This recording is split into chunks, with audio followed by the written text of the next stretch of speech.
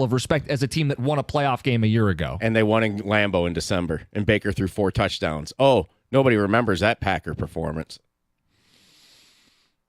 You are the biggest, I don't want to say Packer hater. Who's better? I think the Buccaneers are a better team than the Packers. No, we all agree that the Lions are better this than the week, Packers. Sure. Malik Willis. But Tom, nobody likes getting a dig in on the Packers more than you do. Have you noticed that? Like, he loves the little. By the way, Jordan Love didn't have a good game. By the way, did you see that? Oh, it's great. I love it. Well, it's just the opposite is, I mean, all right, I'm not going to say what I want to say. So the love affair for some of the people that have around for the Packers, and they haven't earned it yet. I would agree with that. Some texters bringing up injuries to Sewell and Davenport who have not practiced yet this week. Want to get some thoughts on that. Which camp are you in? It's next. It's 97.1.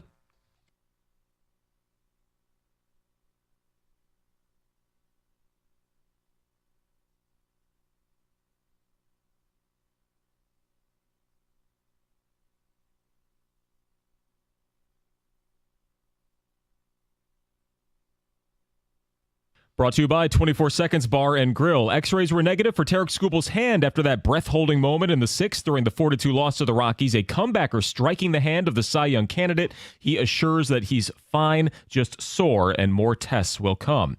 They will definitely need Skubal as they're now 3.5 back of the Twins for the wild card. Only 15 games left to catch them if they want to end their nearly decade-long playoff drought, and they do not hold the tiebreaker. Up next are the dangerous Orioles at Comerica Park. Through the weekend, the Twins will play the Reds. Speaking of the Twins, they released a minor league catcher, Derek Bender, for apparently telling opposing batters what pitches were coming. After his Fort Myers team was eliminated from the playoffs, the opposing coaches are actually the ones that turned him in. Teammates said Bender told him he wanted the season to be over. Plenty to learn from the Lions' overtime win against the Rams last Sunday. Rookie Terrion Arnold getting his first taste of the NFL in that game, dealing with a couple of pass interference calls and needing to deal with Cooper Kupp as well. Here's what he says he learned.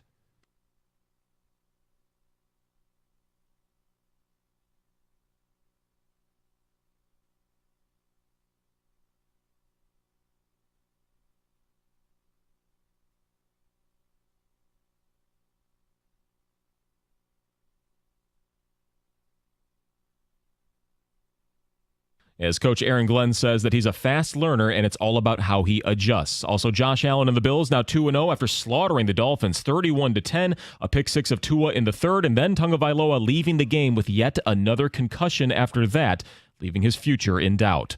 From the Corewell Health Sports Desk, I'm Chris Villar. For more, go to 97.1 The Ticket and Odyssey.com.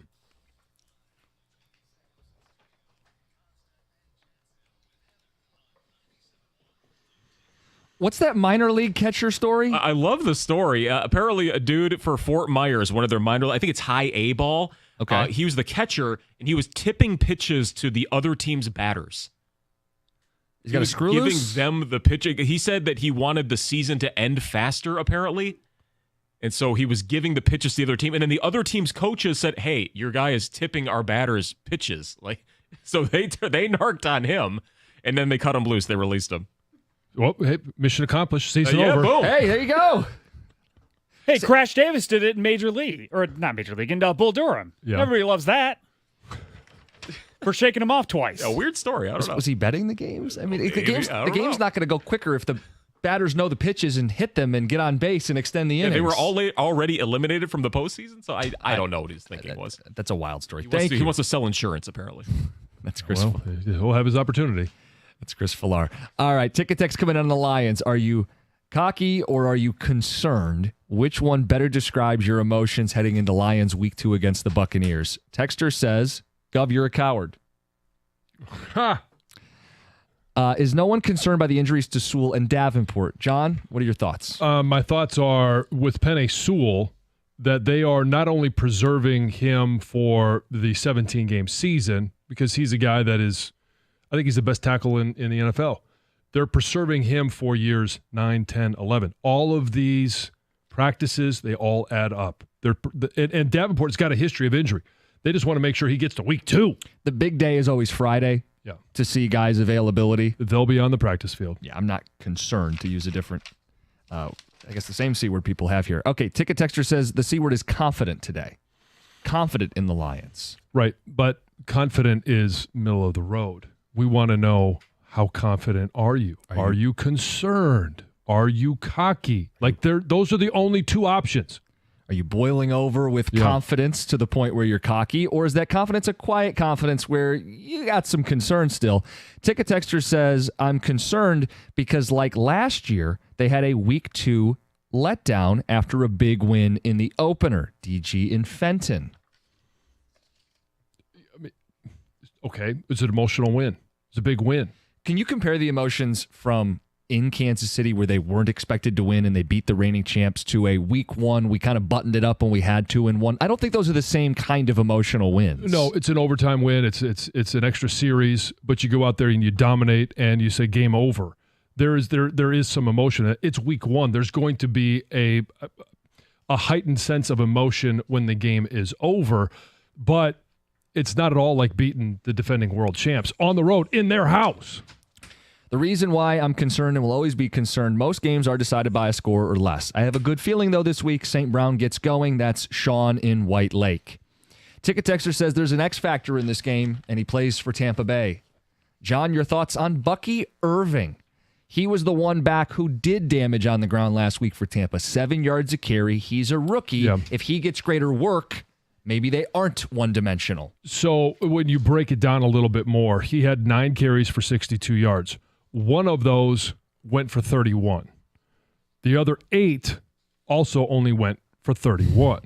They're not an efficient running game, guys. Right. And so if you can limit the big plays, and I will say this, do you believe on the flip side that the Detroit Lions front 7, now including DJ Reader, is better than Washington's run defense?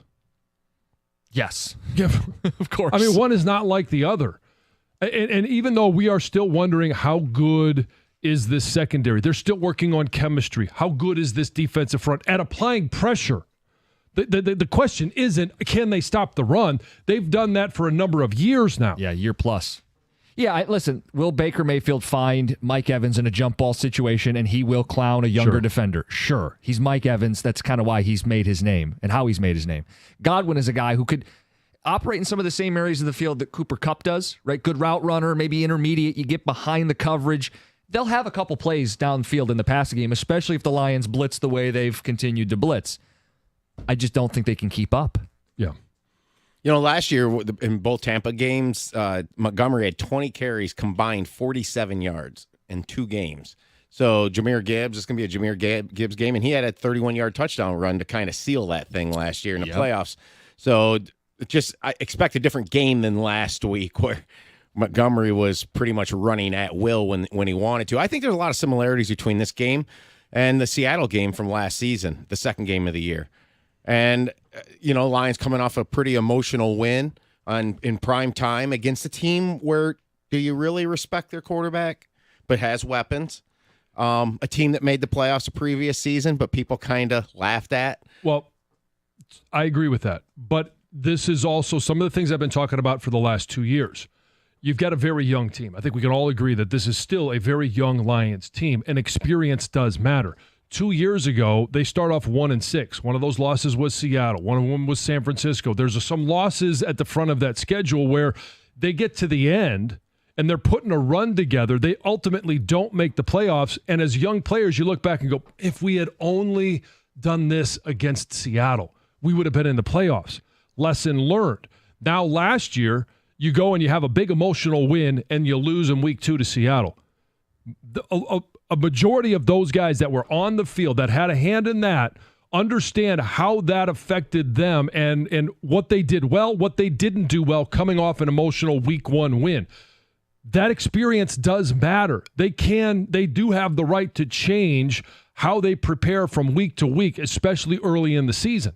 So, like, when it comes to Tampa, though, it's like, okay, with their Washington game, it's really hard to take a lot of credibility out of it. Right. But guess what they did do? They did what they were supposed to do. Mm-hmm. Sure. And the Bengals didn't against the Patriots. So, with the Lions, I think we all will say we expect them to play better than they did last week, right? Yep. Yes. So that's why I'm saying it. I think Tampa, okay, they're definitely ready to go this season. None of the rust, even though it's hard to respect who they played. So they'll come in here and play a good game, but the Lions will play a better game. But that's why I just think it'll be close. I just don't think you want to overreact to week one. And the Lions struggled in some key areas, right? Finishing the pass rush, finishing those third downs. I'm not going to overreact. I know what this team is. I know what they're capable of. Tampa won in blowout fashion. I don't think that's who Tampa is either. So I think underreacting is the Lions handling their business this week. But the respect for they did what they're supposed to do. I mean, how do we not respect that? We always rip teams when they don't do that, but when they actually do it, you don't do anything. I mean, the game wasn't 37-20, actually. It was actually more of a blowout than that. Yeah, I mean, they put Kyle Trask in the game at one point. They had one of the – oh, wow. I didn't even know that. Oh, yeah. He was in at the end. I got to excuse myself. 248-539-9797. The future of the Buccaneers had a chance. 9:35, we have Cookie Jar, a fun way to have a Friday show wrap up. We'll have a question about Friday the 13th, a question about if the station was a horror movie, which host dies first, all kinds of goodies before the show ends. Mike Valenti's Dog of the Week. Mike Valenti joins us next. It's 97.1. And we talk about watching these games. The best place to watch from is Stadium Swim, located at Circa Resort and Casino, where the biggest games and the viewing experience is built for sports fans. Chill in one of the 6 pools. That's 3 different levels. Always a perfect view of that massive 40-foot-tall, high-definition screen. Stadium Swim is America's favorite place to watch football with the swim-up bars, the Insta-Ready selfie walls, and a non-stop football party. Score your perfect game day spot, the cozy day beds, private cabanas, lounge at the center of the action, but make sure you reserve your place today. It's 365 days of sports poolside, located at Circa Resort and Casino, downtown Las Vegas on Fremont Street. Stadium Swim, it's all sports, all seasons. Book your spot today, circalasvegas.com.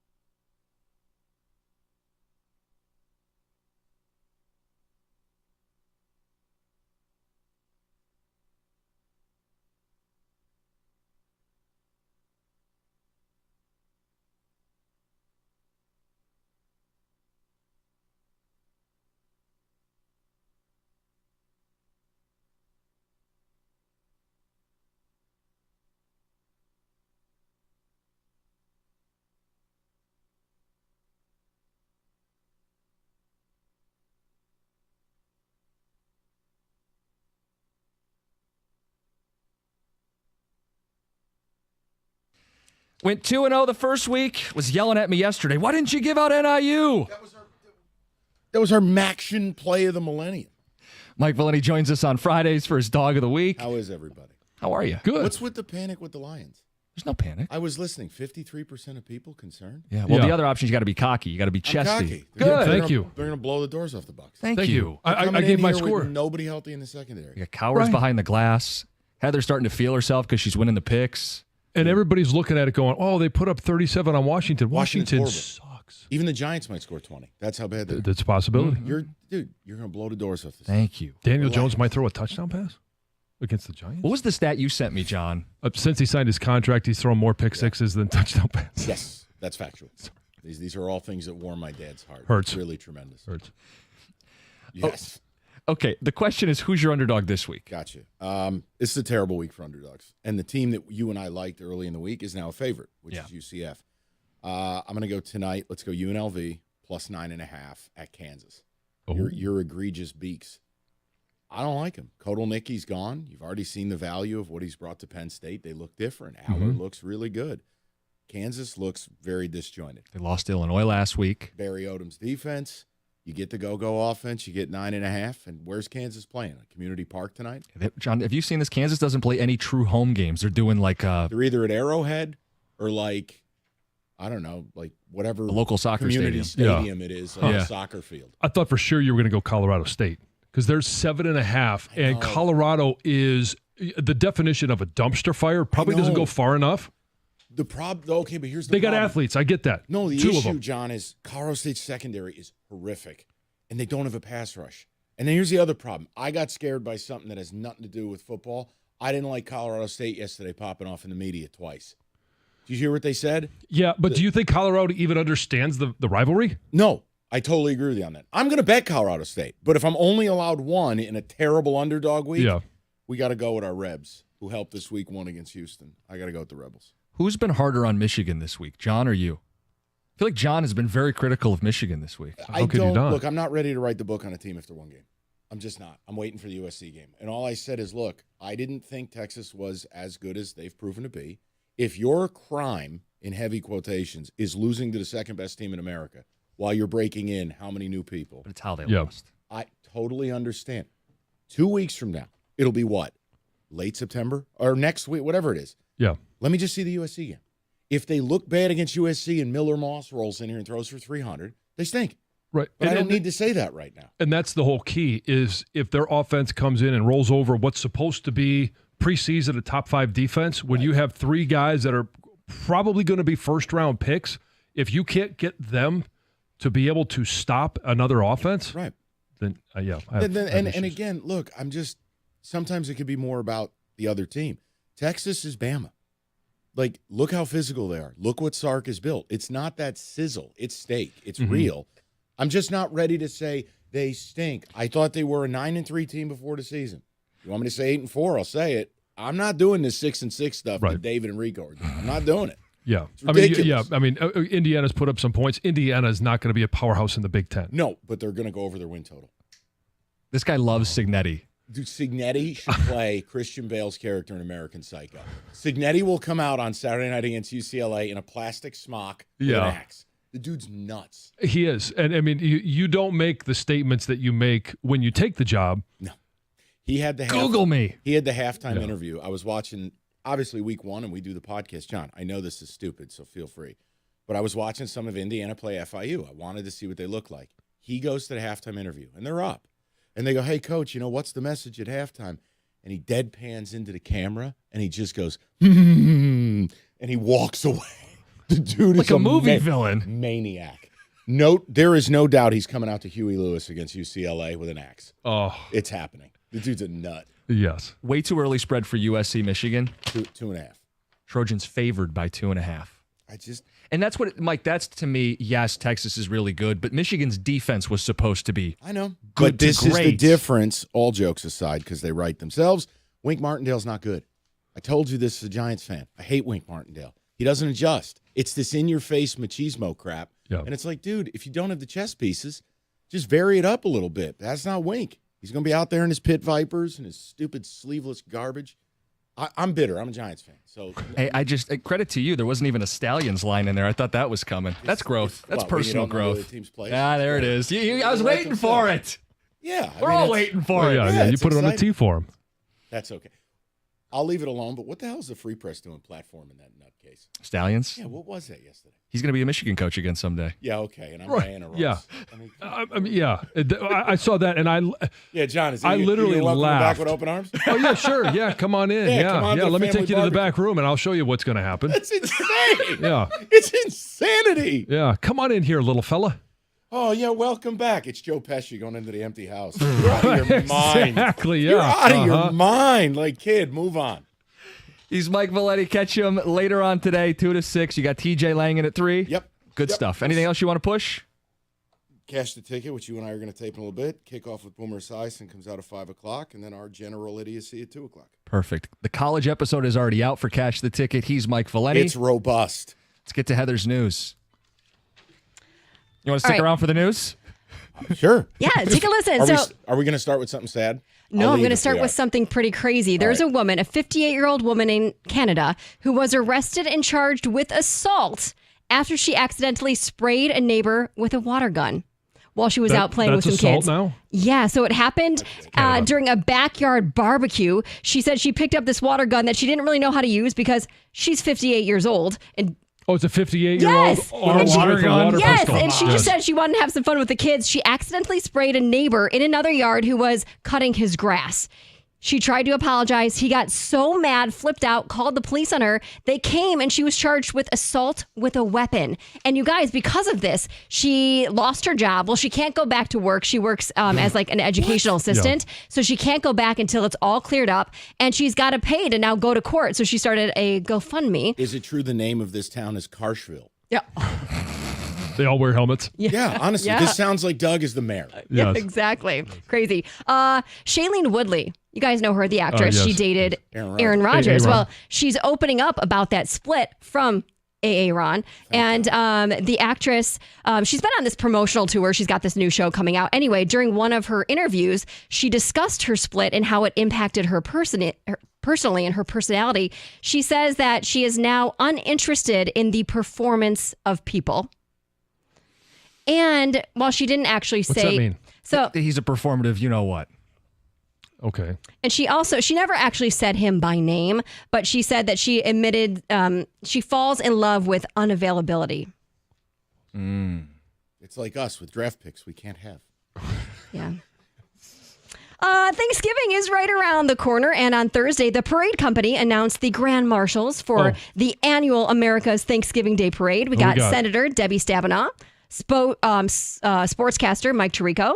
Oh, my. And then we've got Dan Leb. He is the president and CEO of Blue Cross Blue Shield of Michigan.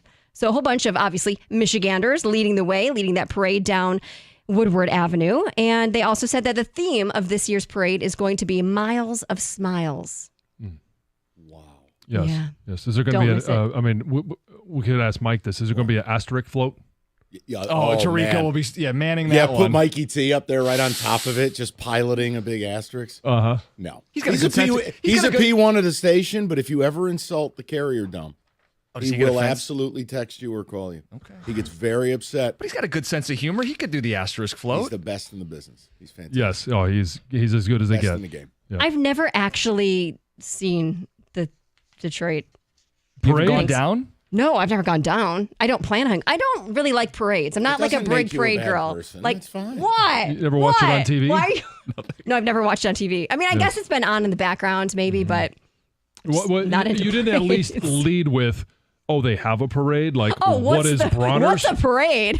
Yeah. Mike, you've been to Bronner's, right? Yeah, once. That was a one and done. Well, you're a big Christmas guy, though. I love Christmas, but I don't need that. Is it too much for you? That's insanity.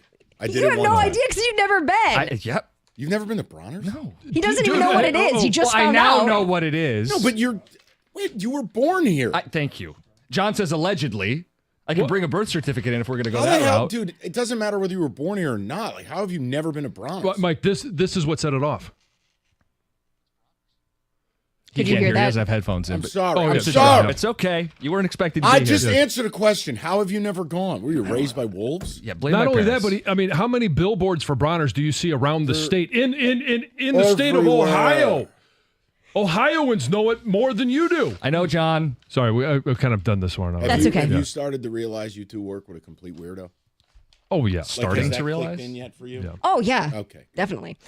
This is kind of cool. There was a rock that has been used as a doorstop for decades. Turns out to be valued at over $1 million. So this elderly woman in Romania a long time ago found a rock in like a stream bed, took it home, used it as a doorstop. Thought, this is perfect. Yeah. Hold the door open, right? Well, she ended up passing away and a relative got all the possessions in her home and kind of thought, there's something a little different about this rock. Turns out it's like one of the biggest intact chunks of amber in the world. And they say it's between 38 and 70 million years old, valued at over $1 million. So this relative sold it and it's now in a museum. Huh. Well, at least she left her something. There you have it. It's more than Mel Tucker left me. Oh, no. That's Heather in the news. Cookie Jar is next. It's 97.1. Tell you about Moran Chevrolet. You're looking to get in a new vehicle, get off the sidelines. That's right. Get in the game with Moran Chevrolet, where GM employees and immediate family members. How about this deal? You can lease a 2024 Blazer EV. That's the A-lister of SUVs, and the price? $299 per month with zero down. That's Moran Chevrolet, where you always get the best price, period. Moran has shipments arriving daily. They're going to have what you're looking for. That's when you shop online at moranexpress.com or when you go out and see them in person. They're on Gratiot north of 15 Mile in Clinton Township. Chevrolet. Together, let's drive.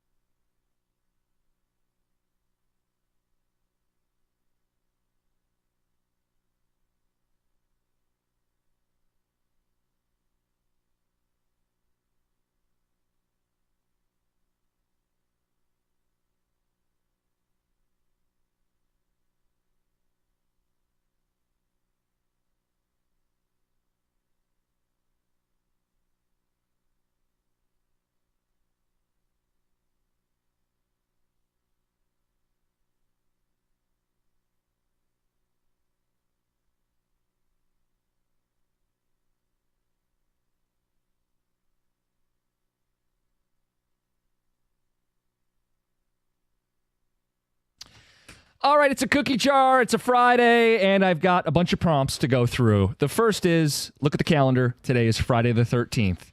Is bad luck a thing? Nope. You make your own luck.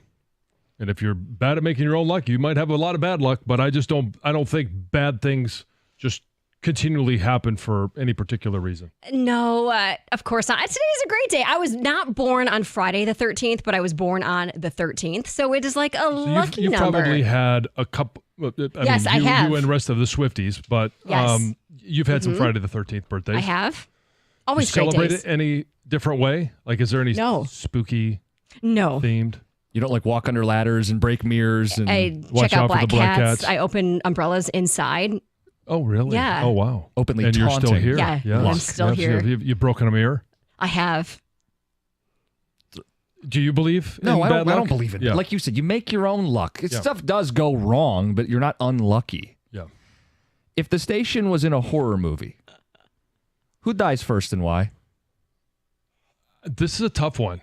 I think it's an easy one. Oh, well, then go ahead. You answer. You know who the loudest person is? You can hear them from a county away. Oh, Rieger? Jeff Rieger. He couldn't keep quiet. You think he's going to keep quiet in a horror movie? They're going to find him in seconds. Well, okay, yeah, but you think Rieger's going to defend himself? Don't follow logic. Like, I'm going to hide in the garage that has, all the knives in it. Like, I mean, it defies logic. So I think you're not going to kill off one of the main characters early. So you got to, pick off somebody on the periphery, but maybe has a little bit bigger character. I don't know. I think maybe it's Doug or Gator. Maybe Gator gets, axed. Sorry, Midday Show. You guys aren't main characters at the station. No, but I said one of the not the top end. So like I think Mike and Rico, and I would like to think us. Mornings, we make it a little bit further down the road. I feel like I'm always ripping on Stoney, but I'd probably go with Stoney because he'd just be like playing on his phone, so he wouldn't even know there was a murderer in the building, right? Like he would just be on his phone, and then he would be the one where they would do the special effects where he's on his phone, all of a sudden his head is laying next to him, but he's still typing on his phone. Exactly. I'm going to say Hatchet. Unfortunately, it's because they always kill the black guy first. It was right on a tee. Someone had to take that. It's hard to be a main character, John, if you get killed first. Kind of a little bit of an oxymoron I was thinking about. Well, yeah, but I mean, you never, I guess I'm maybe kidding if the with you. opening I didn't want to scene waste somebody time. dies, yeah. But even like a movie like Scream, you think first Drew Barrymore, and that was pretty big. No, it wasn't. It was her boyfriend first. Yeah. Then it was her, so they didn't even do it there. I'm going with Will Birchfield. Like I Birchie could, kid? there's a big party.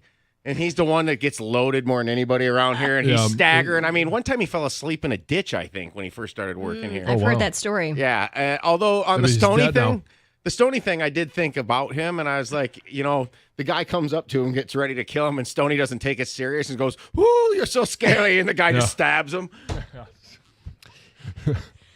September is National Italian Cheese Month. Really? Go figure. Oh. John, what is the Bolognese for everyone. What is the best Italian cheese? I'm going to have to go with Gorgonzola because when it's young Gorgonzola, it's soft. You could, eat it with a cracker. It's yummy. It's very similar to blue cheese. Sometimes companies actually market it the same way. And when it ages a little bit, it gets crumbly and you can put it on pizza. Love Gorgonzola. Heather? I am not a cheese girl. Like, I don't really like cheese at all, but the only cheese that I'm eating as of late is string cheese because of Emily. Emily, sure. So I'm going with mozzarella. Mozzarella. What about you guys? I think the mozzarella is like the you like pizza? Most blandest of the choices, which is Heather when it comes to food. I mean, of course. What do you eat? You sound like a rabbit. I am basically. Parmesan. Potatoes. She eats potatoes. Remember, that's like her I whole do diet. like potatoes. Yeah. Yes. Parmesan for me. Yeah, that's where I was going to go. Parmesan Reggiano. What about pimento? Is that Italian cheese? It sounds Italian. Okay. I don't know. I got nothing here. You could go I just like saying pimento. Asiago, Burrata. Okay, anyway, next. Says the Italian guy. Little football in the mix. Best and worst college mascot. So the worst ones to me are the easy ones to come up with. The best one, I'm going to have to go with Mike the Tiger. LSU. Yeah, LSU, especially if they bring back the real live Mike the Tiger. Worst to me, it was kind of a toss-up, but I'm going to go with the tree, the Stanford Cardinal. Like, who has a tree as their mascot? It's ridiculous. It is ridiculous. Heather? I don't know all of them, right? The best one, easy, Sparty. It is such a homer. But it is. It's the best mascot. I'm going to go, obviously, with my picks. I said Purdue Pete was pretty darn scary. I'm going to say he's the worst. Yeah, but you want a scary mascot. No, not that kind of scary. That's like that's a creepy scary. That's okay. Creepy, scary, all that stuff. But it's different than like aggressive, scary. I'm going to get you. Sparty's a badass. Yeah. Mascot. There's something off with Purdue Pete. Like his eyes, he's like dead inside. It's very creepy. Very creepy. I'll go worst. Never saw that. The Nittany Lion. It's this baggy, lazy. It could be way better than it is. They've just kind of given up for their mascot. It's a Nittany Lion. Yeah, but it's the actual mascot itself is kind of pathetic. The best is the Oregon Duck. It's really bad. Yeah, thank you. Heather, how would you describe that? It's like a kid's Halloween costume. Yeah, it's not terrifying at all. Well, it is a little terrifying. Yeah. Yes. It looks like a 1950s teddy bear that's went through the wash that used to play music but no longer does. So it's like yeah, it does. It's like kind of worn out. It's sad. You could go with Virginia Tech. A chicken. It's a Hokie bird. A Hokie? Yeah, it's a chicken. Yard bird. Anyway, my best was the Ducks. What about you guys? We're talking about the guys in the suits. So for your reason why you think Penn State's the worst, I think Penn State's the best because it is so cheap and so simple. Yeah. And that mascot goes into visiting stadiums and acts like he owns the place. Yeah. That's why Penn State is the best. The worst is Clemson, the Tiger from Clemson, because he looks like he's coked out of his mind. Tom? I'm with you, Costa, on the worst. It is the Nittany Lion. It looks like they bought it like at a garage sale or something. It's so, and you know what? It actually fits their past too, as being kind of creepy looking, I think. Best, listen up. This should be used for Who Said It. Oh boy, he's calling a shot. This is Babe Ruth over here. Put me in Who Said It. Sparty. Sparty is a great mascot. I think it has virtually everything you want in a mascot, where it's just slightly silly looking, but then also a little intimidation. And hung out with Sparty. I don't know if it's him or her, so I almost said that. I hung out with Sparty at Evan's wedding. Uh-huh. Cool mascot. They'll never guess that if they use it for Who Said It. They don't hear good things, I say. The best place to watch a game, in person, the bar, or at home? I think in person. There's nothing like a live sporting event, and it doesn't matter what level, high school, college, pros. If you get a chance to be there and feel the excitement, now if it's a bad game, it's not going to be good anywhere. But I would always defer to watching it in person. Heather? I think in person too. I mean, I haven't have been the full experience. I haven't been to a college game, but other games, yes. I think it's way more fun in person. You feel the energy. Yeah. For a big game, you want to be there. Yeah. But generically, having the remote, being able to change the channel, you got your bathroom, got your snacks, reasonably priced food. When you're in person, you can eat in your seat. When you're watching it at the Costas, you can't eat in your seat. We've loosened up a little bit. Oh. A stain here, stain there. Oh, no. We've cleaned it up, but yeah, we've laxed a little on the rules. Anyway, okay, last question. This is inspired by you, John. When do you stop celebrating your birthday? 16. Kids. You don't go out for your 21st? No, I didn't. But in general, you don't think someone should celebrate their 21st birthday? birthday? I'm not going to throw a party for them. I think if you're a kid, and 16 is to me, I know, 18 you become an adult. Sweet 16 to me is the last birthday that you're going to get a party for. John, you're pushing 50. There's not going to be a 50th birthday celebration? Not the one I'm going to put on. Did you celebrate your 21st leading into the national championship season? Yeah. This is how it went down. His buddies and all the teammates, Hutch came in there, Brady, we're going out. We're taking John out for birthday. Right there he said, nope, it's time to focus, guys. Not exactly how it went, but yes, I was not a partier. Heather? You never stop celebrating a birthday. Have a birthday party every single year. Have some cake. Go celebrate.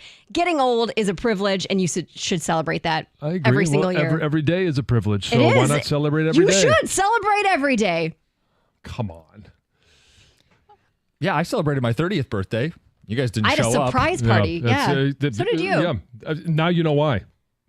Yeah, I'm learning. Wait, what did you say, Heather? It's you had a surprise party. I did, yeah. And I did 30th. too. Yeah. My 30th was 30th? a surprise. Oh, really? Mm-hmm. Any thoughts behind the glass? John is against apparently participation trophies for the Earth going around the sun for an entire year on your day of your birth. Yes. Unless you're a kid. I just don't understand why it's okay. Say happy birthday. To me, that's not, you're not celebrating anything. It's just, hey, well done. You made it. I also wonder if this is different guys versus girls. Oh, there are some dudes that are very hypersensitive about, well, you didn't call me on my birthday. All right, quit being a baby. The obvious answer is milestones, right? So like 16, 18, 21, 30, 40, 50, 60, 70, all the way up to 100. Those are obvious ones. Come on. Sure. There's a very literal answer to this, your last one. You literally stopped celebrating. Oh. I want to ask you guys this, though. What about your half birthdays? Okay. Oh, what are we, Jeff Rieger? No, thanks. No. And that is the cookie jar. Can't wait to see the ticket text on this one. It's 97.1. You've heard me talk about injury attorney David Feminino for some time now. Just listen to some of the results that David and his team have been able to get for injured clients. $3.5 million for one, $5 million for another, $11.5 million for an individual client. You need an attorney that will fight relentlessly for you, and you can call and speak to David right now by calling 855-65-CRASH. You can always go to the website, getdavidgetpaid.com. That number again, 855-65-CRASH, or on the web at getdavidgetpaid.com.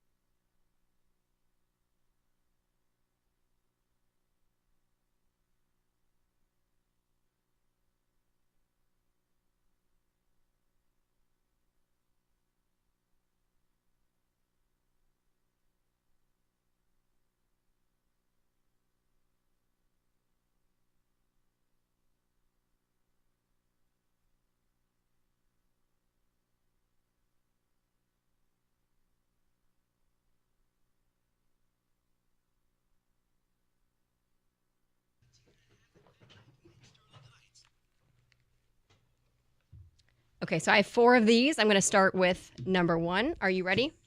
All right. The Costa and Jansen with Heather show is sponsored by BetterHelp. It's back to school season, and while you might not actually be going back to school, it's never too late to learn something new. Maybe you want to learn a new language or pick up a new sport. Whatever it is, don't let your age stop you. Kids, they're always learning and growing, but as we get older, it's easy to lose that drive and inspiration. Your curiosity can fade as you age, but therapy can help. Therapy can help you reconnect with your sense of wonder because your back to school era can come at any age. And there are so many benefits to therapy. Not only can it help you navigate everyday stresses, it can also help you build confidence and build a more meaningful life. Therapy doesn't need to be something you shy away from. If therapy is something you've been ready to explore, give BetterHelp a try. It's entirely online and it's designed to be convenient, flexible, and suited to your schedule. Rediscover your curiosity with BetterHelp. Visit BetterHelp.com/WXYT today to get 10% off your first month. That's BetterHelp, HELP.com/WXYT. Time for more? Okay, one more. Number 2. The Costa... What? Yes? Okay. The Costa and Jansen with Heather show is sponsored by BetterHelp. Is there something you've wanted to learn, a skill or a hobby you've always wanted to master? It could be cooking, learning a new language, or learning to play the guitar. Ready? The Costa and Jansen with Heather show is sponsored by BetterHelp. Is there something you've always wanted to learn, a new skill or a hobby you've wanted to master? It could be cooking, learning a new language, or learning to play guitar. Whatever it is, I know that finding time can be difficult. As we age, it's easy to lose that motivation. Kids are constantly learning and growing, but as adults, that curiosity can fade. But you know what? Your back-to-school era can come at any age, and therapy can help. Therapy can help you reconnect with your sense of wonder. Not only can it improve your mental health, it can also increase your motivation and your energy levels, which just might be the exact thing you need to start learning a new skill. If you've been thinking about therapy but don't know where to start, check out BetterHelp. They make it easy to get matched to a licensed therapist. And you know what? You can access it anywhere at any time. Rediscover your curiosity with BetterHelp. Visit BetterHelp.com/WXYT today to get 10% off your first month. That's BetterHelp, HELP.com/WXYT.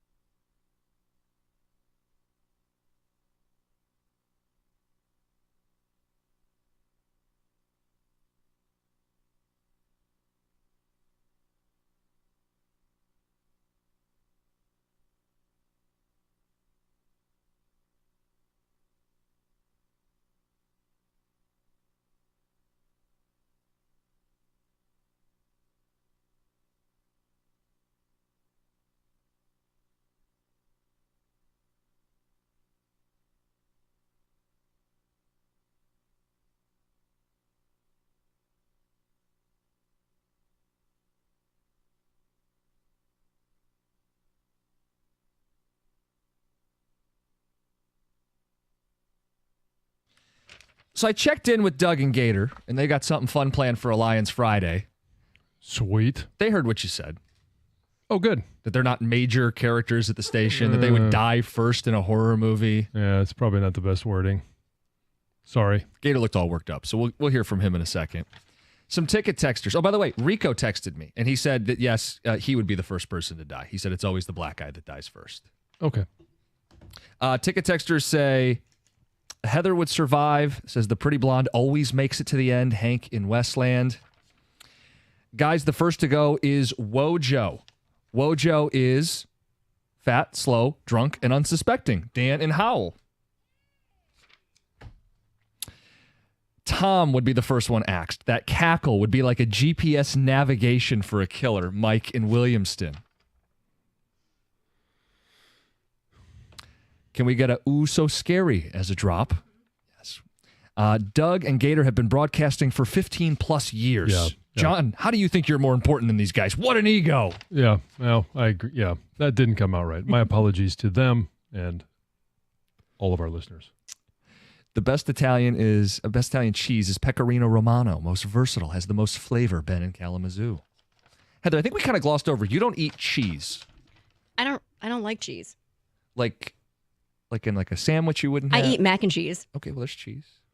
Yeah. And I eat string cheese. String cheese. Do you put any cheese sprinkled on the salad? And I eat pizza. Okay, so there you go. So, I Mozzarella. do consume cheese. I just don't, It's not the main. I don't have cheese and crackers or. Okay. Really? I was thinking like nachos. You'd have cheese, sandwiches, I don't eat tacos. nachos. Sandwiches, no. No. You don't eat like a burrito. No, I've only had one burrito in my entire life. It's one of the and it craziest was things. a couple years ago. Again, I don't know how you sustain yourself. Because we know you don't eat meat. I do like cottage cheese. Okay, well that's a cheese. cheese. Yeah, it's not Italian so cheese. So gross. Cottage cheese. Cottage cheese. I I like love cottage cheese. cottage Yeah. cheese. Yeah. I like eggs. It's not cheese. No, I know, But but it's you asked how I protein. sustain okay, myself. Yes. Eggs, yeah, I get Going it. through Okay, some- Give us your Yeah. grocery list and yeah. I'm with John. I don't care for birthday parties. I'm turning 21 in a month, and my plans are to get drunk and do schoolwork. Interesting combo. Yeah, I was gonna- But, to eat your Get own. drunk and do schoolwork. Yeah. maybe separately that weekend. Yeah. Maybe not at the same time. Goofy mascots are the best. Western Kentucky's Big Red and the Stanford Tree are some of my favorites. Yeah. Western Kentucky's Big Red. That's just a big red blob, right? It's blob. I gotta Yeah. look it up. Yeah, look up this blob. It's like Yeah. kind of a Pac-Man. Oklahoma State is Oh, a sweet one too. jeez. The cowboy Yeah. looks kind of like Burt Reynolds. Yeah, very much. He does. Heather, your thoughts on Big Red? Yeah, it's real goofy. I mean, it looks like a kid's. Oh, yeah. What was that kid's purple? I saw one with a grimace. Oh yeah, Grimace. There you go. Yeah. Oh, he's in New York right now for the Mets, right? Yeah, I think so. Doug would get hit in the head with an axe, but his bike helmet would save the day, only to be killed later. That's a good point. Heather has to survive. She's the only female. She'd be one of the last two to die. That's Scott in Rochester, who apparently has seen a lot of horror movies because he got this whole thing down to a plot. Yeah. Pistol Pete is a great mascot. John, that's what you were saying. The Duck from Oregon, FSU, Chief Osceola. Notre Dame is the worst mascot on the ticket text. The Leprechaun. Yeah. Well, I mean, somebody to look up to Colin. Oh, John. Little leprechauns are little, right? Mostly. Yeah. St. Louis, they're the Billikens. Have you seen their mascot, a Billiken? No. What's a billiken? I don't even know how to What is describe that? a Billiken. You have to look it up. I don't know how to describe a Billiken. It's like, I don't know. Let's look up the definition of a Billiken. The next ticket texter says, my wife is 47 and throws herself a birthday party every single year. Good for her. Celebrate. Well, not every year is like You a... don't need to have like a huge party, but like make sure you take time to do something a little different. Whether you go out to eat or you have a special dessert or I don't know. A billiken looks like a devil. Yeah, but it's supposed But to be like for a- good luck. This is what a Billiken Yeah, is. I'm looking at it. That's what I look at for good luck. It's It's weird. yeah. I don't know. I think having a tree as your mascot is just like the Stanford Cardinal. They're running around in a tree costume. Seems- Oh, that's not what I was picturing. What? The The billiken? tree costume. Oh yeah. I was picturing more of like a tree without leaves and like long limbs. This is like branches? Yeah, it's like a pine tree. yeah, it's like No, a Christmas it's like tree. a Christmas tree. Right. Yeah. Looks like a Christmas tree. Here's the thing, though. It's ridiculous, and yet it's infinitely better than the Nittany Lion. Thank you. The Nittany Lion, that's the laziest. It's like that's a The Nittany Lion does like flips and all good this stuff. for like- him. It's a Okay. mascot. What from does like a tree do? The It tree falls is over. funny. It's like Funny. you're like, what is this? It's Why is there a stupid. tree? For a smart university, it's dumb. What is Penn State doing putting out a costume from like the 1920s? It's like ready to say 23 Skidoo on it. I mean, what is that? It's like you're waiting to unzip it at the end of a Scooby-Doo episode. This is the dumbest who's thing underneath ever. there? It's the weak. I mean, you're Penn State. You're the Nittany Lions. Show some pride. Come up with something. Wow. Touched a nerve. I guess so. Yeah. Is that the only thing that touched a You nerve? think we're going to die first. You think Doug and I, let me tell you something about why Doug and I last, okay? No, I do. Yes. First of all, I don't apologize. want, I don't want, you're going to get an earful here. Okay. Here is why Doug and I survived the horror movie, okay? Well, Doug's helmet helps. Doug's helmet helps a lot, okay? The other thing that helps a lot, Doug and I work together to solve problems. We listen to each other, we come up with a plan, Like the thermostat. and we figure it out. We will survive because of what goes on between the ears. Not because we're smarter than everybody else, but because we're going to listen. Well, if you're going, what's going on between the years, you would be smarter than everyone else. Sounds like you're implying we're smarter than everybody else. Yeah. I concur. Because we're smarter than everybody. but we're going to survive because we're going to work together on this thing. You think first of all, if the afternoon show is in a horror movie, all the rest of us, you got to remember, all of our jobs, whatever we do, is protect the big dog. Yeah. The afternoon show. Okay, if you think those guys are going to help each other, like the first sign of Michael Myers or Jason Voorhees, if Valenti doesn't skedaddle his way out of there and leave Rico holding the bag, I mean, Rico's gone. He's gone. Because Michael leave him, and then the killer's like, all right, well, here's easy pickings. I got this guy. Done. Donezo. Yeah. Costa, I worry about you. Okay. Only unless you stand behind this man. It's a good strategy. Which is a great strategy. What do they say about a bear? You don't have to be I just faster have than to the be bear. faster Be than faster you. than the other Yeah, person. exactly. Yeah. And I think, are you faster than John, though? At this point, No. I don't know. You got some creaky joints. And That you even asked that question is offensive. He's, 12 years younger, something like that? More than that. 15 I don't years care. younger? Put him in his 20-year-old self and put me at 55. I've lost some weight since my 20-year-old self. Listen, I get that when you're running, you'll also be knocking people over like Costa. But if it's just straight line speed, I'm not sure, John. This is We offer Where's up the dump someone, button? Offer up someone for the station. It's Turner. Yes. I mean, we go sales. It's If Turner. sales are on the table, then I mean, but he might be over the Wolves. But the problem is he might be too slippery. Probably not. So what do you guys got coming up? What are these Flipping on his envelopes? tears. Great question. What are the envelopes? We'll explain right out of We'll the tell gate. him to start at the 70-yard line. That's right. Carson Anderson next, 97.1.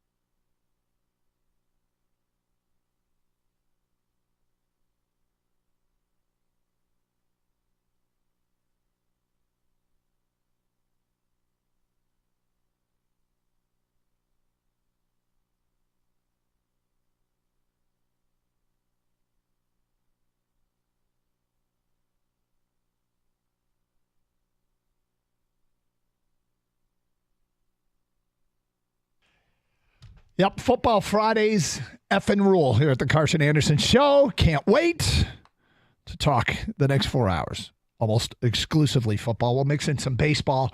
We're going to debut a couple things here. One is going to go on all season long for sure. The other, I'm not so sure if we'll do it again. We'll try it today. See what happens.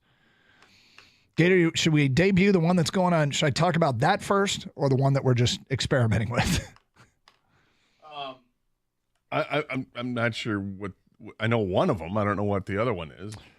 I'll tell you what's going to happen all season long. Today we debut inside Allen Park with TV's Will Birchfield. Gotcha. Yes. Okay. The Birchie Kid and web content producer here at 97.1 The Ticket will join us every Friday throughout the football season as our Lions insider from Allen Park right after Dan Campbell speaks and right after the open portion of practice. It'll be a good time to find out the very latest as they head into the weekend of football, and that includes injury updates because at this point, there are some guys who weren't practicing, and that could be a problem. Penei Sewell being one of them, Marcus Davenport being another. But those would be two key guys. Two guys in the secondary didn't practice yesterday either, Fatu Melifonwu and Kirby Joseph. Apparently, Sewell says he's fine. He says that, and I hope it's the him. case. I would imagine they'd want to get him at least on the field today. I'm not calling him a liar.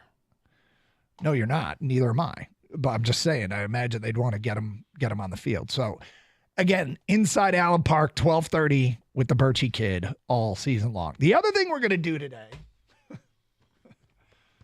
is we're doing something called What's in the Envelope. If you're out there watching on Twitch or YouTube, you see that there's an envelope with my name on it. There's an envelope with Gator's name on it. There's an envelope with Kang's name on it. What's in the envelope? What is in the envelope is what we think is going to happen Sunday. Lions, Tampa, what we think is going to happen Sunday. This can be any kind of prediction from, I expect a big special teams play, or I think this game is going to be a blowout, or whatever. Oh, great. Did I just give away what was in your envelope? No. Okay. So we wrote down what we think is going to happen on Sunday, and we want to take your calls, and we're going to write down all of your predictions and see if any of you predict anything that's close to what we have in our envelopes. So we'll record these things. We'll archive them. How specific is yours? I mean, it's not hugely specific. I can show you, but I want you to have the same excitement of not knowing what's in. Oh, I have the I share the excitement. What's in the envelope? Mine's reasonably specific. Yeah, you just kind of look at a game and you go, okay, here's what I think is going to happen on Sunday. It could be I think J-Mo goes off for 200 yards receiving, or Amon-Ra has 10 catches. You could be as specific as you want. Dan Campbell will eat a slice of blueberry cheesecake on the sideline of the third quarter. I like that one, Gator. Yeah. Something like that. I'm going to need a new envelope, King. Everyone knows it's pumpkin season, by the way. That's So, yeah, but he comes from Texas.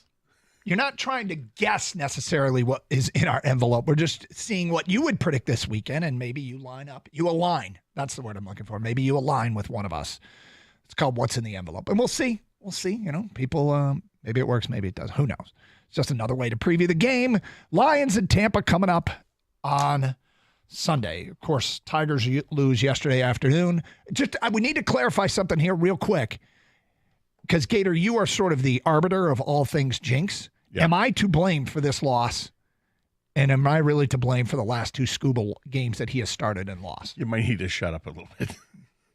Okay, so I am the one to blame. I mean, I gave you a pass on the first one. So what I said, just to be clear here, is the Tigers are battling from a deficit. And for them to come back and narrow that deficit, you got to kind of figure on Scooble winning every start. Since I've said that, he has not lost either game, but the Tigers have not won either game. I want to be as fair to you as I can, okay? Because I gave you a pass on the first one. I didn't think it was that bad. When you keep doubling down on it, I'm still wanting to defend it. And even with yesterday's performance, he left the game with a lead. Yeah. Okay, they were up, 2-1 when he left it after 6 innings? But I don't know if you're wearing that tiki or what, but there's some bad things have happened here, man, because then it gets hit in the hand. Yep. Thank God the non-pitching hand. And finishes out the inning and doesn't pitch the 7th, even though he could have pitched the 7th inning. And then the Tigers unfortunately collapse there in the 9th inning, give up a couple runs, and and then they get runners on base and can't get them home, and it's just missed opportunities. Since I have said this, the only games the Tigers have lost have been the Scooble starts. They've won every other game. Well, let's not try to jinx the rest of it here, Doug.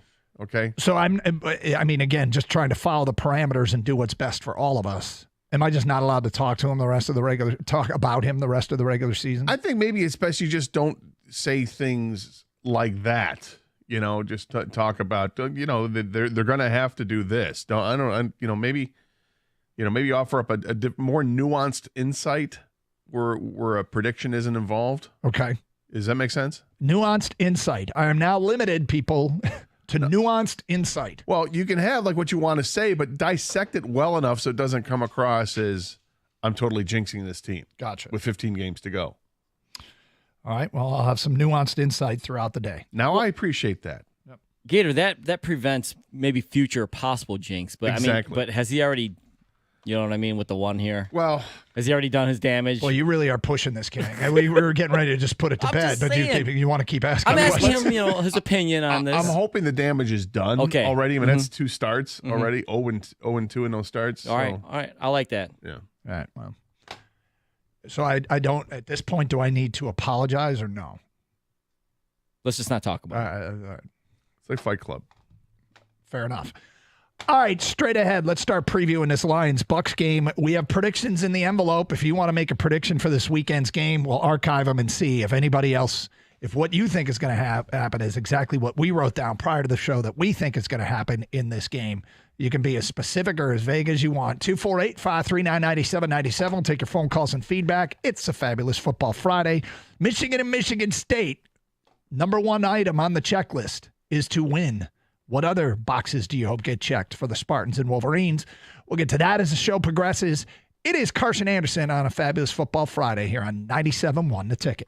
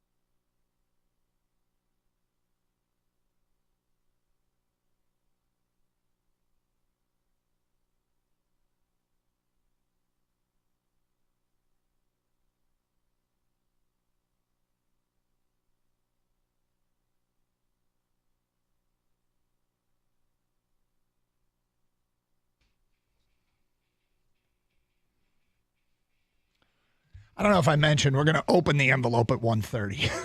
Okay.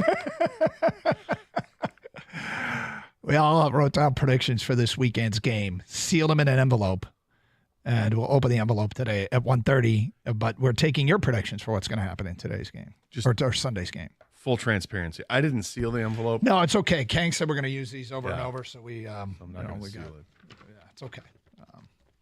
But anyway, get your thoughts in on this one. So, what's interesting about this is the Detroit Lions and the Tampa Bay Buccaneers are no longer in the same division they once were. However, they're about to play for their third time. The first time they played here was 334 days ago, last October 15th. Then they played in the playoffs, and now they're about to play for their third time. By the time they get about 336 days, they'll have played 3 times. So there is a degree of familiarity. And, of course, the Lions won the first 2. That was when Tampa had the creamsicle uniforms, and Craig Reynolds had that huge block that sprung. Great block. It was sprung Amon-Ra for a touchdown. Second game was in the playoffs. Remember, that was a 10-10 game at the half. Lions scored 21 points on 3 consecutive second-half possessions and pulled away. Tampa Todd Bowles, interesting decision in that game. If you recall, they were down 31-17. They scored a touchdown late, and he went for 2. And did not get it. Did not get it, but that was kind of scary because that's playing for the win there. And, that if they had made that 2-point conversion, that last Tampa possession would have been more terrifying. Yeah. It already was, because there's nothing as unsettling and dissatisfying as blowing a lead, as we discovered a week later. Like when you have a lead and you don't hang on to the lead in a comfortable, multiple score lead. I mean, that's like, oh God, the wheels are starting to come off. And you're like, stop the momentum, and you just can't, which is what happened in the San Francisco game. But it's a very saucy call, a very dicey situation. Lions prevailed, and then when Tampa got the ball back, it lasted all of 2 plays before Derek Barnes picked him off. So here's my question. Do you think that missed 2-point conversion, more than just on the scoreboard, but kind of killed their momentum? Because now they have to score and get a 2-pointer just to force overtime. The Lions are in a much better position. 31-23 is a much better position than 31-24 and certainly 31-25. I don't know if momentum's interesting. I don't know if it kills momentum. I certainly think that it dampens the spirit temporarily there. Like they're like, oh, well, we blew this opportunity. Anyway, we were humming along, so we'll get the ball back. We'll figure it out. Yep. I don't think it killed momentum necessarily as much as it just kind of dampens the spirit momentarily. So Baker also last year threw 3 picks in the 2 games against the Lions secondary, which was rather questionable. Although I guess Derek Barnes is in the secondary, but against the Lions pass defense, which was rather questionable a year ago. So we'll see when the the chess game that always takes place. How would you characterize the Rams game against the Lions last week? Would you characterize the Rams as having a good offensive game against the Lions, given all that they lost? You're talking about afterwards reflecting on what they had to work with. I think the Rams played valiantly in the game, despite the fact that they didn't have an offensive line and that they basically had to dink and dunk their way into a tie game. It really is what they did, and then they busted out a couple of big plays. I thought it was a valiant effort from the Rams. I thought, and it put you in an uncomfortable place, and I'll say it, and then see. Is this a credit to Sean McVay? Shorthanded, no Puka, no tackles are out, no, and they still dialed up a reasonable offensive game. No, it's a credit to that team's quarterback who used to play here. Okay, because the Buccaneers have a first-year offensive coordinator in Liam Cohen, and he spent 4 years in L.A. with the Rams. One of those years he was the OC. He was also quarterback coach and wide receiver coach. And this is his first year as Buccaneers offensive coordinator. And he's got Sean McVay roots. So I don't know if there's, something that was, the McVay. Is he a jackass too? Asking for a friend. There is a tie. Is he a complete canoe nozzle?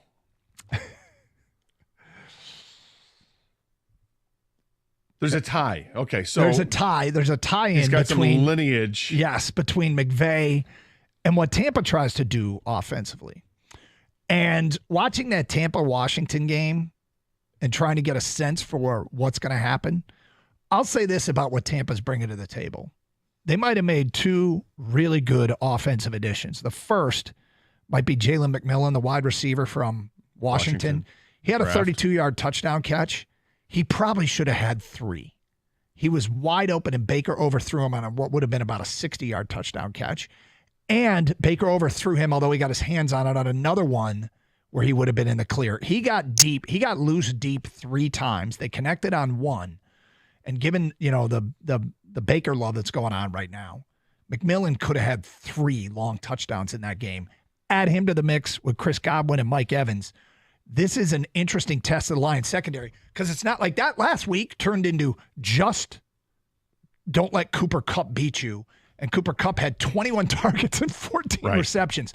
This week, I feel like there's 3 pass catchers, one emerging, but then Godwin and Evans that is definitely a different challenge than just worrying about what turned into worrying about one guy last week against the Rams. Yeah, the Bucs have a pretty potent offense on paper, without a doubt, and we saw it live and in person twice last year. You're not going to be able to stop Mike Evans necessarily, but you hope to keep them out of the end zone and make things tougher. Like if the field gets shorter, maybe it just gets tougher for teams to get it in the end zone when they're in the red zone. But Evans is a big receiver, so it plays both. He's just so good. He's so damn consistent. But it's a pattern with Baker, as much as I've kind of done like a 180 on him the way I feel about him. Yeah. He does still have holes in his game, even though he completed almost 70% of his passes last week or whatever. Or was it 80% last week? Yeah. You talk about missed opportunities going deep. It's the same thing against the Lions last year. If you remember, after those games, the talk was, the Lions got past Tampa Bay, but remember, there were those passes that were there, and he just overthrew them or missed through, or there was a drop pass here and there. There were a lot of missed opportunities for the Bucs last year in both games against the Lions. And that's when you were killing Baker, and your excuse was, he's Baker Mayfield, right? Right. You're like, it's not unexpected, Doug. I mean, he's Baker. I mean, right. I kind of expected to happen with him, But he's played a lot better since then. Yeah, he had. And he was playing so well down the stretch at the end of last season. Yeah. And then runs into the Lions in the playoffs and reverts back to bad Baker. I hope it's bad Baker again on Sunday. Well, bad Baker hasn't shown up in about 7 or 8 games here. He's been really, really good of late. And now it feels like he has more weapons to work with. I mentioned the addition of Jalen McMillan. The other one, it looks really good, is Bucky Irving, the 4th-round draft pick running back out of Oregon. I told Kang, I was watching that game, and I went back and mentioned this to Kang, and I said, he gives off Adrian Peterson vibes to me. He looks like a poor man's Adrian Peterson. He's not as big, and that's why, and he's not AP, but I'm thinking he kind of has that running style. And that's what I was like, who does this remind me of? And I'm like, it's Adrian Peterson. But he was on the field for 20 snaps last week, and he got 9 carries and 3 targets out of the backfield. So they put him on the field specifically to give him the football, and he ended up leading him in rushing. So a couple of things that are really going to challenge this Lions defense. Like every chance that we get sort of another data point to discuss how much the Lions defense may have improved, this game, Tampa's going to challenge you offensively now. Like this is not an easy game for the defense. Well, I like that DJ Reader is going to be suiting up. Sure. How much of an impact does he have? Oh, yeah. How much? Dan Campbell said. Yeah. Oh, yeah. Yeah, it's funny how you read the nuance of how people answer questions with Jared Goff. Do you guys still need a tall receiver? We got Tim Patrick. Like, he jumped on that real quick. Allen Robinson. And now the response to the question of Dan Campbell by the morning show, is DJ Reader going to play and what kind of it? Oh, yeah. Oh, yeah. Yeah, he was fired up. Oh, hell yeah. Oh, yeah. Oh, DJ Reader in the house.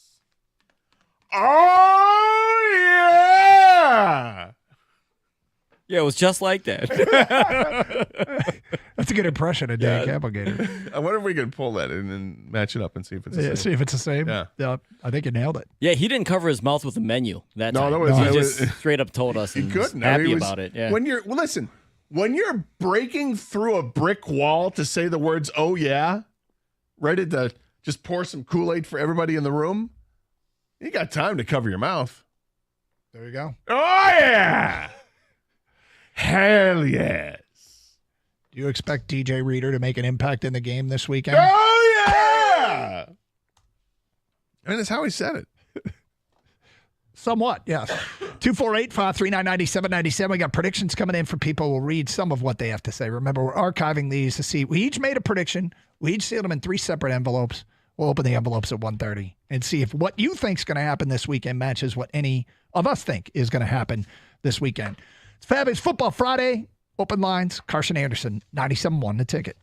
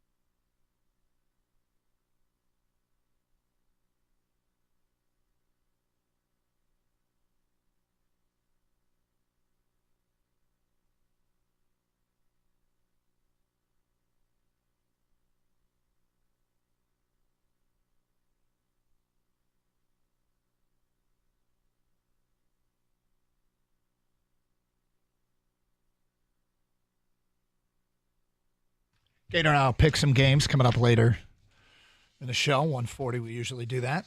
3 college, 3 pro. See, the Lions are favored by 8. Is it up to 8? 8. I thought it came down. I'm looking at it on, BetUS. Went back up, huh? At 8. Even money if you bet 8, though. The Lions to cover. Interesting. Well, I do have a little bit of a shade on the Lions game, but we'll get to that a little bit later on. Some of the predictions that are coming in that people are telling us what they think is going to happen this weekend. Laporta catches 100-plus yards in receiving yardage and 2 touchdowns. That's from Aaron. Big day for Sam. Mark in Newport says the Lions will rush for 200 yards. Here's the thing about Tampa. Last year, they were the best rush defense in the NFL. But a big part of that was Vita Vea and Kalijah Kancey in the middle of that defense. And Kancey's been hurt. And I think he had limited practice yesterday. But that's a big deal if he can't go. Mm-hmm. But yeah, and they weren't great against the run last week. They were bottom third in terms of rush defense. It's only 1 week, right? But I don't know the vaunted Washington rushing attack, but they were they gave up a bunch of yards on the ground last week. So the Lions come into this, they're probably feeling pretty chesty about the run game after the way overtime went last week. I don't know if they just, keep feeding the running backs in this game and try and shove the ball down Tampa's throat, because that's a awfully effective way. When you can run the ball, it's awfully effective and demoralizing way to win a football game. It is, but you don't typically do it every single drive and be able to do that successfully. But to be able to do it more than once would be ideal. Yeah. But the way the Lions did it in overtime, that's the best way to do it. Just salt it right away. We all made predictions on the game and sealed them in their individual envelopes with our name on it. We'll open them at 1:30. We're taking your predictions, see if they align with any of us. I know what is in Doug's envelope. He thinks everyone will treat each other with respect throughout the game. Well, I would hope so. I would hope that they would treat each other. You expect that in an NFL game, huh? Well, in appropriate professional respect, yes. Like if I have a chance to blow you up, you blow him up. You take a guy, you light him up, but not helmet to helmet. But not in a disrespectful. No targeting. No. Terrion Arnold will get his first interception. That's from Kip in a bulldozer. Ooh. Yep. Matt in Brown City. Baker has been great, but Terrion Arnold gets his first interception. Ooh, another addressed, one. Stamped, sent. He put it in an envelope. SASE. Yep. Yeah, and put postage on it and everything. Yep. Brian the mailman, speaking of which. We might have to get these weighed. It's a big envelope. My envelope said the Lions will have 3 sacks, 2 picks, and will win by 3 scores. Wow. Things coming threes. Here's an interesting one. Max in Bath, Michigan. James Houston will get 2 sacks this weekend. We got to keep our eye on the injury report today and ask, when we go inside Allen Park at 12:30 with the Birchie kid, is Marcus Davenport on the field practicing? Is he limited in practice? Well, if he's not going to play, I think it's a safe bet that Houston would be brought up, yep. and not on inactive. But there's a chance. The way that Campbell was talking earlier in the week, it seemed like, hey, each game they feel like they need different things, and maybe this is a week they want to have an extra pass rusher, so maybe Houston's on the roster regardless. Yep. Marcus Davenport did not practice yesterday with a groin injury. Penei Sewell did not practice yesterday. Kirby Joseph was limited. I said earlier he was out. He was limited in practice. Melanfano out? Melanfano did not practice as well. So we'll try and get the update today at 12:30. But yeah, James Houston, if Davenport can't go, I feel pretty good about him being a depth chart guy. I'm a little surprised that seems to be odd man out when it comes to the edge rusher rotation, but he's got a lot of promise. And we always talk about players that other teams may covet. When you get to be good, you might have guys on your roster that are playing backup roles that other teams may covet. And come trade deadline time, I'll just choose a random team like, the Raiders. And let's say they have a player that, you might be interested, like a Devontae Adams or Max Crosby. Oh, boy. And the wheels are coming off their season. And they start shopping them around, and they're looking for draft picks and young players. I think the Lions actually have a couple of those guys that people might be after that are depth guys, James Houston being one and Malcolm Rodriguez being another. And I know those guys play, but if you're trying to pull off a trade to add a superstar. So there's a price to be paid. Yeah. I think when it's as we're moving further and further into the season, given it's week 2, but we're always trying to rationalize why would this happen, why would that happen. Yep. When you look at the roster construction, is it safe to say that James Houston is the only guy on the defense that is strictly a pass rusher? Like that's like if Marcus Davenport is a guy who you put at the defensive end and you're not worried about him on a first and second down because he can stop the run. Right. Aiden Hutchinson is, he's an all-pro, and he stops the run, he defends passes, and he gets after the quarterback. The other guys, on the Pascals and the Unzariques and all those guys, they seem to have versatility playing inside and outside. Yeah. But James Houston might be the only guy that is just, what's James Houston? Well, he's pass rusher, period. Yeah, maybe. And this could help explain why. Given a guy who can do it that well, I just want him out there because that's a great skill set to have. Yep. Yeah, I mean, one-trick pony. Cool trick, though. Great trick. Very cool trick. Here's a run on some text. Phil in Wixom says Baker Mayfield will throw a pick 6. Steve says the Lions will have a pick 6 versus Tampa. Oh. Unnamed texter says Terrion Arnold, pick 6. Wow. Will be the big thing that happens Sunday. Lions win by 7+. They know this is the other team from Florida. This isn't Miami last night. No. And we will get to that.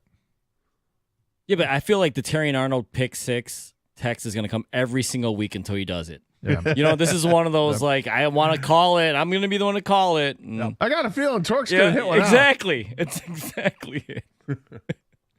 Which is fine. Yeah. It's a popular prediction for this game. It works when you do it once. Yes, you only get one time, people. One time. Yeah.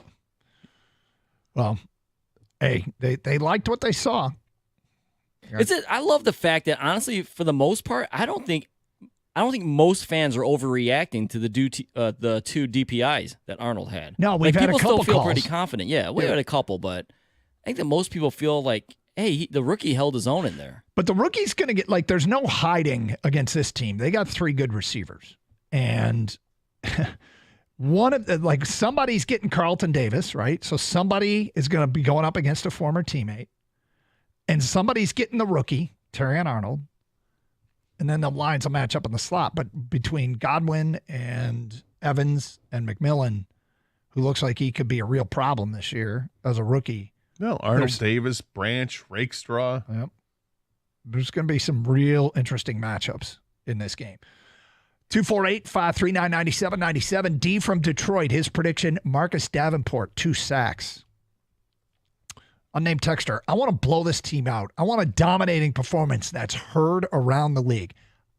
I, for one, will be impressed if they blow them out because that, to me, implies that the defense handled what looks like it could be a challenging offense to play against. Unnamed texter, Lions win 44-10 with 4 sacks on Baker Mayfield. It's a slaughter. We carve them up. Pass, run, Goff dealing out touchdowns like hotcakes. Wow. Some confidence coming in. Well, get your predictions. You get a hot cake. You get a hot cake. You get a hot cake. Touchdowns galore, right? You like hotcakes? Like McDonald's? I mean, sure. I mean, any pancakes are good, yeah. Okay. I don't have them very often. I'm not big on sugary breakfasts. I don't like having dessert to start. Yeah, you're my probably day. a guy who eats like pancakes without syrup. Well, we talked a little bit about the keto cakes with the sugar-free syrup, and then I'd put the Greek yogurt on top with the cut-up strawberries. It's excellent. There's nothing excellent about the sugar-free syrup. No, seriously, there is not. The sugar-free syrup is such a letdown. Oh, it's huge. Like, oh, what did I do? You ruined the I spent all this time pancakes. making pancakes or French toast, and I'll go a little healthier with the sugar-free syrup, and you pour that out, and you're like, I ruined it. You know? I would much rather spend, an hour on the treadmill and enjoy what I just ate than this crap. Then put sugar-free syrup on it. Sugar-free syrup. I don't suppose you'll be coming over for breakfast anytime soon.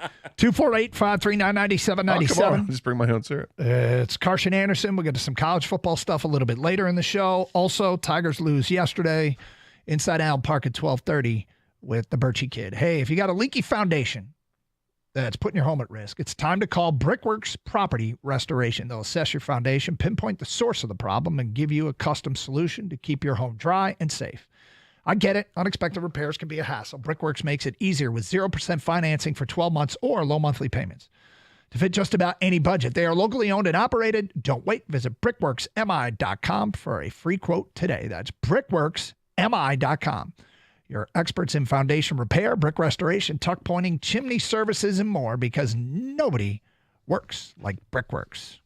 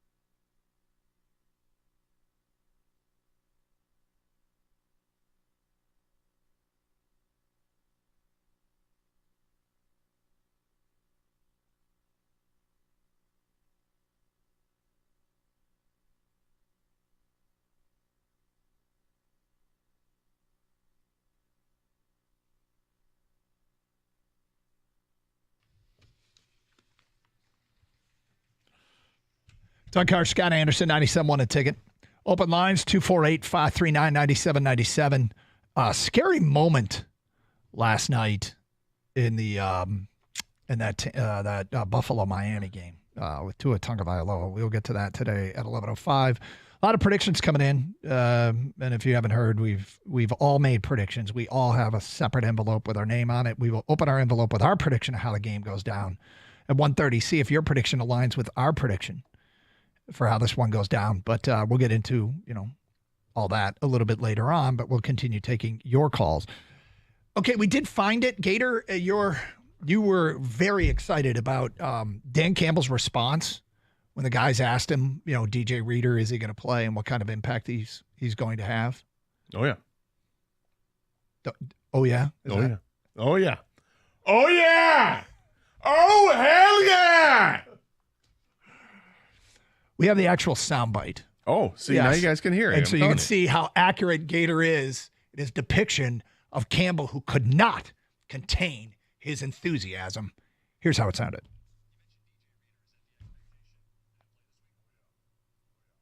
Yeah. Oh, yeah. Oh, yeah. Big fella coming through this week. You best be watching out, Tampa. Oh, yeah. I think you pretty much nailed it, Gator. That was perfect. Thank you. Yep. Thank you. Yeah. I mean, look, sometimes impressions are good and sometimes they're great. But I do think I nailed it right there. Yeah, with sure. the whole Yeah, enthusiasm behind it, the thoughtfulness that goes into what Dan can, because Dan's a very calculated person when it comes to what he's going to say. Yeah. So when he gets all enthusiastic and goes all in, like he did just there, talking about DJ Reader and the impact he's going to have on Sunday and how excited he is, the unbridled enthusiasm. I mean, it's contagious. And now we all have DJ Reader fever. Yeah, I think it's we got Reader fever. I think maybe you were just a little bit slightly more enthusiastic than he was, but maybe. Oh, no. I don't think that's the case. Okay, another great matchup is Tampa Bay left tackle Tristan Wirfs against, I assume he'll go against Hutch a bunch. And that's one of the best in the league at left tackle versus a guy who's really starting to establish himself as one of the better young pass rushers in the league. But that's going to be a fun watch as well, as Hutch versus Tristan Wirfs. Yeah, and look, Hutch goes all over the place. They'll put him on the left side. They'll put him on the right side. They'll put him in the middle. He just goes where he needs to go. Yeah. I imagine if he goes against Wirfs, it's one-on-one.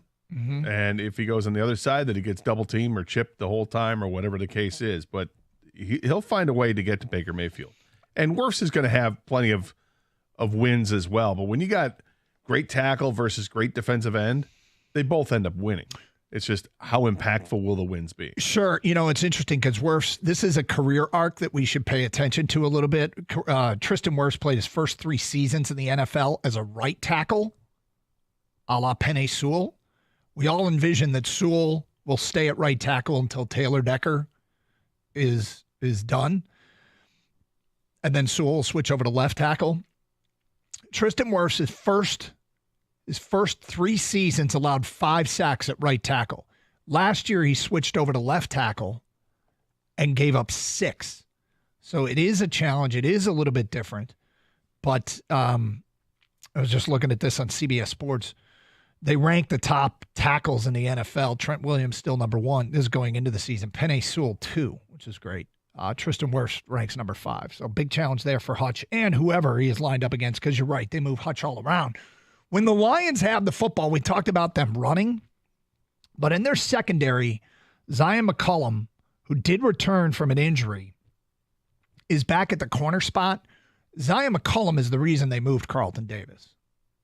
I was doing some reading on them. They felt like last year, he kind of proved himself, and they had to let somebody go, and so he was a cap casualty. Carlton Davis, they wanted to clear some cap space, but they have faith in Zion McCollum. But they lost Antoine Winfield Jr. last week. It got so bad in the secondary. I heard that Mike Evans said that he was like, I'll play corner. Oh. Yeah, but with a banged-up secondary, it implies you can throw. And I would imagine that just to show that they still can, I think there's going to be a lot of play calls to Amon-Ra. Oh, I would imagine. Yeah, look, the reason we didn't see a lot to St. Brown and to Laporta last week was because they didn't convert third downs to continue drives. They had too many 3-and-outs, and that's going to limit your plays. So I would totally expect them to have more Because it's a typical game. You see these guys getting targeted a ton, and St. Brown is one of the best receivers in all of football. I expect that he's going to get right back to having a 7 to 10 catch day, because that's just what he does. Yep. And last year his lowest number of targets was 6, I think it was, and that was a New Orleans game, and he had 6 in this game. So, the other part of this is he might be bullet point number 1 on another team's defensive coordinator scouting report. Well, that's the thing with the Lions offense. I don't know. I mean, pick your poison when it comes to which bullet point you're looking for. Yes, he's one of the elite receivers in football. Yeah. But Sam Laporta is a problem. Stopping the run game is a problem. They get you at all angles. And then, oh, by the way, number 9, yeah, that guy, you better be aware of his whereabouts on the field, because if you're not, he's going to burn you. Feedback coming in. Inside my envelope, the result of the game will hinge on whether Jake Bates makes or misses a 40-plus yard field goal. That's from Carl at work. Carl! Calling a shot. Yep. Look, that's what this is about. The envelope is all about calling your shot. Yep, and we all called a shot and sealed an envelope. We'll open it up today at 1:30. See if you align with us. Going back to the Lions passing game clicking this week, I feel like you guys know how I felt. Earlier this week I'm talking. You're chesty.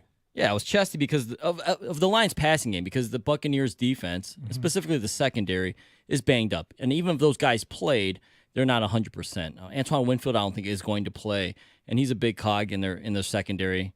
This playmaking safety makes the calls, for the secondary, things like that. And the fact that the Lions didn't get the ball to St. Brown and Laporta as much as they probably would like to. The passing game was rusty week 1, and I expect that just to correct itself week 2, combined with the fact the injuries that the Buccaneers have. I think it's a recipe for to those guys getting back on track, at least stat-wise, numbers-wise. And, yesterday Aaron Glenn was talking about how Todd Bowles is very, they bring so many different blitz packages, different looks on defense. I think Ben Johnson is going to be ready for that, and I think the offensive line is so damn good. Maybe I'm being just incredibly chesty about the offensive line, but I think they pick that stuff up, and then the offense just gets going this week. This is the week.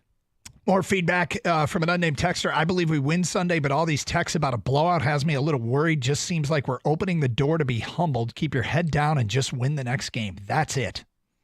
Yeah, look, NFL seasons are long. They're filled with ups and downs. Last week, the Lions were awfully chesty coming home in week 2. We're a 4.5-point favorite against Seattle, lost that game. And you could argue that the Lions were more impressive in week 1 a year ago than they were this year. Now the Lions, week 1 win, overtime over a team that could contend in the NFC. Great, really pretty damn good win.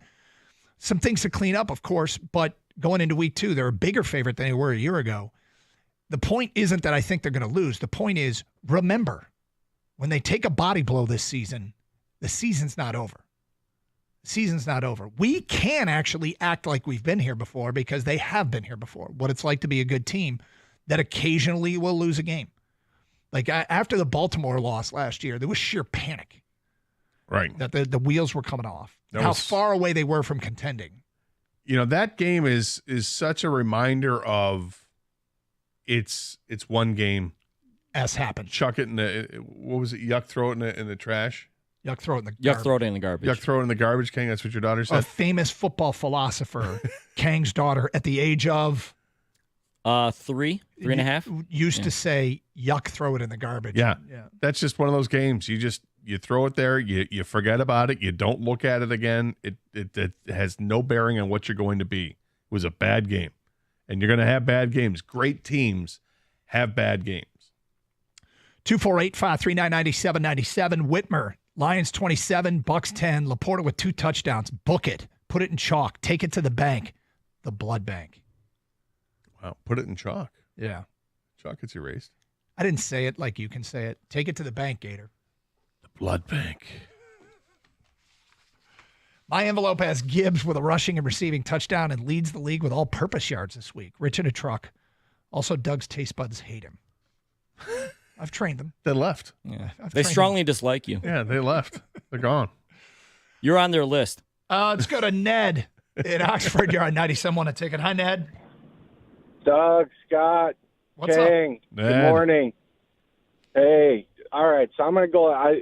Well, first of all, how about them Tigers, man? This is crazy. I'm loving the Tigers. But I called for a bold prediction on the Lions game this weekend. I don't think it's going to be a blowout. Let's not forget Tampa gave us a run for our money in the playoffs last year, and they're not a slouch of a team. So I think it's going to be a close game, and I think Carlton Davis. I want to bring up Carlton Davis. I think he's going to have a big game against his former team. I think he has something to prove against them, and I think he comes up with an interception to seal the game late in the fourth quarter. That's my bold prediction. Well, that would be I'm sure he would absolutely love that when you're going against your old team and you get to make a big play like that. I am sure he would love that, and I'm also sure that Tampa's guys are going to want to burn him. Yeah, I'm sure they are. And Carlton Davis did all the right things in practice this week. And when talked about the Tampa game, he paid great reverence to the players they have there, specifically Mike Evans. He talked about how he's just a different player. He's great, and he's not going to say anything bad about his time in Tampa. Understood what was going on in his business, and he's happy to be here. Aaron Glenn said something about Carlton Davis as well. We'll get to that today at 11:02. We'll talk about Tua after that. A scary moment last night on Thursday Night Football. And the NFL may have a bit of an issue as it pertains to him and his contract. All that coming up at 11:05. 97.1 The Ticket.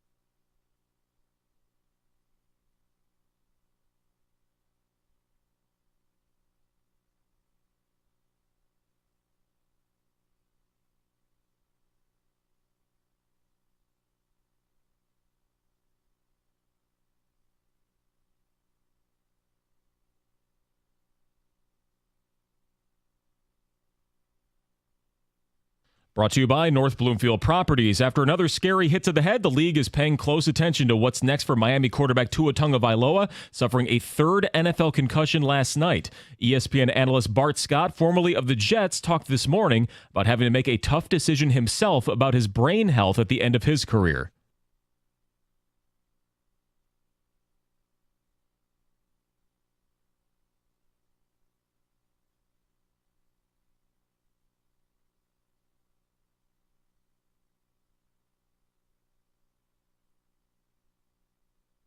Oh, maybe making Tua's decision a little more difficult. He just signed a $212 million extension this offseason.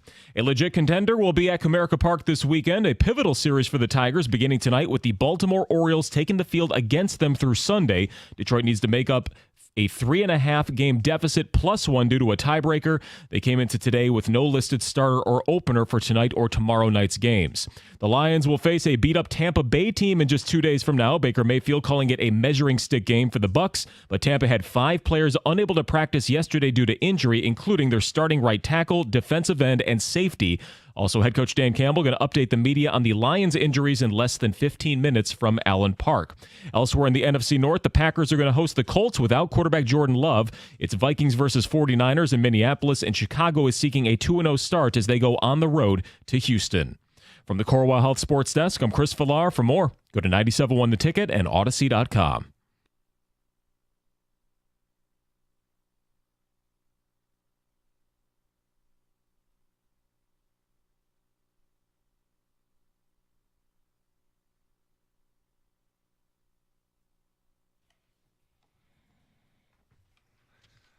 Doug Karsh, Scott Anderson, 97.1 The Ticket. All right, so a couple things here. I mentioned before the break, the Detroit Lions defensive coordinator, Aaron Glenn. Kang, you saw this or heard what he had to say about Carlton Davis? I read it from multiple Lions beat reporters. Okay. And what did he say about Carlton Davis? Yeah, so Aaron Glenn was talking to the reporters yesterday, and he said normally about Carlton Davis, normally he's a quiet guy, but he gave the best introduction of those receivers, speaking about the Tampa Bay receivers, that I've ever heard a DB talk in my coaching career ever. And that's saying a lot. The way he articulated how these guys are, how they act, how they operate was pretty amazing yesterday. I wish I actually had taped it just for my own so I could show other players this is how you do it. High praise indeed. It was so good. He wished he taped it to show other people. I think this card is so overplayed, and Aaron Glenn just went, no, it's not. Not so much. The whole idea, you sign a guy from another team the week you're playing him, and he's going to give you the scouting report and come in and give you that secret coaching weapon. Oh, no, that's overrated. I think it's overrated. And then Aaron Glenn just said, no, it's not. Not from this guy. No. Shut the hell up, Karsh. Well, maybe because no one does it like Carlton Davis. Right. I mean, maybe he's just the guy who...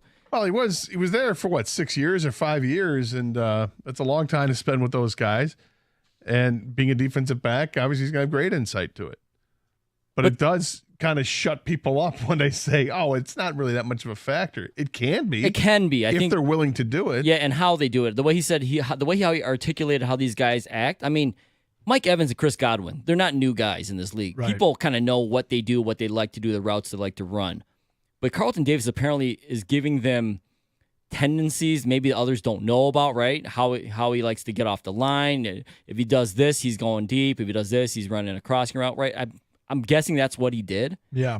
And Aaron Glenn was appreciative and very impressed. Yeah, well, I guess so. So the big story in football today is what happened last night in the Dolphins-Bills game. Tua Tagovailoa and concussions. And this was scary already, and it was another instance last night. He has had 3 on-field concussions that we know about in NFL games with scary video that accompanied them. The first one was back early in the season in 2022 when the Bills' Matt Milano hit him late on a pass play, and he got up to run to the huddle, took a few steps, and fell. And the whole world was spinning on him, and he fell, and that was his first diagnosed. Actually, I don't know if that was even diagnosed, but that was a first on-field incident where it looked like he suffered a concussion. But the second one was a concussion. That was last year against the Bengals when he was scrambling and he got spun around and thrown to the ground. And that was the first time we saw the fencing, the seizing up of the arms.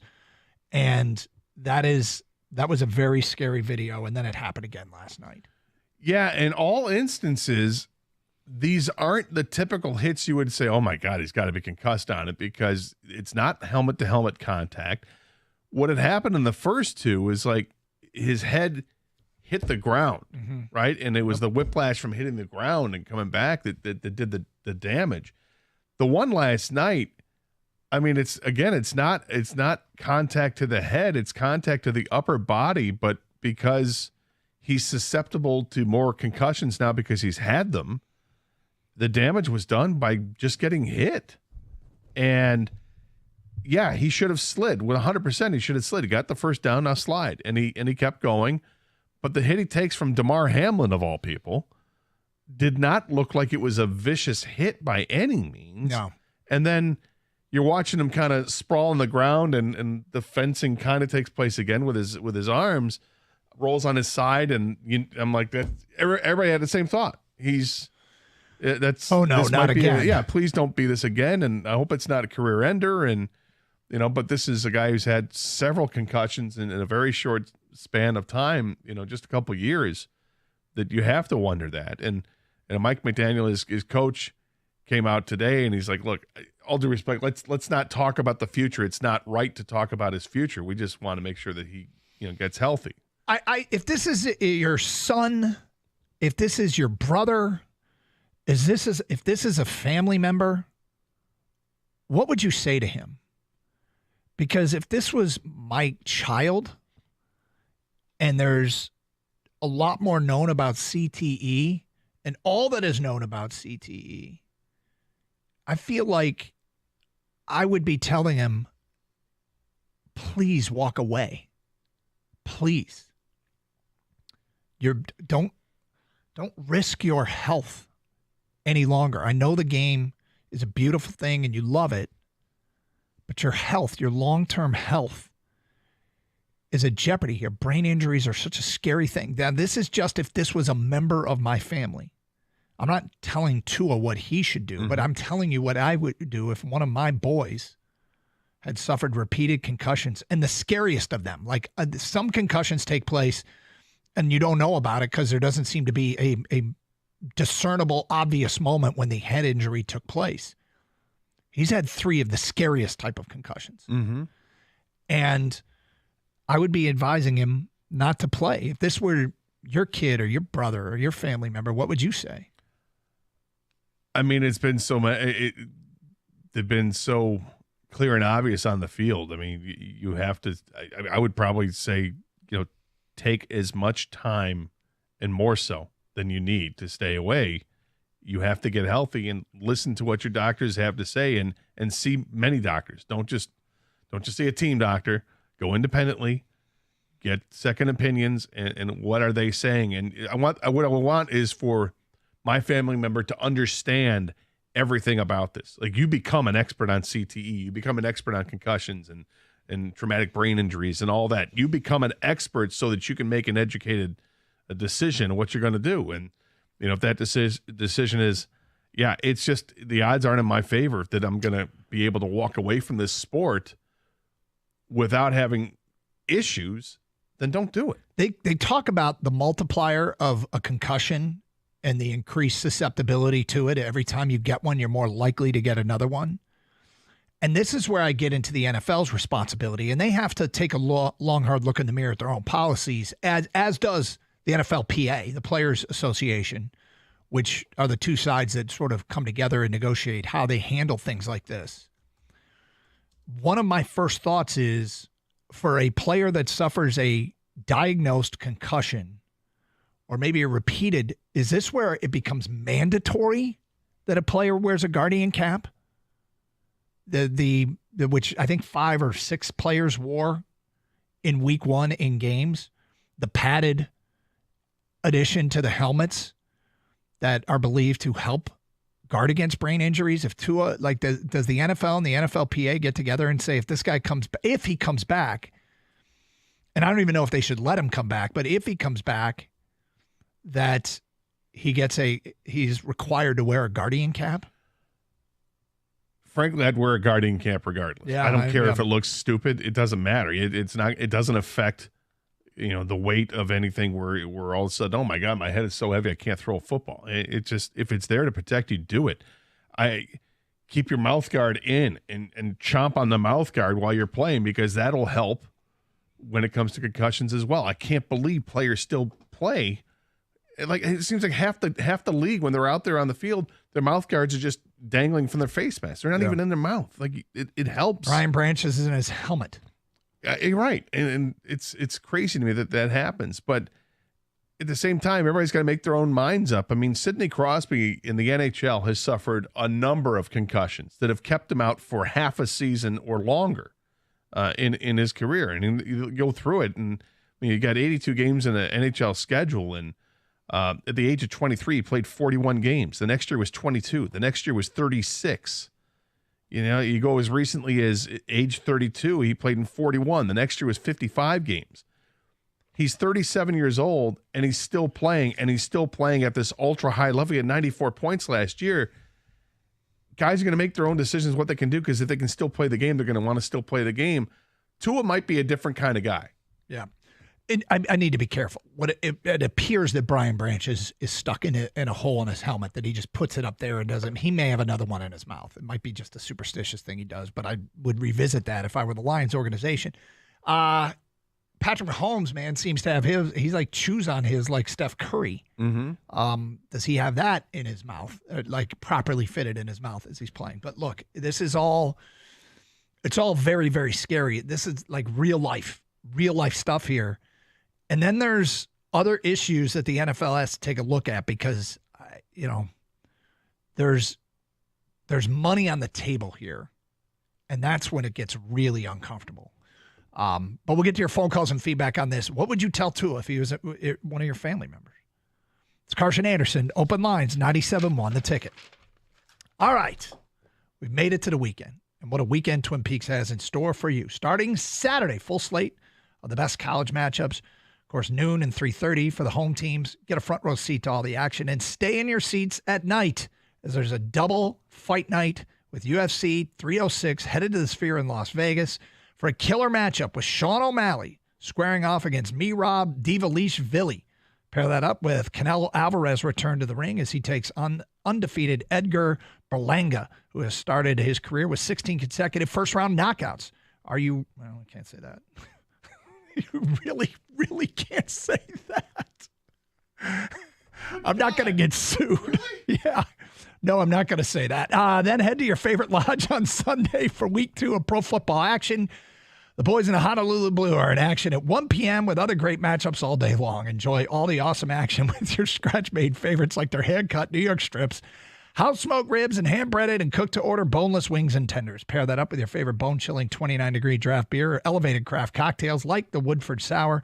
Sounds like the perfect man cave experience. To find a location nearest you, go to TwinPeaksRestaurant.com. Why go anywhere else? Twin Peaks eats, drinks, scenic views.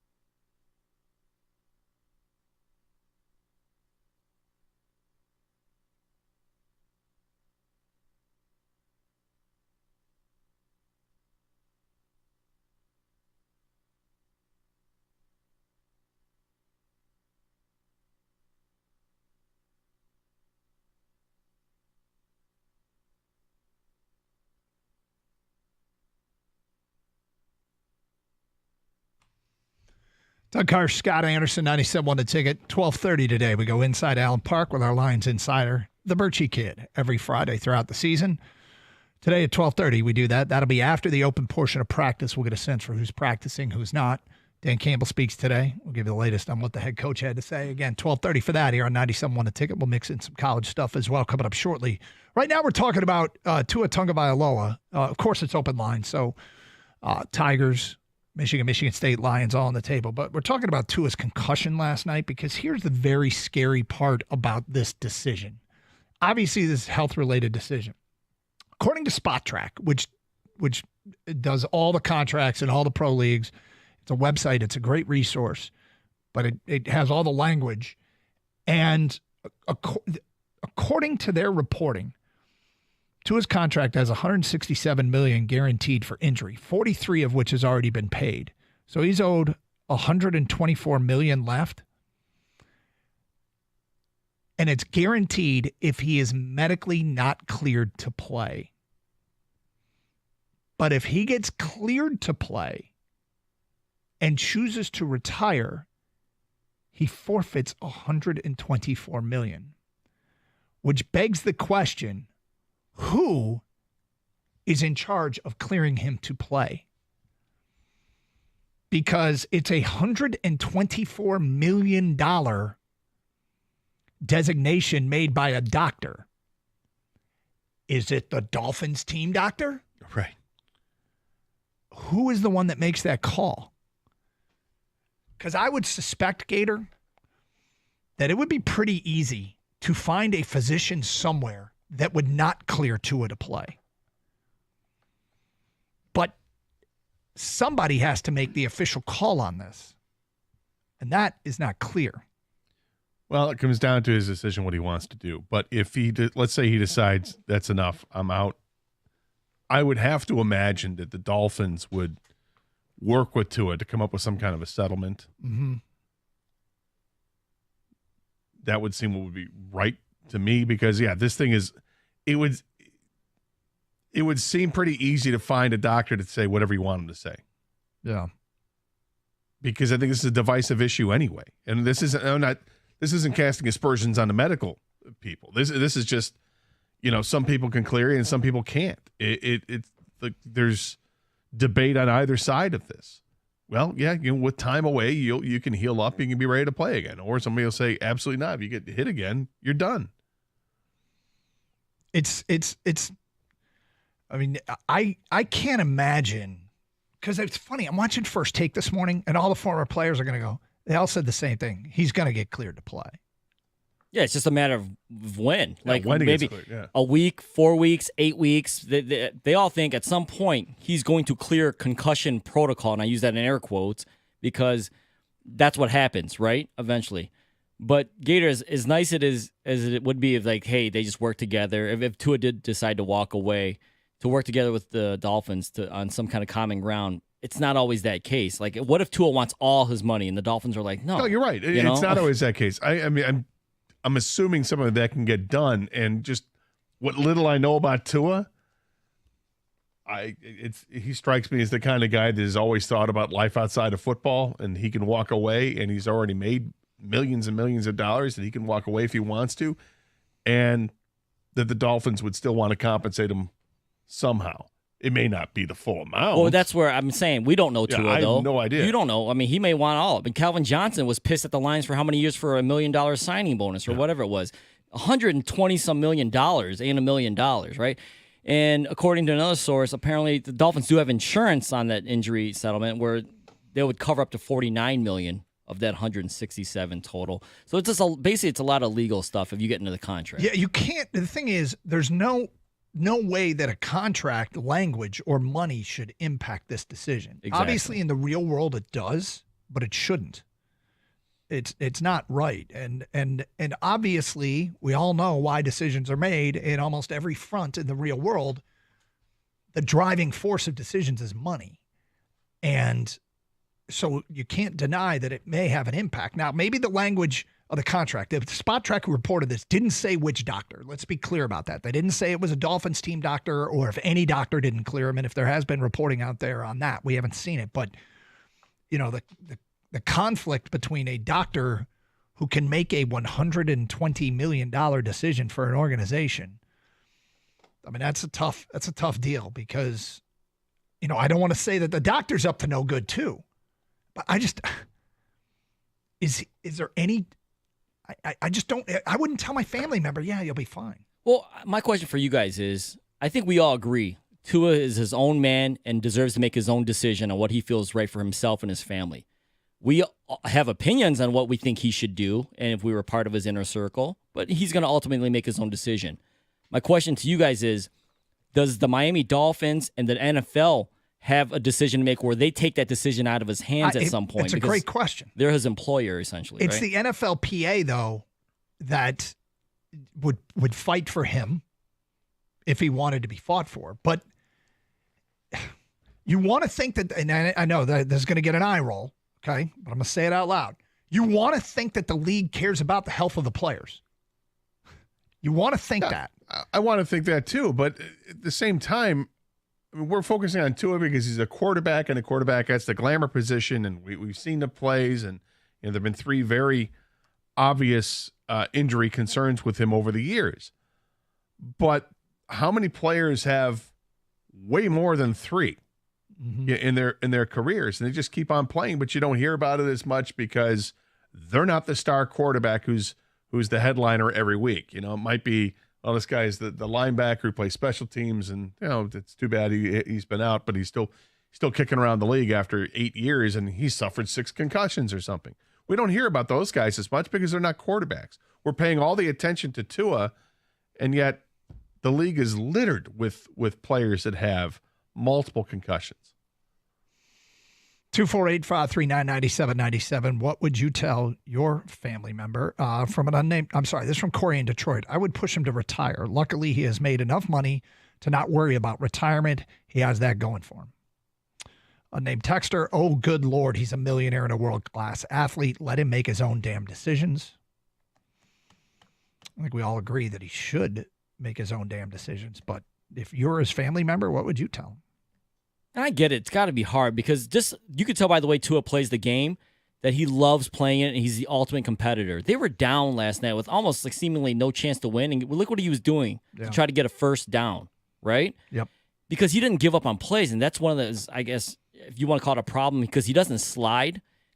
He risks his own health to stay in games and keep his team in it. But to make the decision to walk away, knowing how competitive he is on the field, that's got to be incredibly difficult. And I don't know if he's even thinking about that right now. He's got to get healthy first and foremost, but it's not an easy decision. We'll get back to the show here in a minute, but I just want to announce that sad news coming out of the University of Michigan Athletic Department. Longtime U of M administrator Greg Harden has suddenly passed away. Greg was known as a mental coach for student athletes. He wrote a book about the mental aspect of preparing for, the book's called Stay Sane in an Insane World. The foreword was written by Tom Brady. And he's been around Michigan as long as I can remember, Greg Harden, and treated everybody like they were Tom Brady. He was one of those guys that literally treated everybody like they were special, and he was excited to see you. And he's been around the Michigan Athletic Department. He's been used by other professional teams, I know that, as a mental coach in sports. And I think anybody that came cross paths with Greg Harden came away honestly feeling better about themselves. And sad news today, the passing of Greg Harden, who was known as the school's secret weapon in terms of his work behind the scenes with student athletes across all kinds of sports. So our thoughts and prayers here. Also sad news, Lions legend Joe Schmidt, he passed yesterday. And, in his 90s, it was a stalwart linebacker, part of those championship teams in the 50s, and former coach of the Lions as well. I had a chance to meet Joe Schmidt a couple times. He was awesome. I mean, throwback because the guy played that long ago, but he really was. There were some great stories with Joe Schmidt that I'm sure people all throughout the state have. And, a couple of big losses in the football world. It's Carson Anderson, 97.1 The Ticket.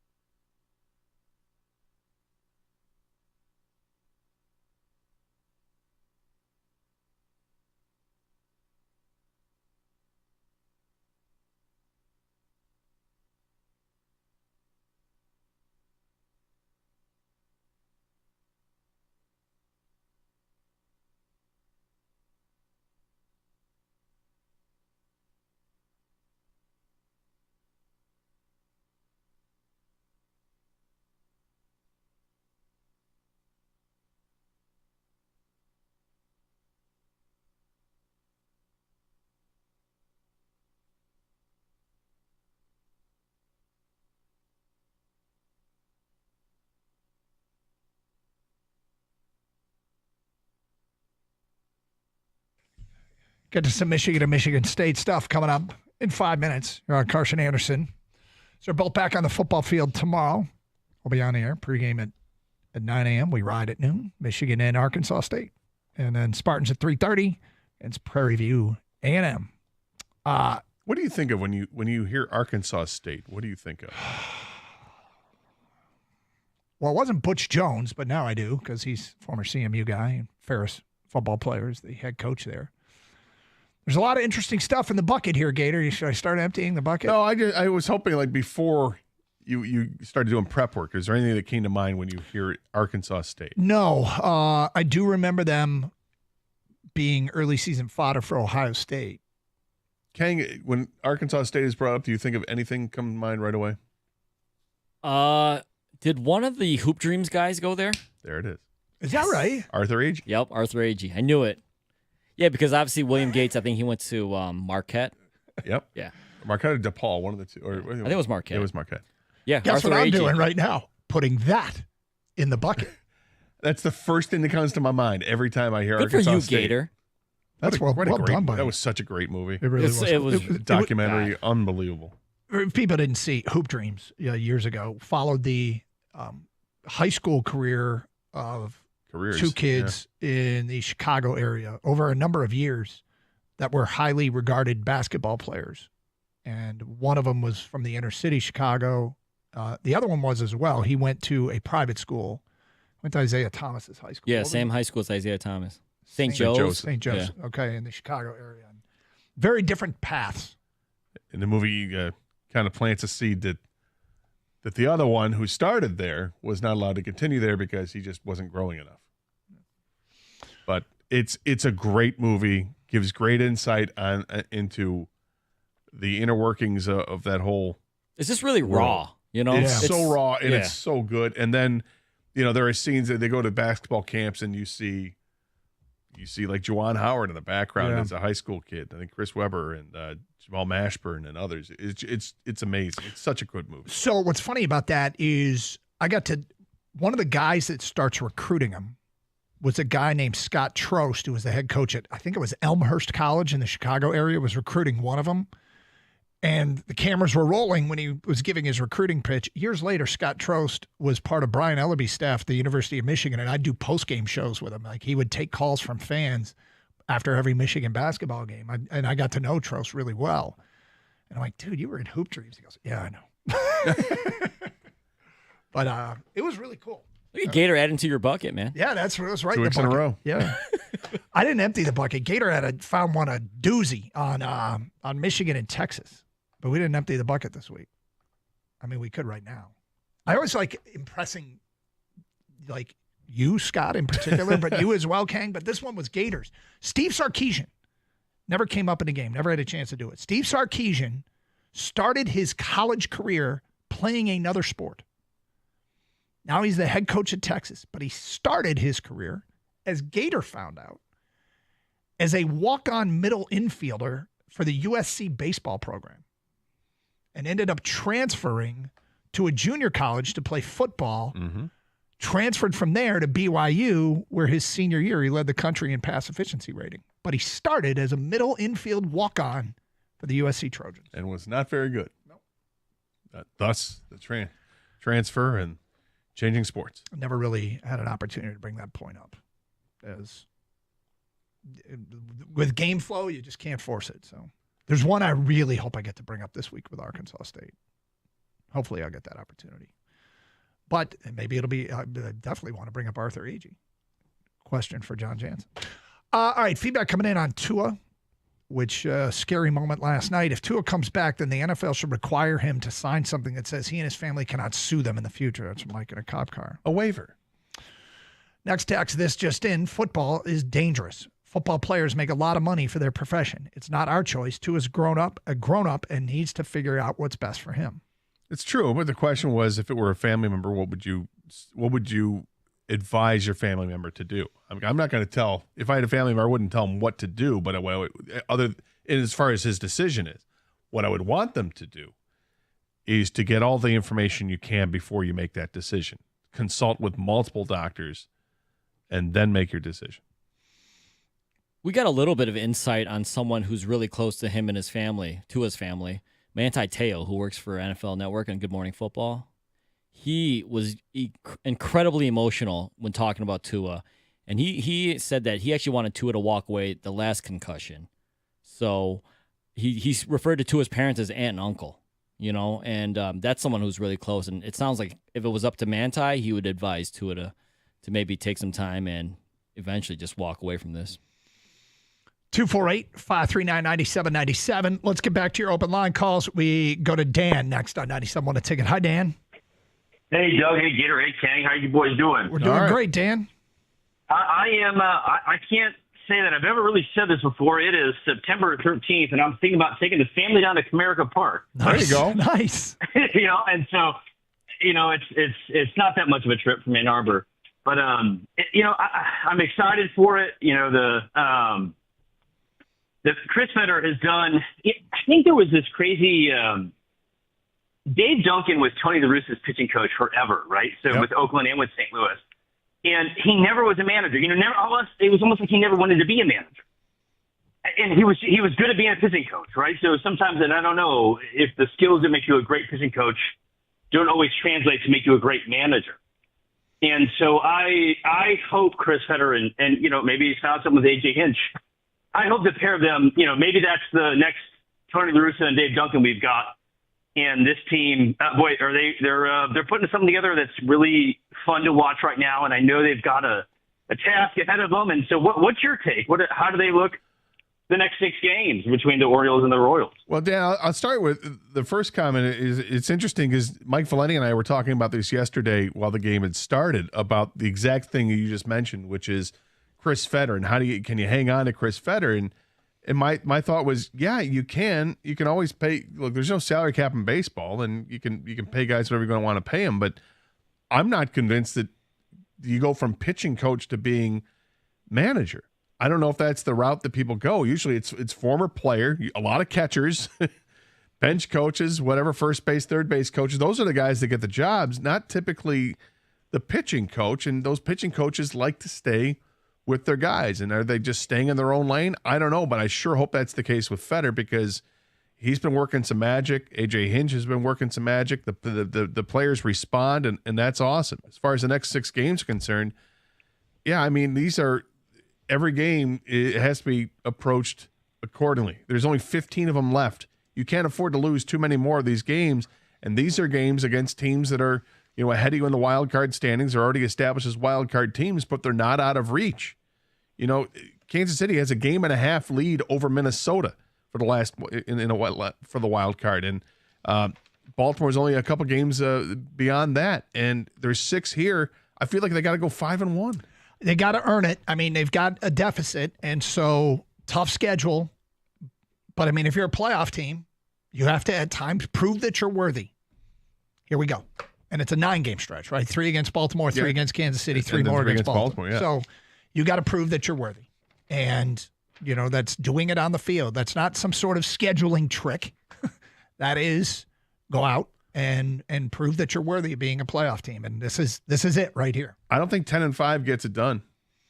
I don't know if 11-4 gets it done in the last 15 games. I mean, it really comes down to, is Minnesota ever going to pull out of their slump? And if they aren't, then they could get it done. But, I mean, slumps tend to come to an end at some point. I mean, it'd be an epic collapse for them. Can't get on a winning streak until you win the first game. All right, Gator, Michigan and Michigan State back on the field tomorrow. Box number 1 to check is win the game, okay? You want to make sure you do everything you can to win the game because these would be really, really difficult losses to digest. But on top of winning the game, what would you really like to see them accomplish? What would you really like to see them do better? What is outside of winning the game a priority? And for what the Spartans have some stuff to clean up, Michigan's kind of got to have a get-right game before USC comes to town a week from tomorrow. 248-539-9797. Wolverine Spartan fans, what would you like to see them? The second box. First box to check is win the game. What's the second box to check? It's Carson Anderson. We'll give you ours and get to your phone calls and feedback here on 97.1 The Ticket. Well, best place to go in town if you want to watch sports is 24 Seconds Bar and Grill in Berkeley. They've got the best food. It's a great atmosphere, amazing specials, best wings in town, and they've got all the big events going on. Like this Saturday, UFC 306 takes place. O'Malley taking on Divalishvili, and you got Grasso and Shevchenko. It's going to be awesome. There's no cover, but you're going to want to get there early because for those big UFC events, the place fills up quickly. And if you want to save the hassle, the parking, and driving nightmares, it is Major League Football. Well, this Sunday's football game, you can do so at 24 Seconds with the Detroit Football Shuttle. It's on sale right now. Only $40 gets you round trip transportation to and from that game. And they got great specials for Detroit baseball. $4 bottles of Miller Lite and Coors Light. Only $4 of drafts of Miller Lite for all the Detroit football games. And for all Sunday games, for that matter. They got the Sunday ticket, too. They show lots of games up there at 24 Seconds. College football, we got it, and they got it. We got our local teams, and there's specials for them as well. Thursday night, you got trivia, and 24 Seconds is open for lunch on Thursdays and Fridays. And if you're having a party, book yours right now on the 24 Seconds rooftop deck. The weather is still awesome, and it's going to be awesome this weekend, and it's no better place. And if you're looking for a place to work, 24 is hiring cooks right now. Every seat's a great seat. This is where the service is amazing. The food's even better. You can check out all the specials and happenings at 24secondsbar.com and grab a taste of the action for yourself. My favorite place to go, 24 Seconds Bar and Grill on 12 Mile in Berkeley.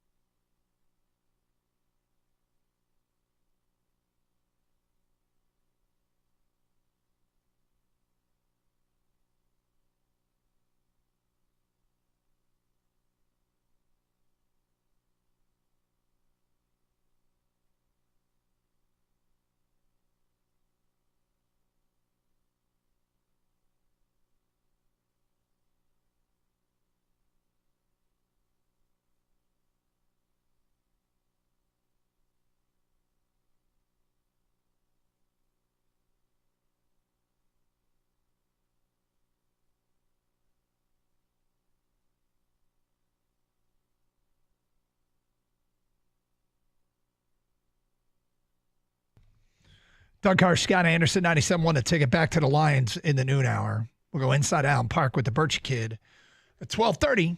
Have some picks in the 1 o'clock hour, but we kind of shifted gears here a little bit and talk a little college football, Michigan and Michigan State. We'll start with Michigan, who plays the noon game tomorrow.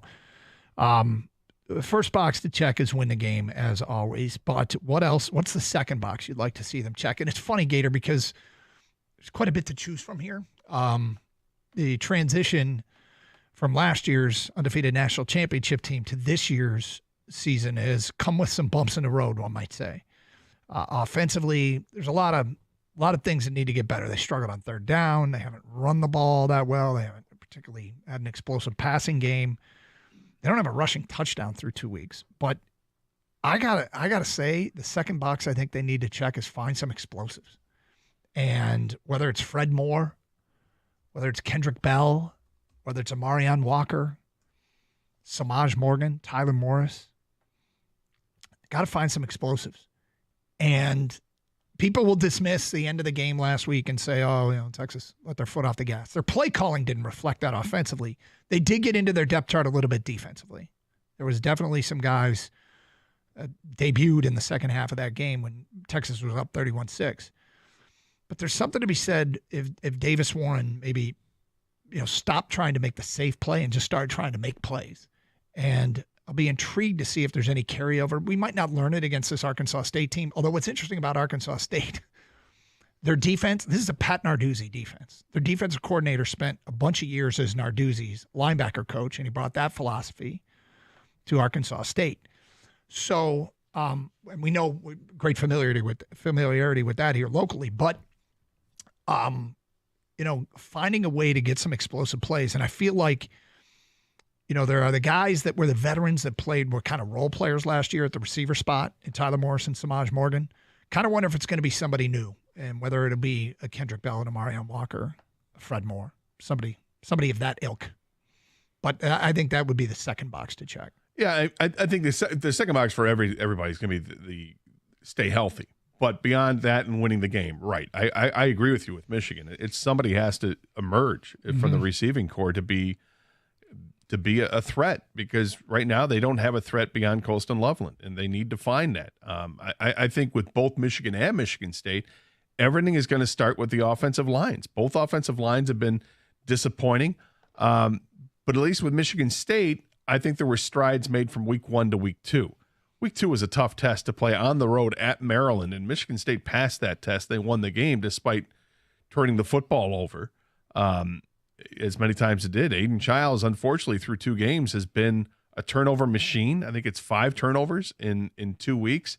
They have to clean that up. But when I look at the Spartans with the game tomorrow, Prairie View is not going to present much of a challenge, but Michigan State still has to go through it, and they have to show that they've made some improvements. I'm not sure if you're going to actually see them other than having several drives that are going to be 70 yards or more, just taking care of business and march right down the field and go ahead and score. If you're a 40-point favorite, play like it. I would say here's an important second box to check for Michigan State.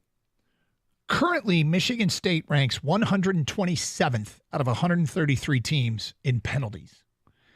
And it hasn't cost them a game. It kind of flew close to the sun in week 1, but not as, look, last week, some problems, but ultimately, that's something that could cost them against some opponents coming up.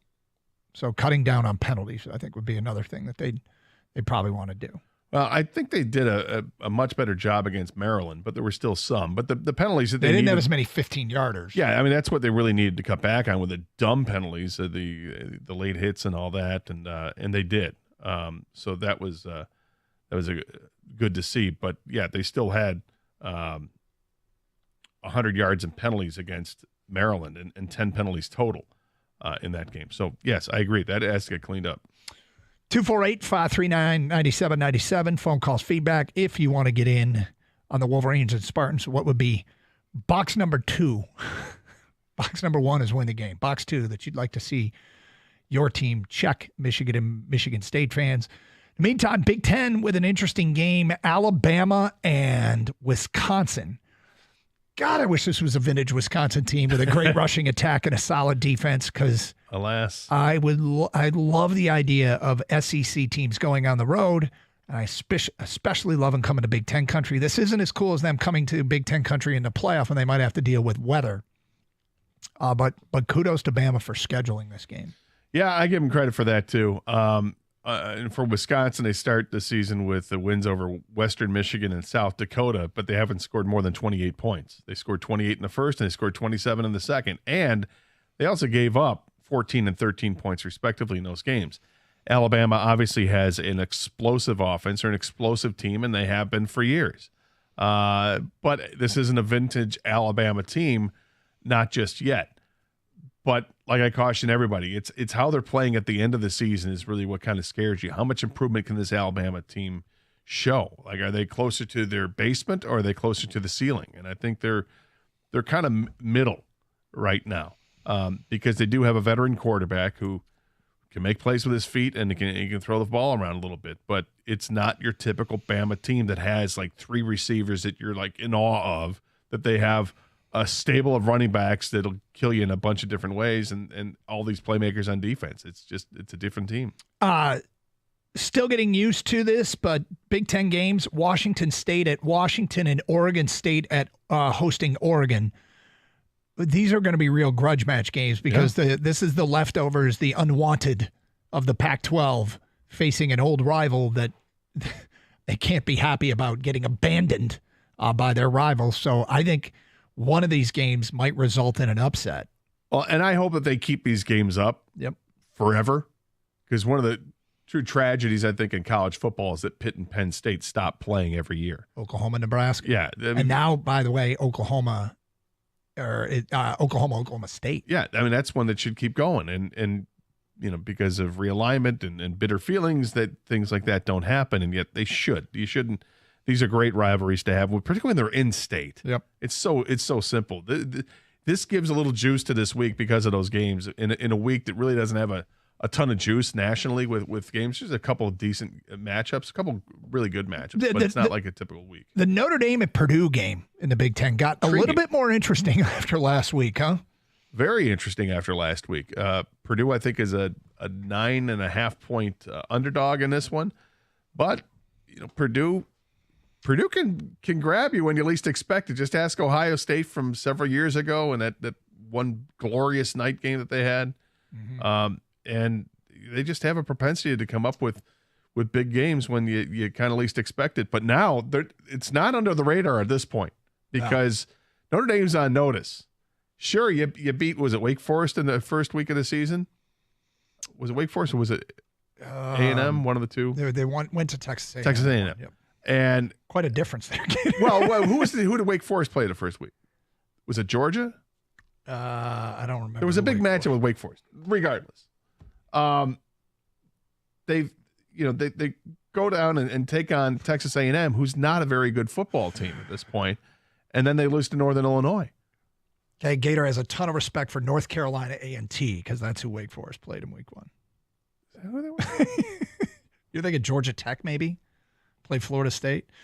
Yeah, that was one game matching Big Ten foes. There's only one game matching Big Ten foes, as the Indiana Hoosiers and UCLA Bruins renew hostilities in the Rose Bowl. So there you go.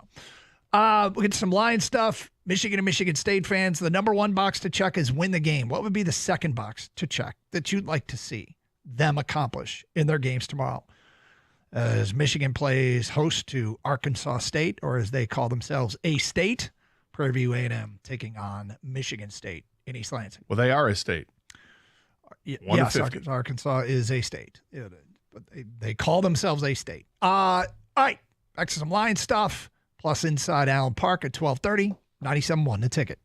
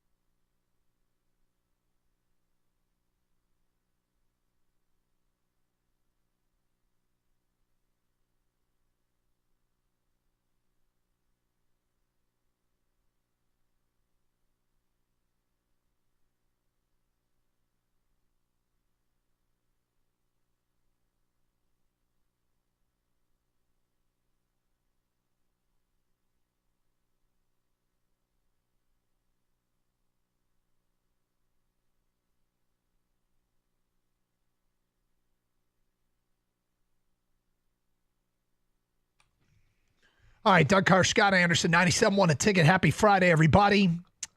We did something today.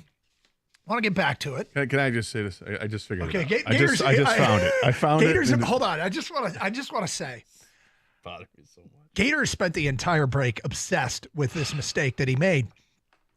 There is nothing more frustrating when all of you, when you get your sports talk show out there and you are on the air and people are listening and you make a mistake right before commercial break and don't get a chance to correct the mistake and the texts just start coming in correcting you and you want them to stop and you're just watching one after the other and you're like, we're in a commercial break. I can't do it on the air yet. I know. I got it wrong. Gator, for some reason, got Texas A&M and Wake Forest mixed up last segment. And you have no idea why. Well, I do know what happened. Okay. First, as I was struggling to figure out to remember who Notre Dame played in the first week, and I knew it was a bigger school. And what I got confused, it wasn't Wake Forest. What I got Wake Forest confused with was West Virginia. So you got Wake Forest, West Virginia, two teams that begin with a W and have two names in their name. Mm-hmm. Because West Virginia played Penn State, and we had talked a lot about the Penn State West Virginia matchup. Hey, West Virginia's going to get that could be a tough one. Everybody was talking about look at upset alert with West Virginia. So somehow I get that transposed with Wake Forest because they must have played somebody big in the first week. And no, North Carolina A&T is not big. Perfectly forgivable. Thank you. Yep. Sorry, people. It's forgivable without the explanation, really. I mean, it's okay, man. I mean, honestly, worse? Yeah, I was just, it's fine. It's just frustrating. It happens to all of us. I get it. One of the things, though, calling attention to it makes it. Well, you guys weren't talking about it? I mean, there wasn't going to be a meeting with the boss after the show. Yeah, exactly. Here's the deal, man. I know. You cannot. You cannot. You see who's in the office now. I mean, we got the big boss and the boss. So I don't, Yeah. Oh, I know. Corner office meeting after the show. Look out. Yep. We're going to have to submit the ticket, right? We got to submit a ticket. Gator confused Texas A&M and Wake Forest. Sorry. You'll be okay. There's somebody out there. Enough with this show and these guys. All right, so we did something today we haven't done yet. We're trying to align our beliefs with your beliefs. For those of you watching online and those of you listening, those of you watching online can see this. We each have an envelope with our name on it. Inside the envelope is a prediction for how the Lions game against Tampa Bay is going to go. Oh. We have put the prediction in the envelope. It's not necessarily a picture of the game. It's just something that's going to happen in the game. We think you can do a score, whatever you want to do. Trend in the game. I gave the example Phipp and his group make a huge special teams play in this game. Would be an example of something. I said you can be as specific as you want. Like Dan Campbell in the third quarter will have a slice of blueberry cheesecake. Right. That is very specific and highly unlikely. But in said envelope is each of ours prediction as to what is going to happen in the game. So we have 3 envelopes here.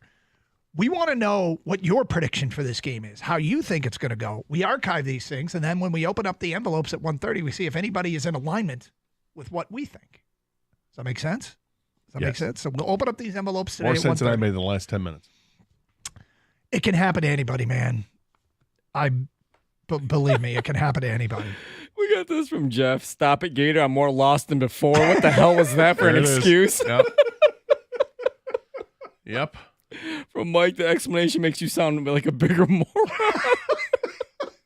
Hard to get there, but apparently I did. All right. New show coming soon. Carson King. I want to give him a hug. I want to give him a hug. It was okay. You were fine. I've done this too. That was a good run. This week, I've done it. I gave you the Arthur Agee nugget.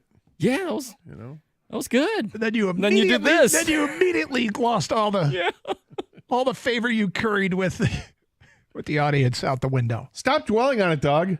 Let's go. Jeez.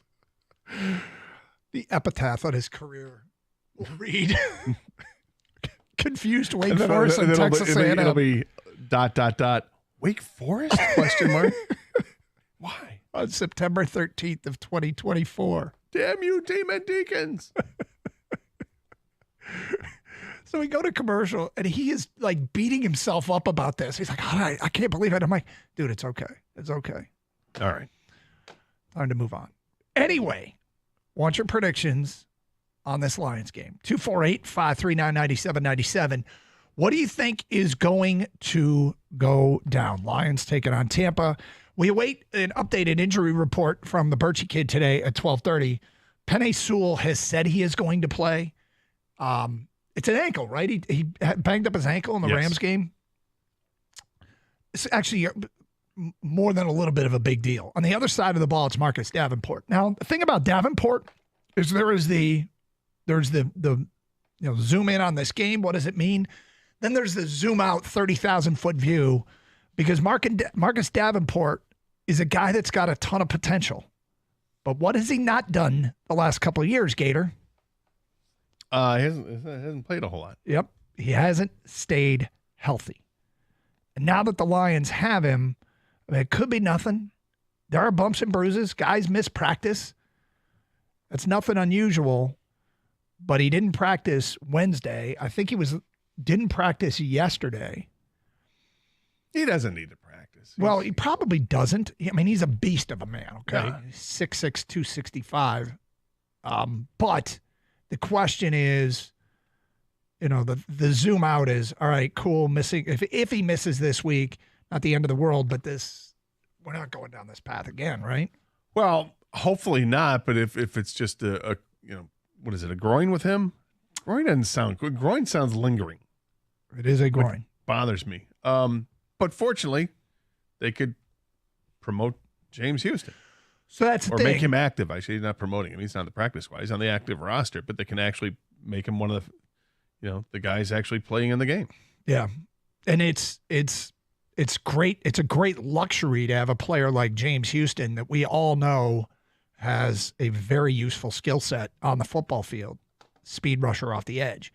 He apparently doesn't do enough else to always justify him being on the active roster, but that's a nice something to have in your holster there when you're bringing James Houston off the inactive list to play for you. In the meantime, like you look at the Buccaneers, I'm going to have to go look it up. I can't remember who the player was they cut in the preseason and brought him back, a defensive back, because they had so many injuries in the secondary.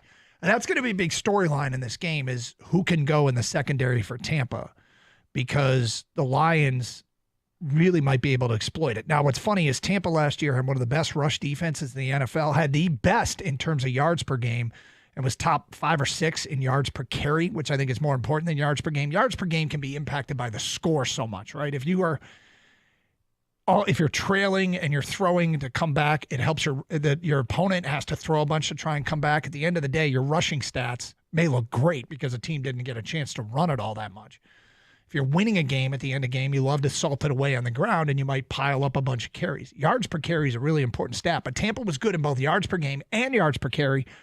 They weren't as good in week 1 against the Washington Commanders, but that might have a lot to do with the injury to Kalijah Kancey in the middle of that defense.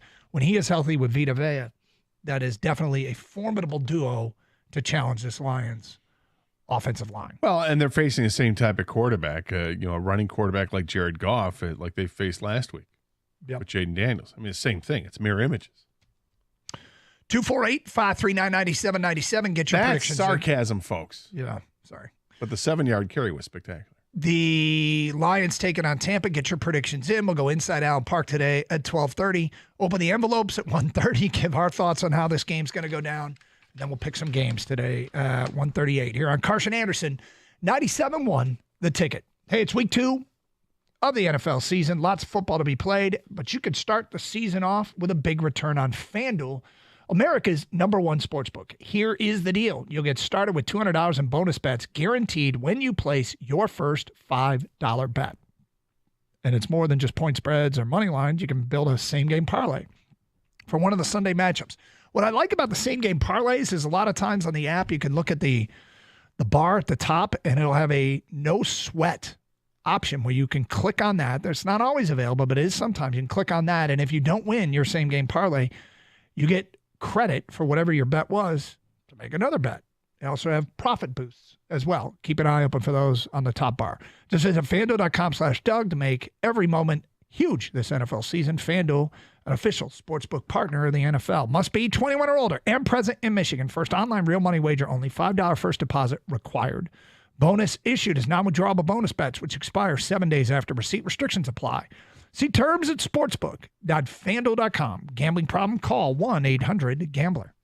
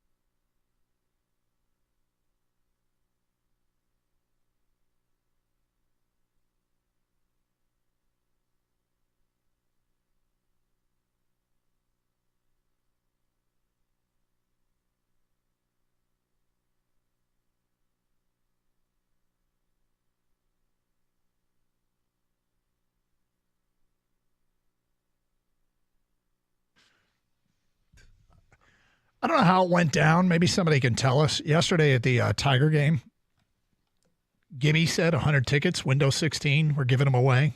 Yeah. There was a lineup there. I saw on the broadcast, the TV broadcast. Gibby was high-fiving people in the line, and it looked like more than 100. They had, according to the broadcast. These are free tickets. Yeah. That they gave out, they made sure everybody who was in line got a ticket. There were 150 tickets, I think, around 150 they ended up giving out.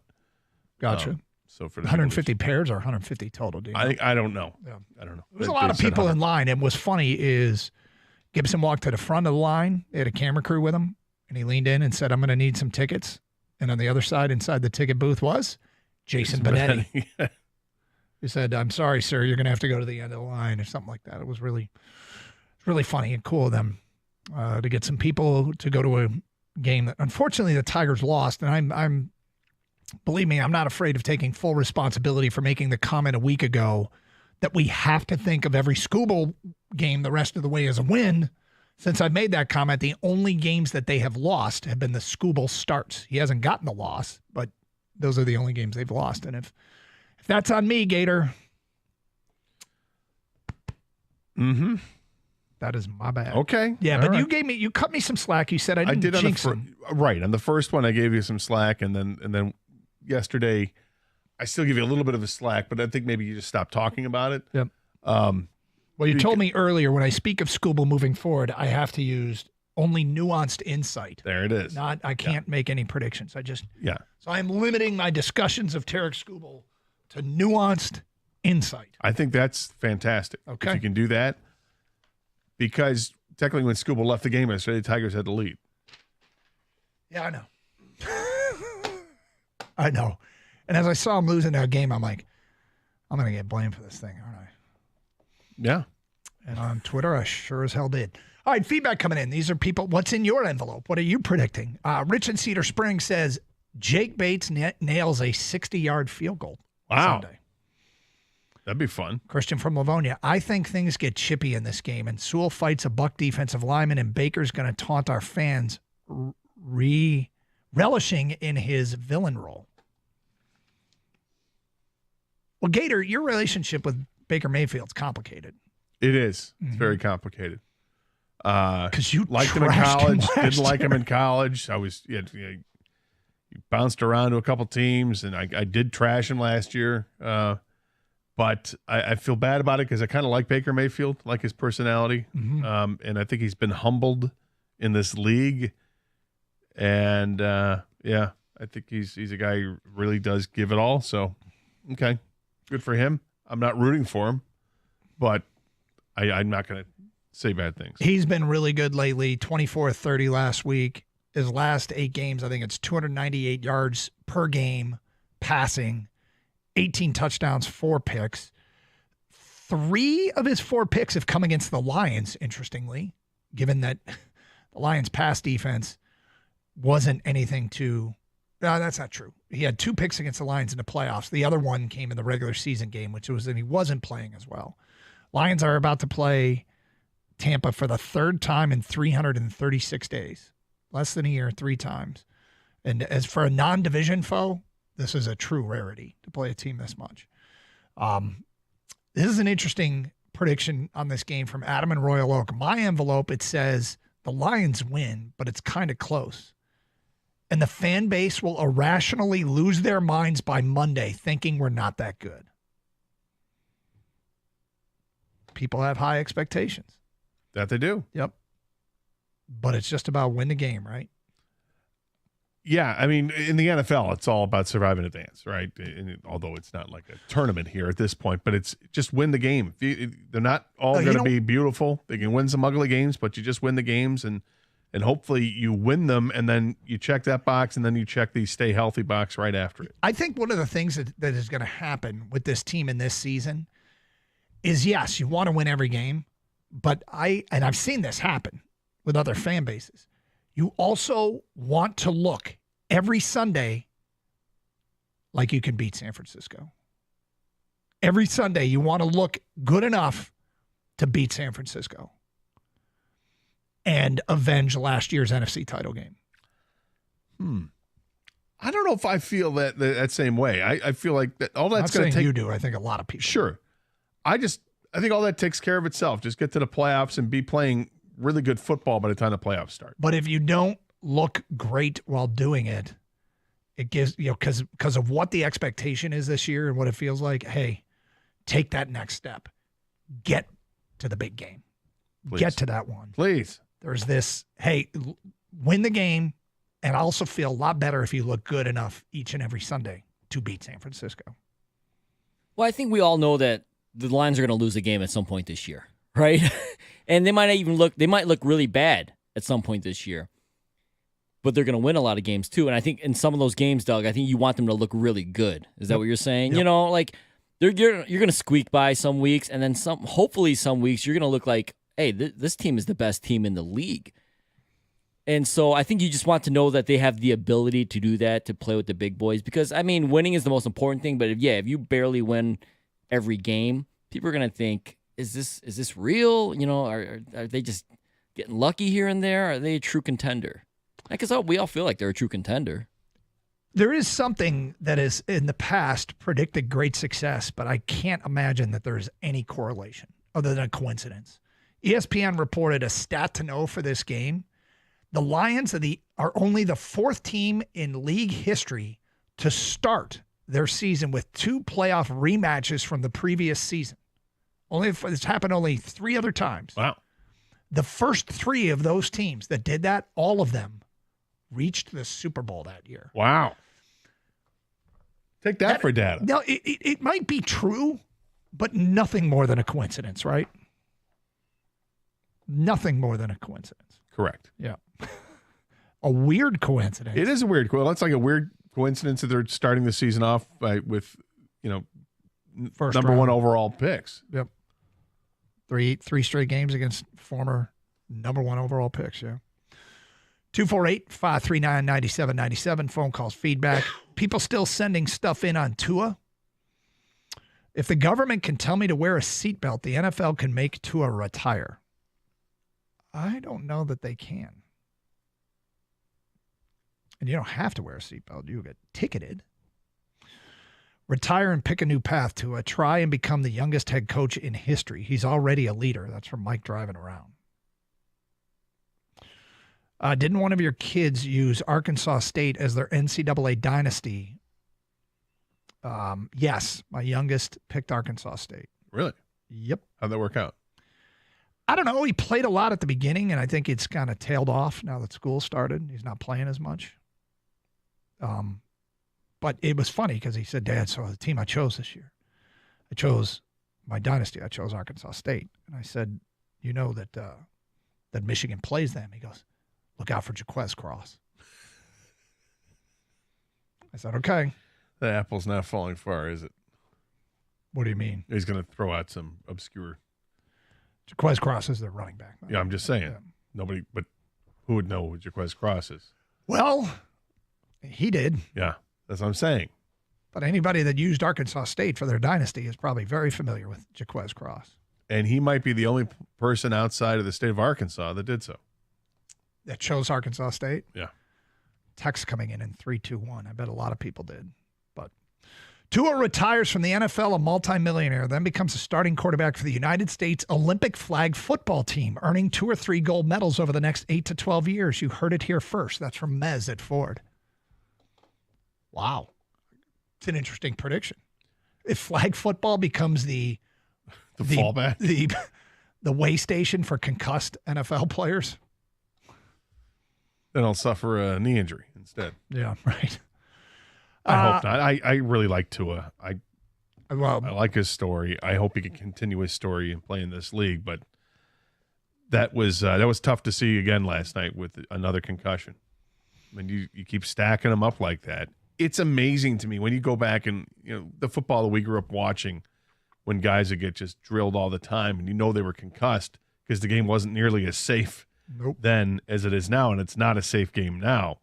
But like Roger Staubach is always a name that comes up to me in my mind, watching somebody who had gone through seemingly dozens of concussions and was, I want to say okay on the other side of it. You know, we didn't hear stories of him with dementia or anything like that, or losing his faculties. Mm-hmm. And everybody is different. Everybody's, you know, constitution is different inside and how you're made up. And it affects you in different ways. Let's go inside Allen Park, the very latest on the Lions as they prepare for this game with Tampa. We will do that next here on Carson Anderson, 97.1 The Ticket.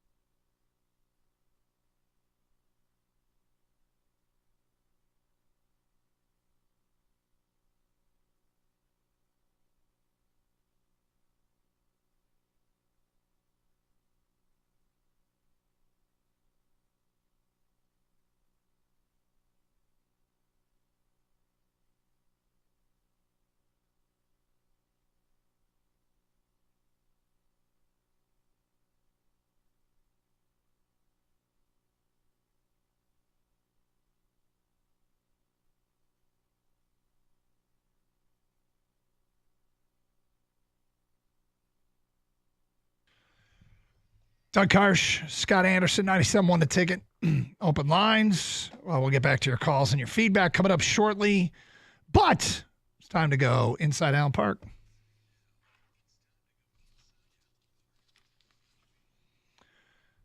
TV's Will Birchfield joins us now here on 97.1 The Ticket and website contributor here on 97.1 The Ticket. And we're going to do this every Friday prior to Alliance weekend. Birchie, how are you?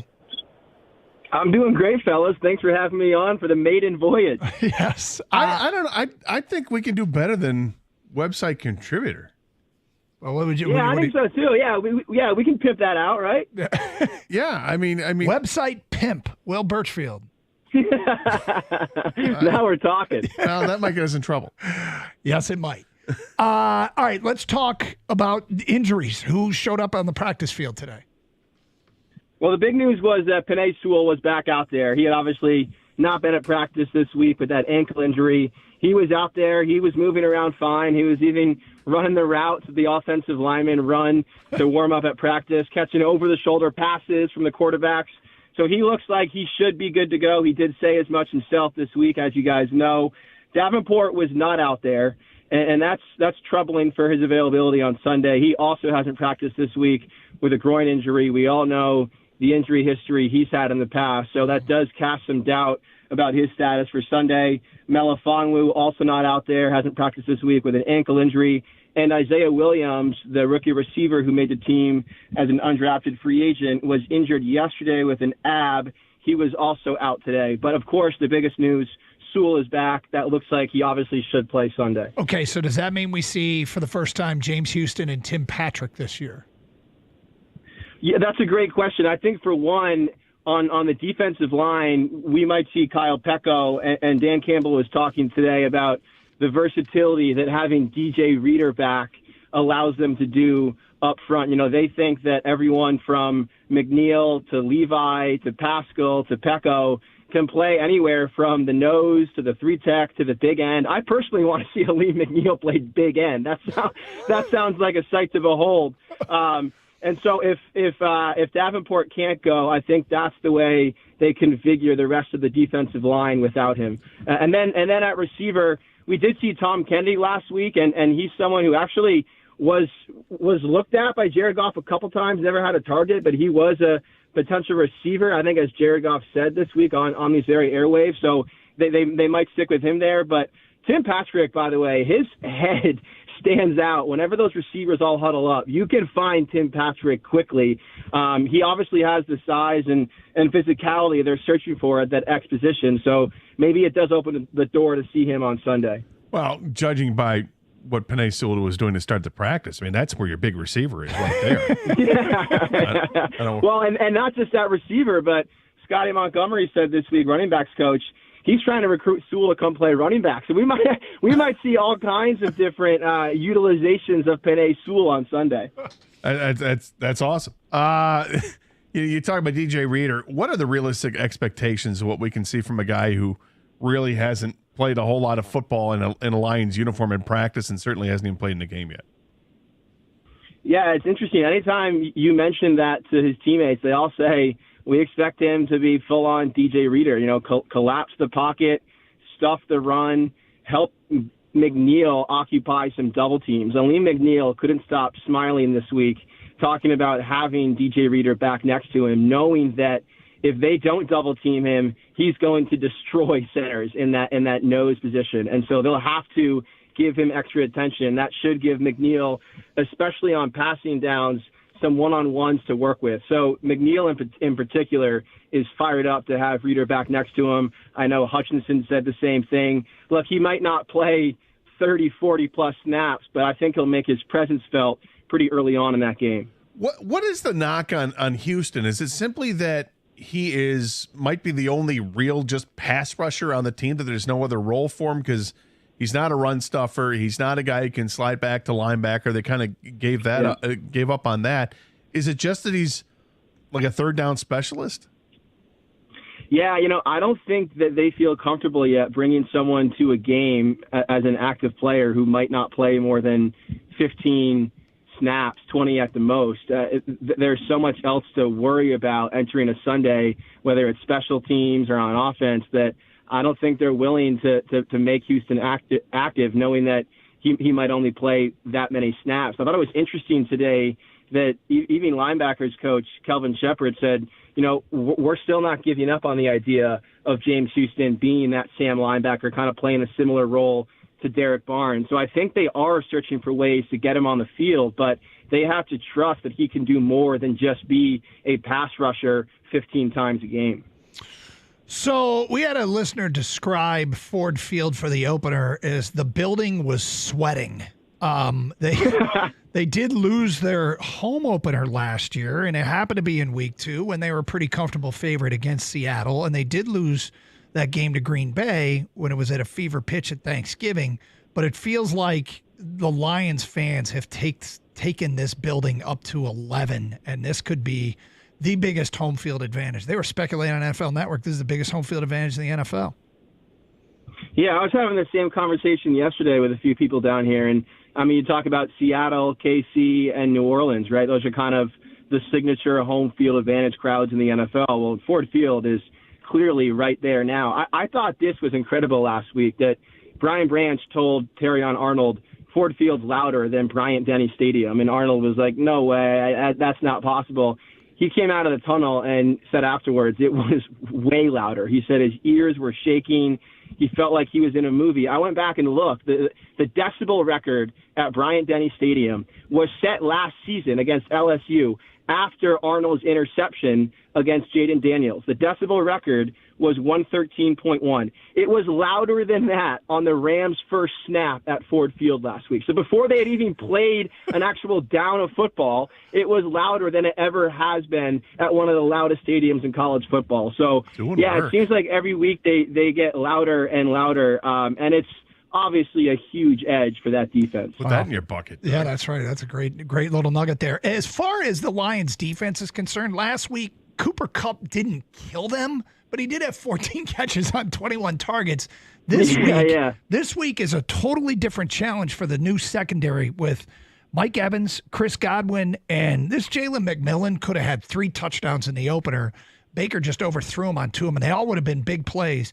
I think we really get a better sense for what the new secondary looks like this week. Yeah, no doubt. And Doug, if they had given you 21 targets last week, you might have come down with 3 or 4 yourself. That's true. Once Puka left that game, they were doing everything they could to find Cooper Kupp. But I agree, this is a real measuring stick for this new secondary. Mike Evans, by the way, can we just take a minute to appreciate Mike Evans, who might be the most underappreciated, surefire Hall of Famer of his generation? He's had 10 straight 1,000-yard seasons.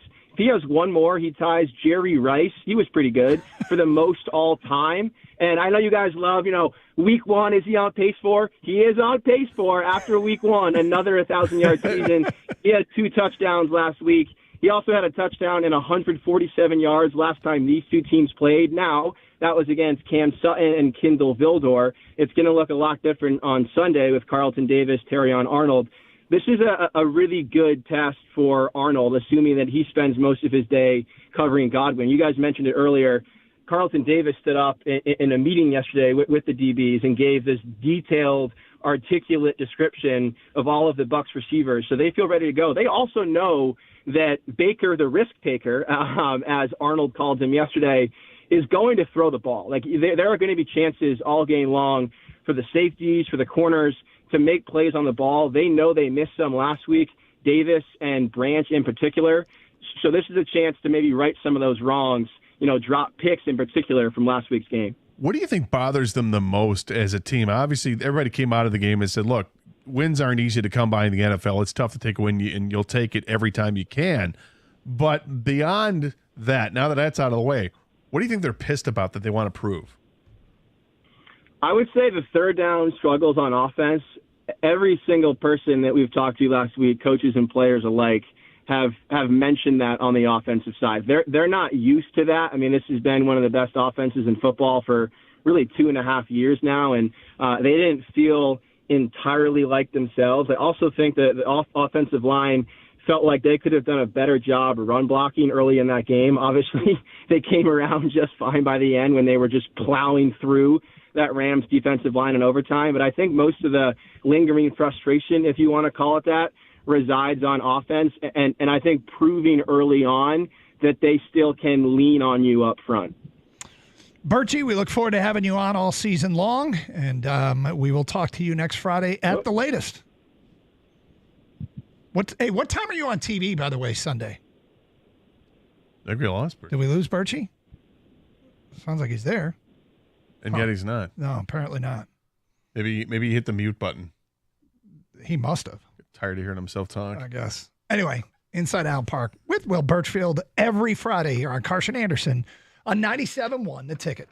Hey, as the weather begins to cool, there's still time to take advantage of the great offer from CGC Water. Save $1,000 or more when you bundle a Connecticut Premier Softener with a K5 drinking water system from Connecticut. Just call 855-339-4242 or visit cgcwater.com. Remember this, if you're not filtering your water, you are the filter. Don't be the filter. You can also save 10% off any residential job of $500 when you let CGC Water Treatment and Plumbing take care of all your plumbing needs. CGC Water, your authorized independent Connecticut dealer. Call 855-339-4242.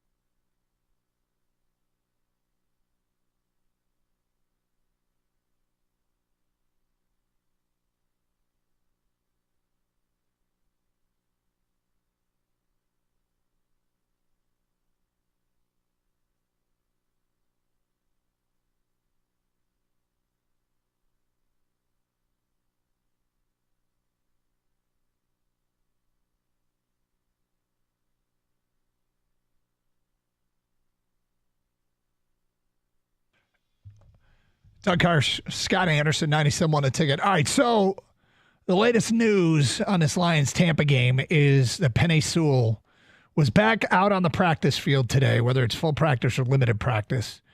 What's important is it sounds like he's trending towards playing. Not so much for Marcus Davenport or Fatu Melifonwu or Isaiah Williams, the wide receiver.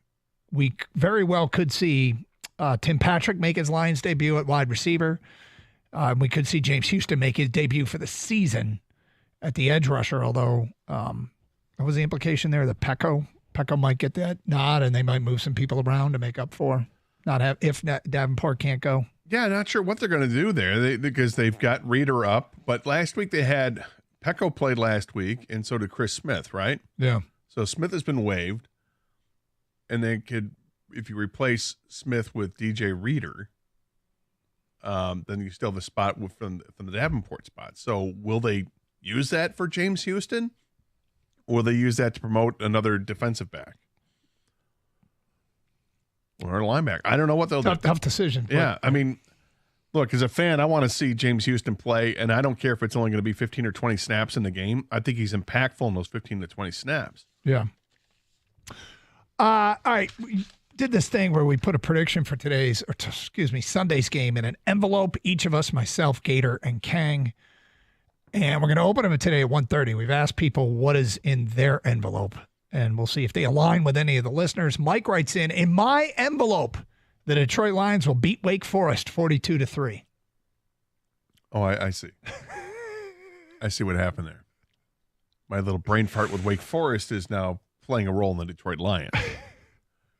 Great. From Scott, I want the Venn diagram of that entire Gator, Texas A&M, Wake Forest analysis. Lions prediction, Lions beat Wake Forest by 10. That's from Blake. If they only win by 10 over Wake Forest, we got problems. A win's a win, Gator. Yeah.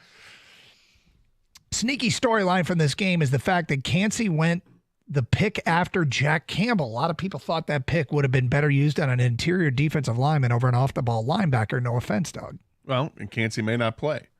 But yeah, Kalijah Kancey people were starting to make the comparisons to Aaron Donald because they're both from Pitt and similar, size or whatever and position. But they're not the same player. Nope. And yet Kancey was definitely thought of as a guy the Lions could have picked up there. You guys remember the draft video of the Buccaneers? And it made it seem like Todd Bowles and the Buccaneers really wanted Jack Campbell. And they were kind of taken back when the Lions took him. And it's almost like Kancey was their second choice. That's kind of funny. I kind of have vague memories of that. Was there inside the War Room video? Yeah. Yeah, okay. Inside the pirate ship. Yeah. Next text, my prediction is Derek Barnes intercepts Mayfield again. That'd be cool. Got no problems with that. God, that was a great moment last year. I mean, that was, oh my God, they did it again. They won another playoff game. And it was a tense moment. It would have been a lot more tense if Tampa made their 2-point conversion to make it 31-25 instead of what it was, 31-23. How do you feel about that strategy, by the way, going for 2 to try and give yourself, that chance to go ahead with a extra point? I think it's ballsy. I don't think it's stupid. I think it's ballsy, and it's probably not what I would choose to do. Yeah. Because I like playing it. Playoffs, I want to play it a little safer and give my team a chance, but everything is, situational and depending where you're at. In that game, that's a really ballsy call because if you do convert it, it changes the mindset changes of everything. You've got so much momentum. The other team's on their heels. The Lions got a little bit of momentum back, like a safety net just got put underneath their lead because Tampa missed the 2-point conversion. If people missed the scenario or forgot the scenario, Lions were up 31-17. Tampa scores in the fourth quarter to make it 31-23. They go for 2. And I felt like the Lions stole a little momentum back by getting that stop. I actually love the move. I think it's going to be more common practice the more we go on as the years go on in football. Right now, everyone talks about how Dan Campbell's so aggressive and he goes for it too much on fourth down. I think it's just great strategy, and he is kind of ahead of his time. I think the rest of the league is going to start catching up to this. And you saw it with the Rams, them going for it on fourth down when they necessarily didn't have to. And I think it's going to happen a lot more as we move forward in football. I think it depends a little bit, too, on what you are coming into that game. Like, if you're an underdog and you have to coach your way into an extra advantage here or there somewhere, to me, it might make some sense. I just think, Doug, it's just strategy at this point. It's not even that. I think it's like the right decision. I think eventually, I think they're going to say this, the experts, whatever that, analytics, whatever is, go for it. Go for the 2-pointer when you cut a lead to 8? Yes. You can cut it to 6, and then your next touchdown wins the game. I mean, have we seen anybody go for the 2-pointer to cut it to 8 and then have to go for a 2-pointer again when they cut it to 2 and miss and lose a game? Has that scenario actually played itself out yet? No, I think more for me, I'm talking about when you have it cut to 8 already and you want to cut it to 6. Yeah, but that's what I'm saying. We haven't seen it, because if you don't make it, now you got to make a 2-pointer again. And if you miss that too, then you've literally coached yourself out of an overtime. And I don't know that we've seen anybody go 0 for 2 on the 2-point conversions and basically take an L because they got too aggressive. Yeah, I don't know if we've seen the do it twice and miss both times. Yep, because if you miss the first, now you're required to make the second one. I don't know. Hey, it's a risk. It's high risk, high reward. Because Gator, I don't remember you were in, but we had that Sports Illustrated, I think it was SI, it might have been ESPN. One of them did a season simulation where the Lions went to the Super Bowl. And it was this exact scenario with the Lions trailing Kansas City by 14 in the fourth quarter. And the Lions scored a touchdown in this simulation. Okay, this is a total simulation. Lions scored a touchdown to cut it to 8. In the simulation, the Lions went for 2 and got it.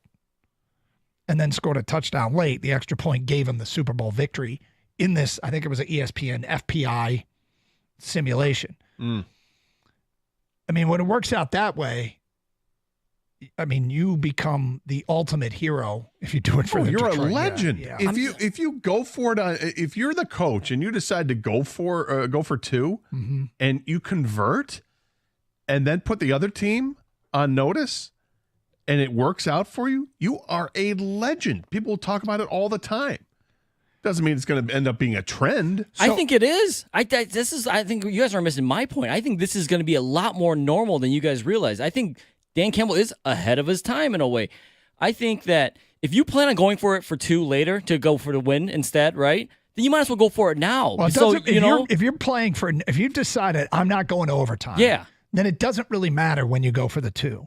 No, it matters because you know that next time you have to go for 2 anyways. You got to get 1 for 2 essentially. Right? Yeah. It might. If you get the first one, then you don't have to go exactly. Yeah.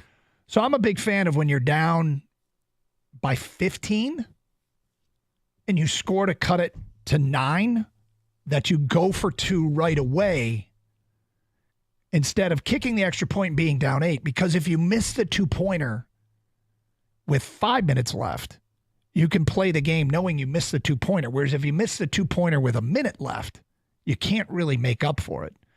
But that's the old debate that we've had forever. And I've watched enough to make up my mind on that one. I haven't made up my mind on this scenario when you're down 14, if you should go for 2.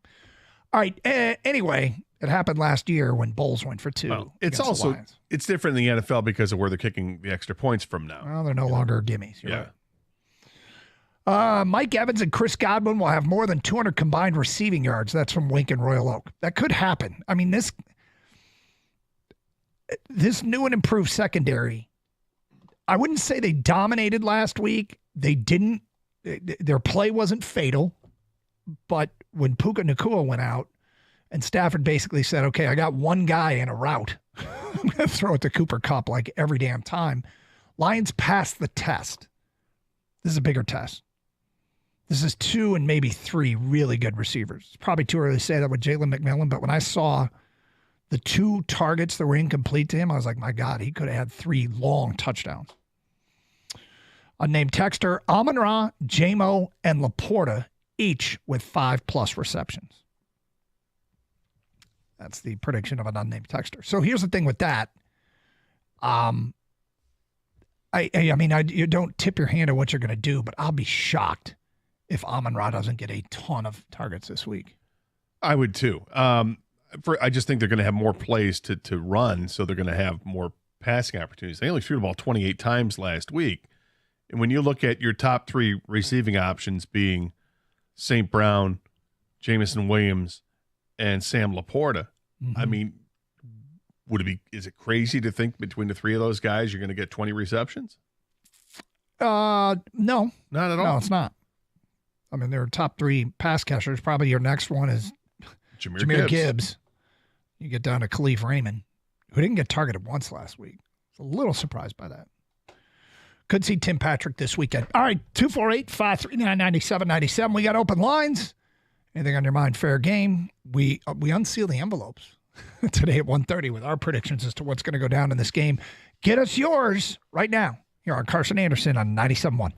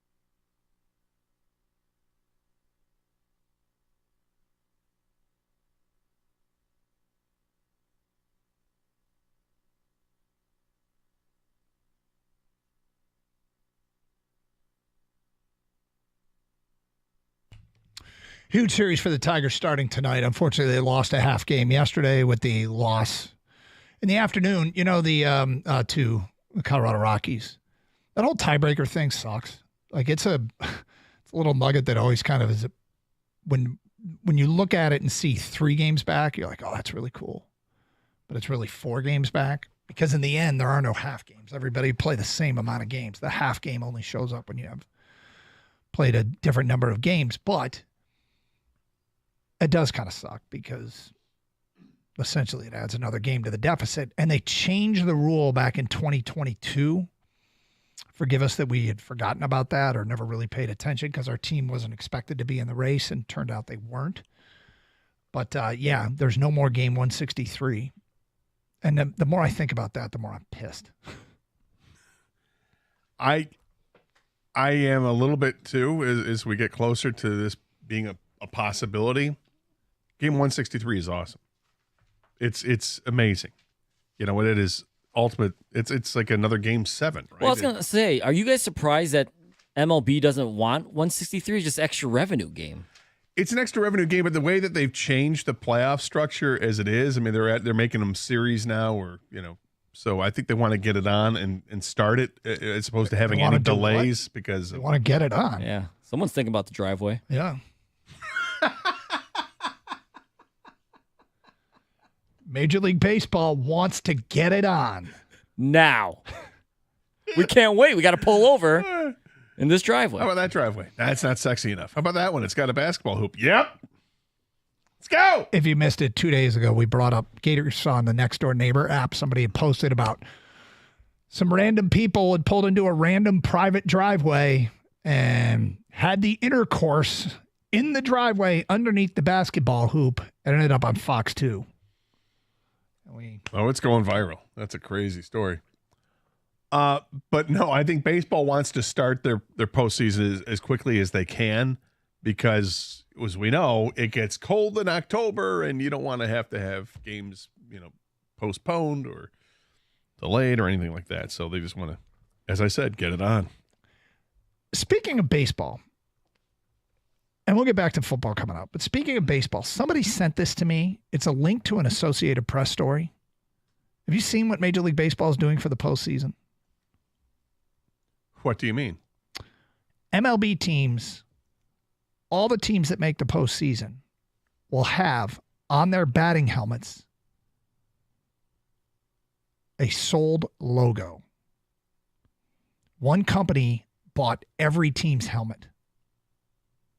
So every team will have the same logo on the side of the batting helmet. So the Old English D is in front. Mm-hmm. On the side is going to be a company logo. How do you feel about that? I don't like it at all. This is one of those deals where something that we don't like as fans turns into a revenue stream, and there's nothing in it for us. It's not like, and along with that announcement, Major League Baseball announced that all tickets will be 10% cheaper because of this excess revenue they're going to make. Right? There's nothing in it for us. Here's the worst part. It's bad enough as it is. They sold it to a foreign company that I don't think anybody's going to know what this is. Well, I don't need to get on a soapbox here about this, but I mean, baseball is America's pastime, and the thought that you're going to start to sell revenue or create revenue by selling advertising on a side of the helmet is bad enough. But then if you're going to sell it out to a foreign company, it just seems like it's another step beyond what we really want. If you're going to put a logo on a helmet and advertising for something, how would it be on the back of the helmet? Can we start there so we hardly notice it? I feel like if it's on like the ear hole, it's going to be awful. It just, I'd like to give baseball the benefit of the doubt, but I mean, the uniform issue they had to start the season, that hasn't gone away. They're terrible, uniforms. And now they're messing with the helmets, and it's going to be one company has all 30 teams. Or it will have all the playoff teams, I guess. Yep. 12. That's I mean, so now you're not even letting the teams sell their Major League Baseball is selling the space. One. And the logo, there's a logo and then a name of the company.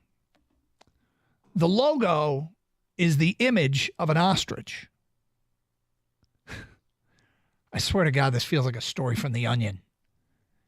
The name of the company is Strauss. Any care to guess what country and what the product is that Ostrich Strauss makes? I would guess Australia. It is not Australia. It is a German apparel company. They bought the Major League helmets for America's pastime. I don't like this.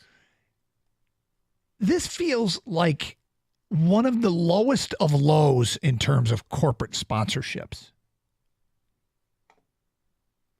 This is the best you can do. Like, it's not GM, it's not Ford, it's a Strauss? German apparel company. And I know when I think of clothes, I think of Germany. Made in Germany. Well, they want you to now. I know they do, but I don't. Well, maybe you will after the playoffs. What, is it Strauss like Levi Strauss? It's Strauss. I wonder is this a subsidiary of Levi's? I don't know. Do they have any affiliation with Levi's? Strauss will, in addition, here's good news, there's more. Oh. In addition, Strauss will present a digital content platform focused on stolen bases, showcasing highlights of steals on MLB platforms. Sweet. And it's not on the ear hole, Gator. It's like on the whole side of the helmet. Oh, my God. It's like is it worse? It's like an NFL logo. You know what I mean? On their helmets. I mean, seriously, this is. I mean, I know it's a foreign company. Yeah. Gator got up, walked around, and reacted. If you heard him in the background there. Gator, I know it's a foreign company, but they don't care. Any clothing company, everyone wears clothes. You know what I mean? So whether it's like Lululemon or Alo or whatever, it doesn't matter. I wouldn't want it to say, Polo on the side of the helmet, I know like it's saying it. It's just, I don't know what, I mean, I know what they're doing. It's money. And Gator wears a lot of polo. Not really. You like the ostrich logo? I didn't even look at all I saw was Strauss is what I saw, and this is. There's something about selling out America's pastime to a foreign company. I know I shouldn't care that much because I'm not like anti-foreigner or but this is America's pastime. This guy, not you, the commissioner of baseball, this guy. Well, it's a bidding war, right? Maybe they ponied up the most money. You don't have to. I'm sure you don't they have did. to sell out to the guy that made the most. Gave you the most money. Oh, I mean, come on, this is sports. I'm saying you don't have to though. Nobody's twisting your arm, putting a fork to your nose in a dark alley, saying, "Take the money, take the money." I wonder how hard Major League Baseball tried to sell it to somebody else. Like, come on, Nike, or come on, Shell, or come on, General Motors. Somebody step up. Come on, Keebler. That's a massive logo. Yeah, it is pretty big. I'd rather have it be the Keebler. The little elf. Right, yeah, how about him? Yep. Gonna be Arby's with the cowboy hat. Listen, I like the elf and magic. Arby's with a cowboy hat, sure. Or is that a fish? Yeah. I hear you. Somebody's got the meats. Yeah. No, I don't like this. You're gonna see this, and people, when you first see this, it is cumbersome, and it is like you don't know what it is. Strauss, and maybe I guess that's why you do it. People they'll start Googling it, finding out what it is. You know what? Baseball's American, so is capitalism. Yep. And Germany is American.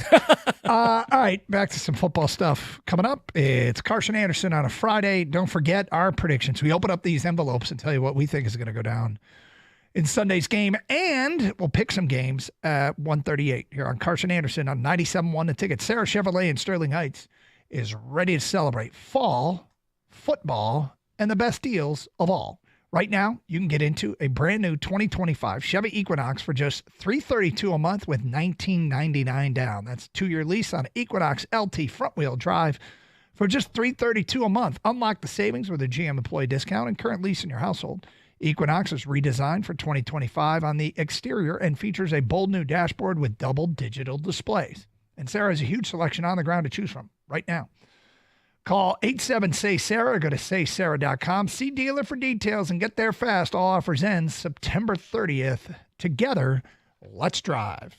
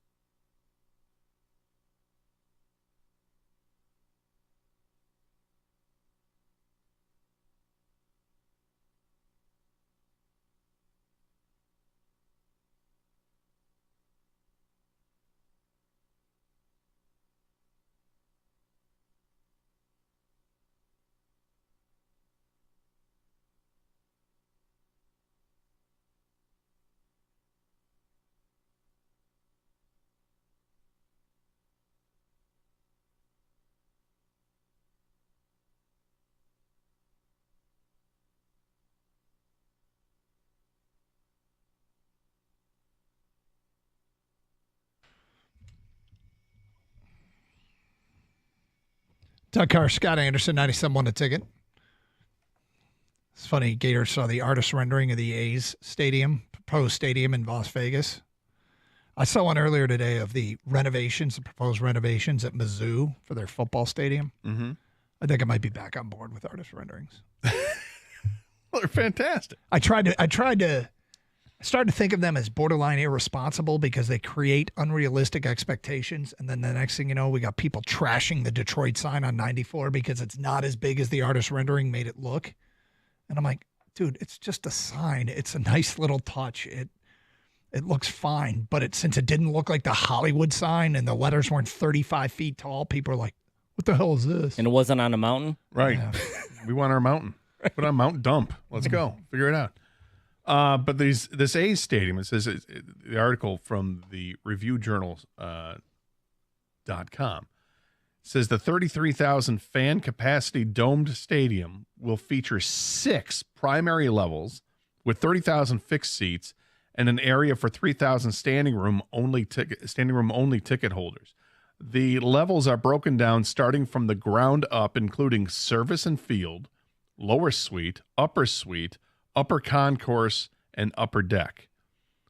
It says about 30% of the fans attending games and events at the A's ballpark will enter at the lower suite level. The armadillo-shaped stadium, the exterior structure, with 5 crisscrossing pennants on the roof, was done with baseball and Las Vegas heat in mind. The ballpark's roof will span about 700 feet, featuring a metal finish with translucent. Do we care this much, Gator?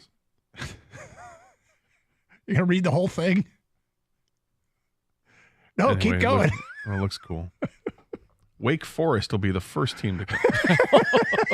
Are you sure it's not Texas A&M? I'm not sure. But look, it's another thing in Vegas. We love this sphere, and this thing kind of the way the artist rendering has this picture. It's kind of blue. It looks like a sphere, even though it's not. But it's cool. Look, it would leave it to Vegas. Leave it to Vegas to come up with a ridiculously sweet looking stadium. If this deal ever goes down, this feels like the clunkiest, move ever by a team. It's all politics. Just trying to figure things out. Feedback coming in. I think the Lions lose this Sunday, not because of anything silly like them not taking the Bucs seriously. It's just that you won't win them all in the NFL, and you don't have to squint too hard to see the Bucs offense being too much for the Lions' young secondary. I hope I'm wrong. That's from Jamel and Dayton. And no, you don't have to squint too hard to see the Bucs offense being a problem. New and improved Baker Mayfield, we mean it this time, looks really good. Their young offensive weapons, in week 1 at least, I thought Bucky Irving gave off Adrian Peterson vibes, and he got in the game for 20 snaps and touched the ball 12 times. Additionally, Jalen McMillan looks like he is maybe the real deal. He had 3 targets, 1 touchdown for 32 yards. He could have had a 40-yard touchdown, a 60-yard touchdown. Baker overthrew him twice, although he did get his hands on one of them. But you combine that with Godwin and Evans, yeah, they could be a problem. So, Jamel, it's not – I think Tampa might move the ball. Let's just say this. If the Lions hold this Tampa offense in check, I'll feel really good about the Lions defense. Now, it won't mean everything because there'll be other great offenses to play against. But well, they played them early when they played them in the regular season last year. The Lions won 20-6. Yep, but that was pre-Baker resurgence. And then they went out and beat them again. Yes, they did. And Baker had a better game, but still threw a bunch of interceptions against that secondary. Yep. And pass defense, as you point out, because Derek Barnes had one of those interceptions. So, I don't know. Maybe the Lions just have their number. Maybe the Lions are their kryptonite like Seattle is the Lions' kryptonite. If the roles were reversed and this was like Detroit we're going to go to San Francisco. San Francisco ended Detroit's season last year. Wait, they're sending us to San Francisco? Yep. You mean us? You and me? Yeah. Is that what's happening? Hope so. Taking the show to San Fran? Roger in Ypsilanti writes, in my envelope, the Lions double up the Bucs in time of possession, have 3 sacks, 3 turnovers, and the Lions win 35-17. That's dominant. That's a lot. That'd be pretty big. They do something like that, you're going to see the Lions on a lot of people's number 1 power ranking polls week 2 into the season. Yep. Unnamed texter, can we normalize calling Terrion Arnold by his nickname, Sub-Zero? I mean, we can. Start. Yeah. I mean, we've heard it before. I want him to make some plays. I think that's what we're waiting for. Yeah, it's not going to take long. The first time he picks one up, there's Sub-Zero! It's like a Mortal Kombat game waiting to happen. Finish him! Yes! 2 defensive penalty pass interference calls. Yeah. It's not going to get you the Sub-Zero nickname. No, that's Sub-Zero. Yeah. I mean, that's suboptimal. Yeah. None of us. Suboptimal. Yeah. better play. None of us are down on. No. I think we're all still very much high on him. I mean, this guy's going to be really good. Suboptimal. Let's go back to Sub-Zero. I hope it pans out because that might catch on if he doesn't. Kang. No. Tupac. Yeah, let's go back to that. That was a good one. Pack one too. Yeah. You remember earlier in the show when I talked about how I like my pancakes? And you guys just trashed them. Yeah, because you include pancakes sound great, but then you're talking about topping it with a sugar-free maple syrup, and it's Greek yogurt and sliced up strawberries. I mean, I can get on board with the other stuff. You want to throw that on there, fine, but you ruin it with the sugar-free syrup. Sugar-free syrup is terrible and tastes nothing like maple syrup, or even the fake maple syrup that you get from Log Cabin or whatever. Jeff writes in, Doug's favorite breakfast: almost eggs, almost bacon, cauliflower potatoes, gluten-free, grain-free, made with almost eggs, French toast, and orange-free orange juice because there's too much sugar in normal orange juice. That's pretty spot on. It probably is. Orange-free. If you were to make French toast, is it with whole wheat bread? Yeah. What? What? Seriously, is there a problem with that? Not if you like it. I do. It's so much better with other breads, but okay. Whole wheat works for you. Sure does. It's good. Sorry, man. You know what? Does it surprise you? No, it doesn't surprise me. Easy way to make French toast. With the milk and the eggs and all that, the vanilla you put in there, or whatever, cinnamon. Yeah. If you just get egg beaters, put that in a bowl, and then egg. Do you think I don't know that? I don't know what you know. I don't know what you know. I'm fully aware. Egg beaters are fantastic because you don't need to add milk, and you don't have to just pour them out of the little spout there. Yep. Do you add vanilla in my eggs, or in for the batter? French toast? In the French toast, I have, I have, and cinnamon. Your cinnamon, yeah. I probably add less than most people, but I would add it, yeah. With a little pinch of salt? I don't know if I've ever done that. Sounds like a good idea, though. All right. Yep. I need to have you over for like a day. I don't know. Eat like Doug for a day. Yeah, do it, Gator. You come too, Kang. Talk about my best friend. It'd be quite a video vignette of me living your life. Come watch the Lions game Sunday. We'll have some veggie sticks and hummus together. Yeah, I'll be at the game. Having some food, some real food.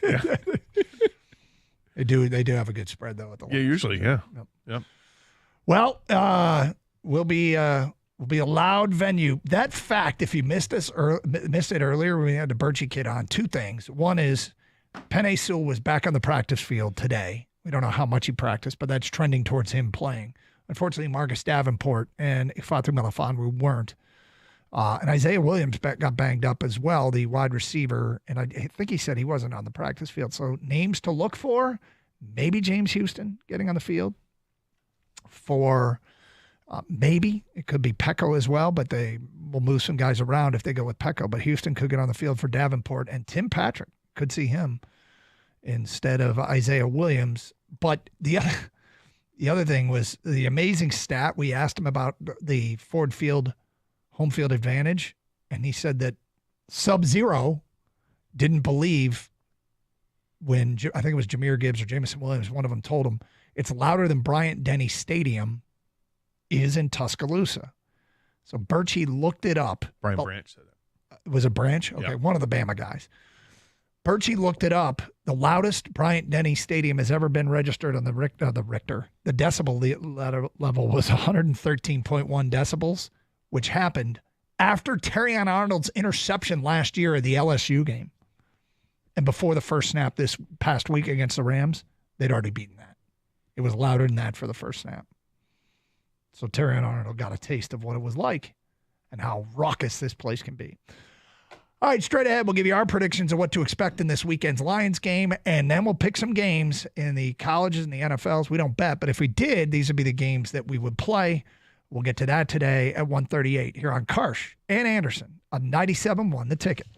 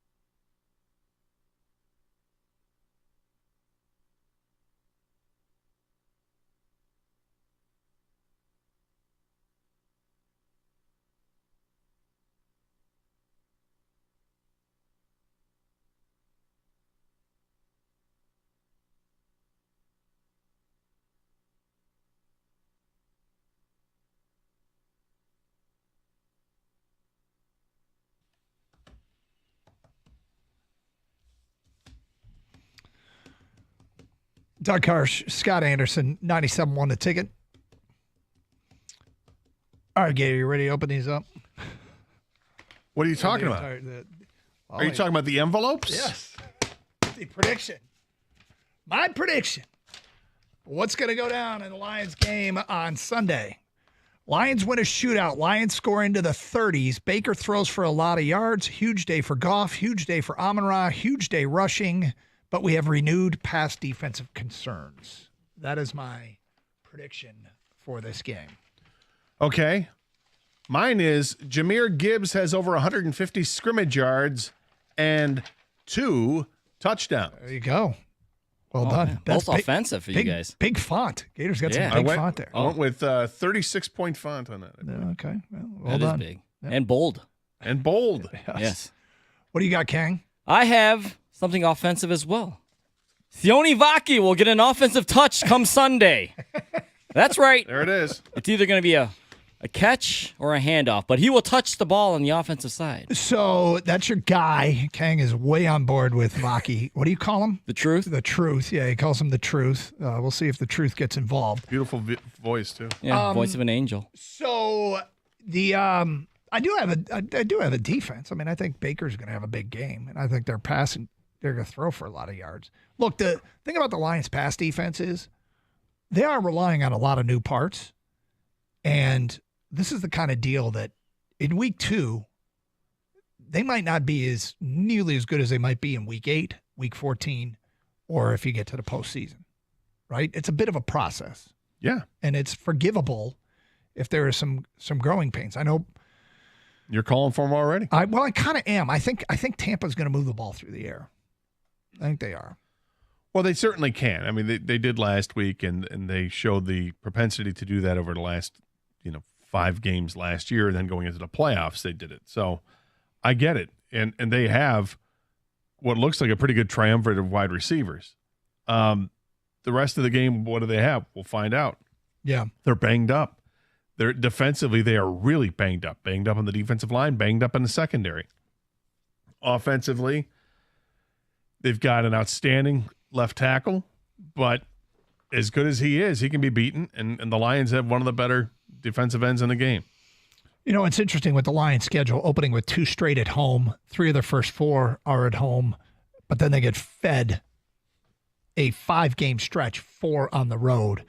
So it feels pretty damn important to start stacking some wins early in the year, especially with this schedule. I mean, Tampa is a winnable game, and Detroit is probably too big of a favorite in this game. My gut kind of tells me I don't really ever often bet point spreads in our home teams.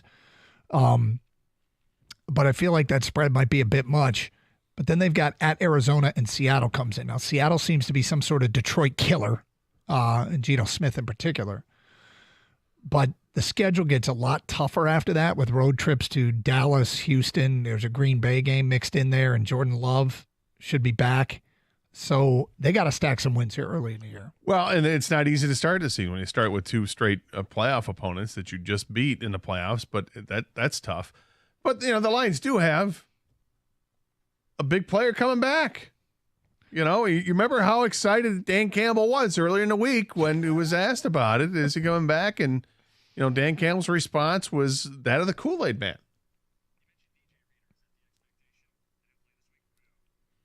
Oh, yeah! Oh, yeah! Did you hear him? How excited he was? Oh, yeah. Oh, yeah. DJ Reader's coming back. Oh, he'll be there. Oh, you bet your ass he'll be there on Sunday. He'll be living in the backfield. Doug, he said it twice. Twice? Yeah. He followed up. Oh, yeah.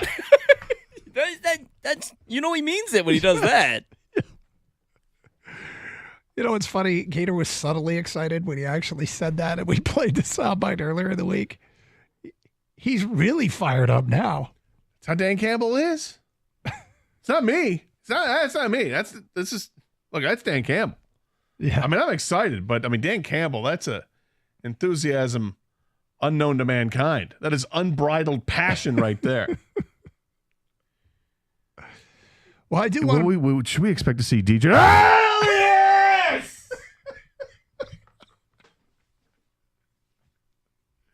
We may only line up with 10. Give some guys a rest. It's okay. Mac, come out to the sidelines. He's going to give you a blow. Oh, you're bringing in DJ Reader? No, it's just DJ's just going to be by himself. Come on in. He's playing both defensive tackle spots That's at right. once. Yeah. And somehow he's able to handle 3 interior offensive linemen at the same time. He's not the 3 technique. He's both.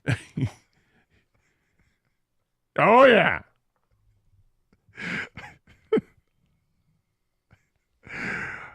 I really hope DJ Reader makes a play on Sunday. If he does, they honestly should adapt the Kool-Aid man. Just busting through. Big pitcher of blue Kool-Aid. Oh, yeah. Oh, yeah.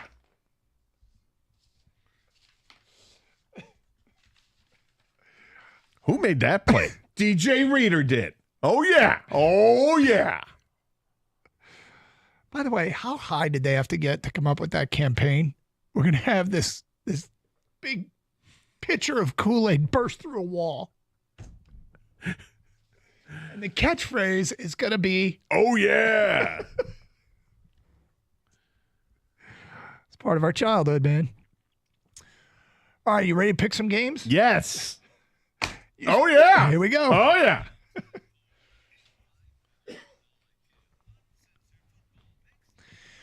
All right, Kate, I'm going to start with a game tonight. It's taking place at Sporting Kansas City Stadium in Kansas City, where the MLS team plays in front of 21,000 rabid Jayhawk football fans.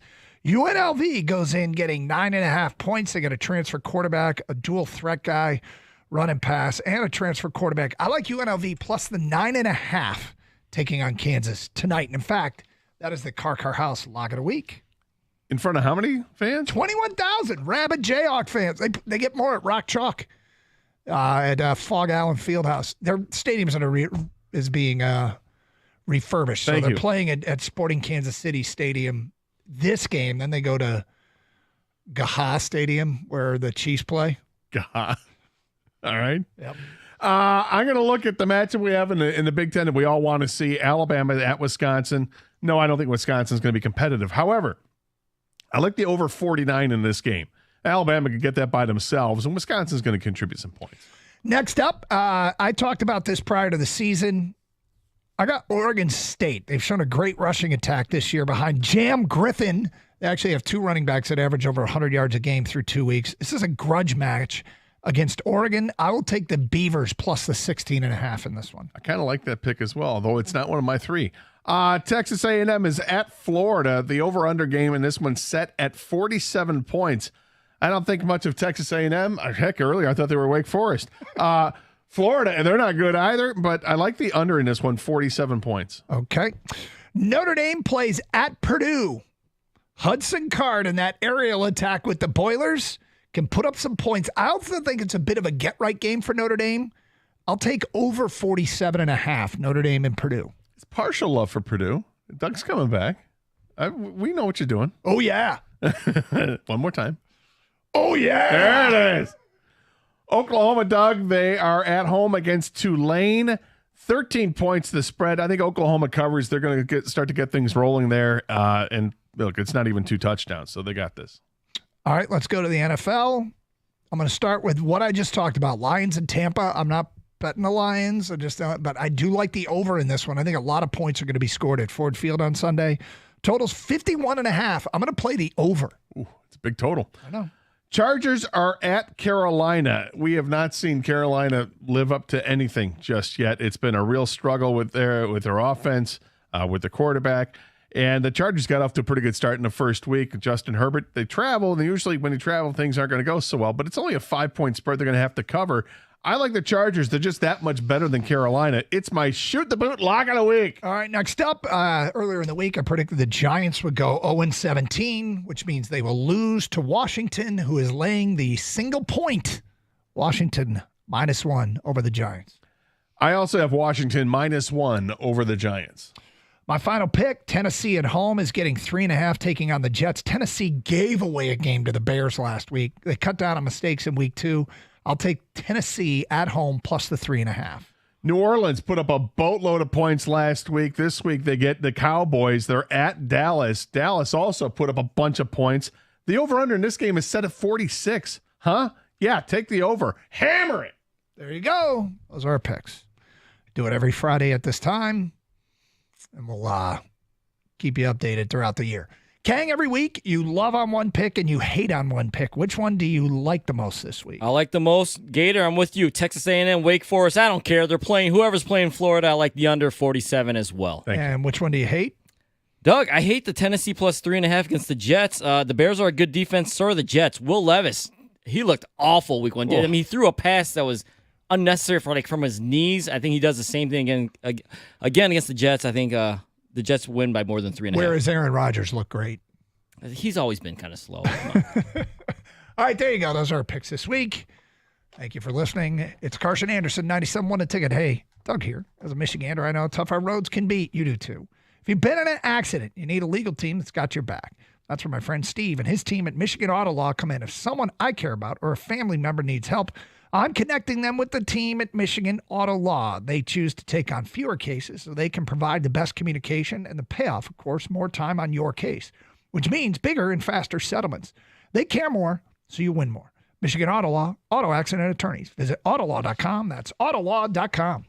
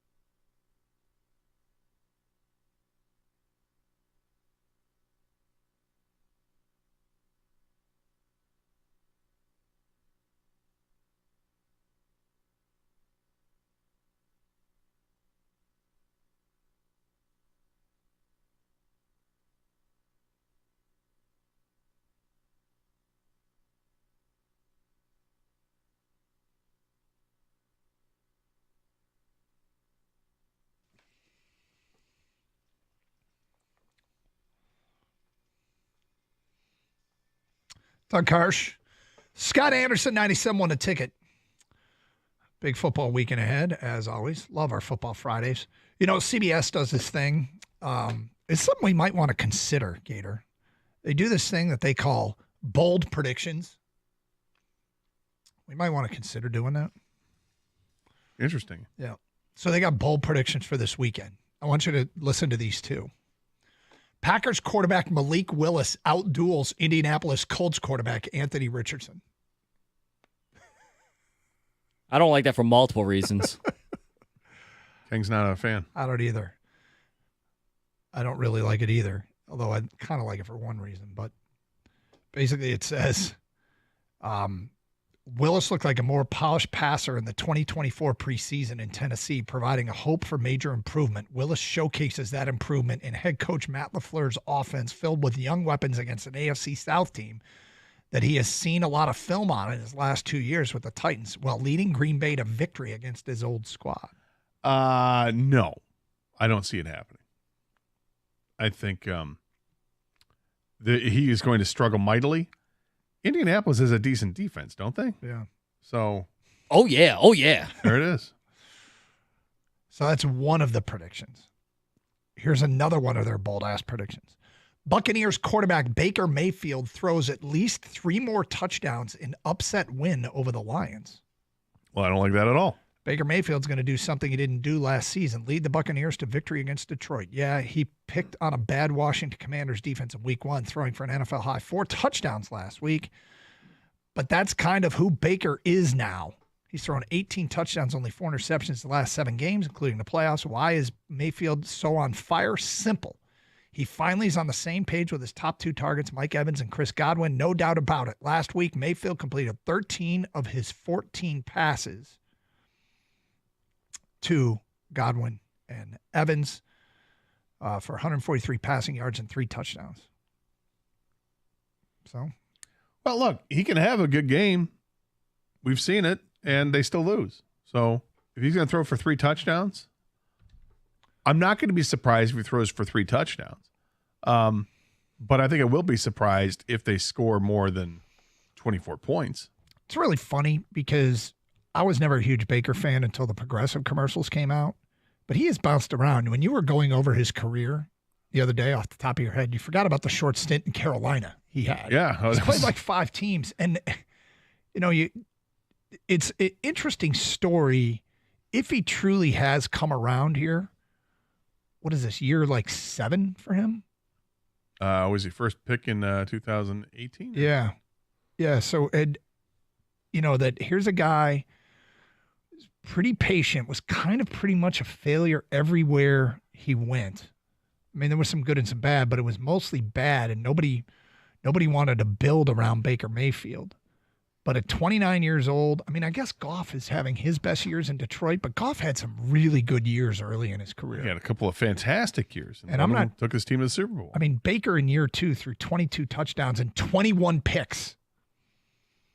But yeah, 4 years in Cleveland, split the 2022 season in Carolina and the Rams, and here in Tampa, in year 2 in Tampa, it feels like the light's gone on.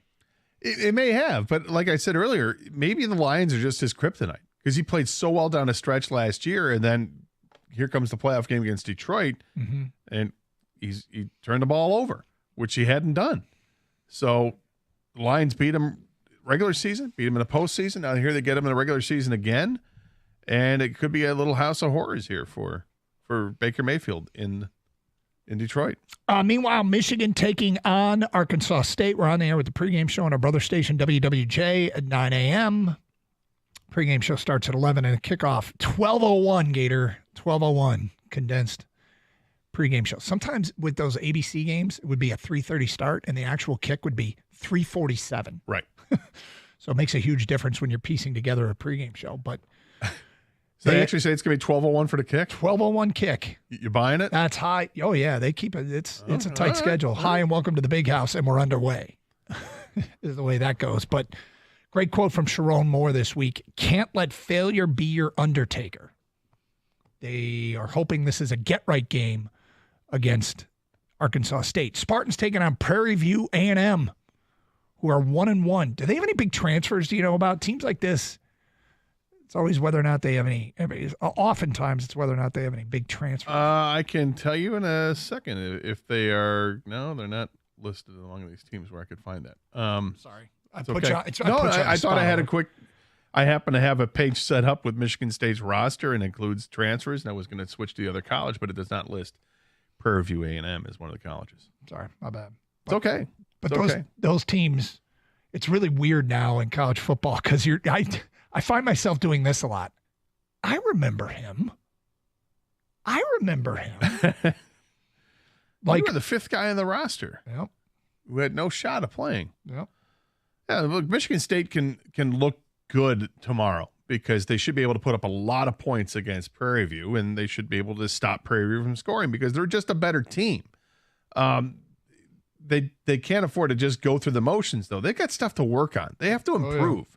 So this isn't just a practice. I mean, this is treat it like a game and go out there and dominate early so that you can get a second wave of guys that comes in and they treat it like a game and they're going to go in there and try to dominate because I think we should probably see a lot of backups playing in this game in the second half.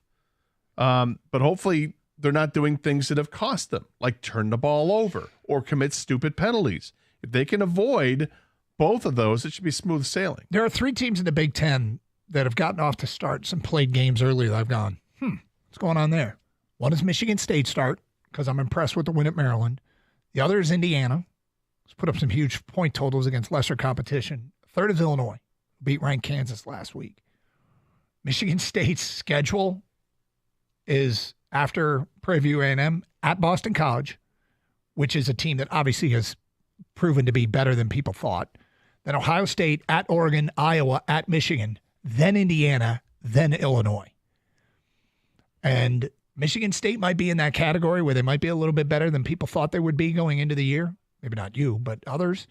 At Boston College, that looks like a game that might be tougher. Mm-hmm. Oregon and Michigan, who knows? Because they both have had their share of struggles here early. We'll see how they settle in as the season goes on. But that Indiana game and that at Illinois game, I'm going to be intrigued. I'm one of the few people that can say I'm a Bielema fan. But Illinois goes to Nebraska next weekend. That one could be intriguing. Well, Nebraska, I'm not saying that's my team, but they look pretty good. I just like Raiola. I think he looks like a veteran quarterback already, and he's still so young. Yeah. And it's not just because he tries to be yeah, he looks like Patrick Mahomes. That's why I get or whatever. But he looks yeah, but he looks the part. I mean, he looks good. He's not just playing the role of Patrick Mahomes, and he's playing the role of a Big Ten quarterback, and he's making plays. Doing a decent job. Yeah, and Nebraska has always been this. I feel like it's been this team that has tons of potential energy and never was able to turn it into kinetic energy. They always said, "Oh, we're boiling, we're ready to go," but they kept shooting themselves in the foot. Right? Turnovers. The quarterbacks just made horrible decisions and. Dude, their facility, they put out a video of their new football facility. People could get lost in there for weeks.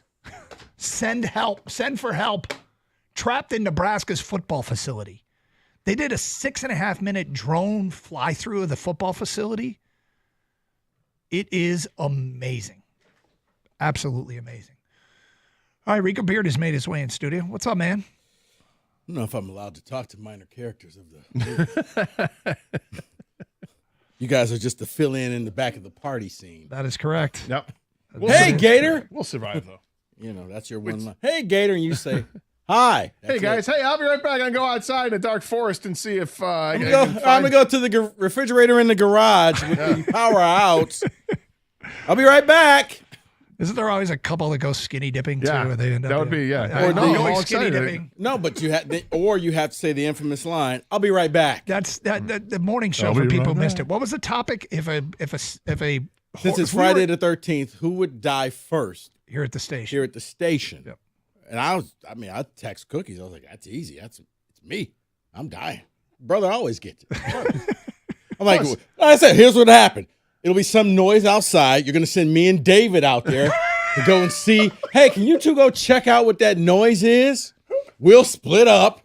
David, I think you should go that way into the dark woods, and I'll go this way into the dark woods. And then Mike would take off in the car. What do you got planned coming up next? We're going to talk about the football coming up. Yep.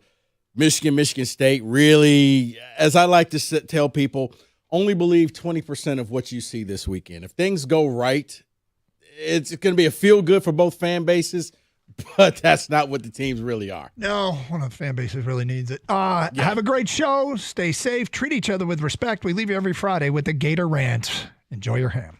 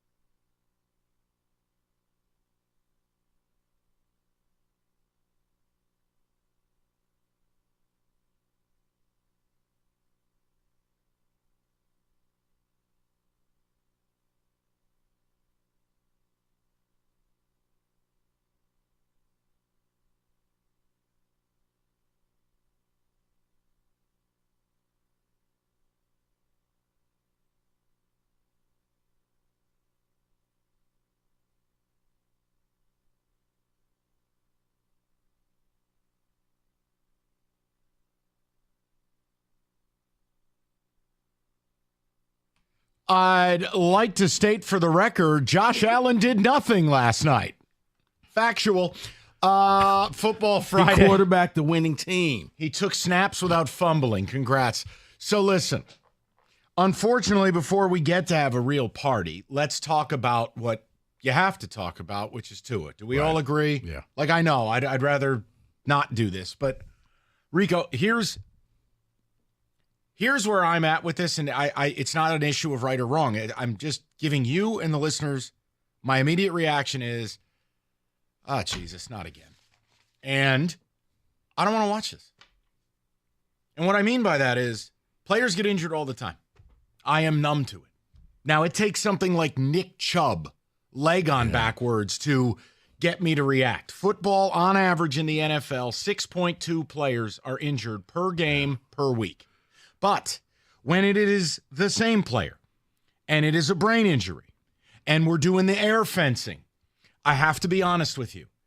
I don't know what's going to happen with Tua. I don't want to see him anymore. I don't want to watch that again. I don't want to do it because you get to a point where you're like, bro, you're 26. You got more money than you can ever spend. You got a wife and 2 kids. John Taffer, shut it down. Right. Am I crazy for that point of view? No, you're not crazy, Mike, but this is one of those where he's going to say, what else am I going to do? I was born for this. I've been practicing from peewee football, PAL football, high school football, college football. Here I am living out my dream. You can't everybody wants to end on their own terms. They do. I'm sure he wants to say, I want to come back. I think I can handle this. I'll take the risk, and we'll talk it over with the family. When I saw the hit, immediately I'm thinking of Steve Young back in the day when Aeneas Williams ended his career. It was Monday Night Football on a blitz. He hit him so hard, Young never got up off the carpet. He was done. Kind of like Tua early in the season, but I think at that time that was like around the 4th or 5th concussion that he had. Troy Aikman had to retire from football. Why? He kept getting concussions and finally said, I'm leaving. Now, it may be easier for those two to walk away because they have Super Bowl rings. For Tua, it's going to be difficult because he's going to feel like unfinished business. I got to go out there. And guys, if you give me a few weeks, I'll make it back out there. You're right. It's uncomfortable is what it is. Great it's word. Very uncomfortable when you see him out there. And the hard thing is, like, look, I think for the old school players, we were all comfortable with the term bell ring or seeing stars or you got jacked up or whatever it is. Now we know it's a brain injury. That's what it is. It's no different than if you roll your ankle. This is a brain injury. And if you get one, you're more likely going to have a second. And if you have 2, do the math. Guys, I want to know out there in listener land, and we're going to get to Lions and Bucs, and we're going to have a hell of a good time today, but we have to start with this. I want your perspective on it. What should happen and what will happen? Now, I think what will happen in the short term, he will go on short-term IR. Mm-hmm. This will be 4 weeks, no less, of him not being around. And to my understanding of how it would work is if he sees a doctor or a team of doctors, and they say to him, you are in danger if you keep doing this. You should walk away. And he does. He will get his full injury guarantee, which I believe is between $90 and $100 million. Right. Now, if he goes to a doctor, they say you're in danger, he doesn't walk away, I'm yet to gain full clarity on whether the Dolphins could then void that injury guarantee. The answers have been different from different people I've spoken to. So I want to approach it as I was watching, America was watching, it's football, even though I had to stream it, you SOB. And I just sat there and I'm going, oh, not this again. Wait. But pro football is not on me. I ruined college. That's true. And I'd like to retract that statement. David, you were watching. I probably a little late for the kids to be up with you. But no, they were watching. My son's a Dolphins fan, so he was watching the game. So what's the reaction? Where are you at with all this? I hate to be this way, but it's all about the money to me. And this is life-changing money that he has with the rest of his contract. But in reality, he's already made $73 million. So you set your family up. You set your kids up for the rest of their lives and your grandkids for the rest of theirs. So looking at what he's already made, I'm sorry, I would just say I'm done. See, but David, I think it's easy. This is one of those things that's always easy for us to say, well, if it were me, I would just walk away. Well, if it were you, you would never have been in that position in the first place because you can't run a 40 in that time. You can't throw a ball that far. I can't? No, you I've can't. heard that. Maybe, you know what? Maybe the good son will one day. And he'll support his older brother, as he lives in the basement. But I digress. Jesus. But no, I mean, I'm watching it, man. And, I'm sitting there. My neighbor had invited me over. We're on his deck. And sure enough, as soon as the injury happened, we both looked at each other like, well, this game's over. I thought maybe he hurt his shoulder because of the way he was on the ground. Because I'm like, that wasn't helmet to helmet. But then when they showed the slow-mo and the replay, you saw that he did indeed. He was out of it. And even his teammates was like, yeah, he wasn't all there. This is one where yes, it's going to be very uncomfortable for him to come back. But you got to remember, he had those concussions. And then last year he played the entire year and nothing happened. So in his world, it may be worth it. The juice may be worth the squeeze. Well, here's the other thing. And like to everyone's point, and it's why we mocked the Memorandum of Understanding, which is a 3-page document for Sharon that now is a contract that we're yet to see. NFL contracts, hundreds of pages. Like Pat Mahomes, when he signs that contract, that's a 100-page document. You mean it's not the one sheet of paper they just put out on social media? Do you like me? Check yes or no. Let me just sign this one page. So it's going to be fascinating as time goes on. What is parsed out of the legalese and what it actually looks like. I wanted to approach it differently from the fan perspective, which is, do you even want to see that anymore? I don't want to see him on the field again because there's no effective way to play this sport. I love when people are like, oh, bro, he should just protect himself better. Do you understand if you're on that field and you're the quarterback and you're making however many dollars he's making? Mm-hmm. You're trying to go and get that first down and lead a comeback. Hey, we're sitting at home and we see a big yellow line. You know what's not on the field? A yellow line. Right. Tua's going, the 52 other guys in this locker room expect me to do what's necessary here. Right. You don't have time to go, hey, fellas, I got to protect myself. That's not football. Right. Oh, I think that's the line of scrimmage. No, he said, I got to make sure what we got. It was the thing that I was so upset about with Aiden Childs last week. Like, dude, you went out of bounds. One more yard, and it was the first down. There's no yellow line. Right. And here's the other dirty little secret. Guys, the helmet doesn't really protect you. It's decoration. Okay? Because they can make improvements. But it's not going to stop concussions at all. You could put the Guardian padding on it. I don't think that works either. It doesn't.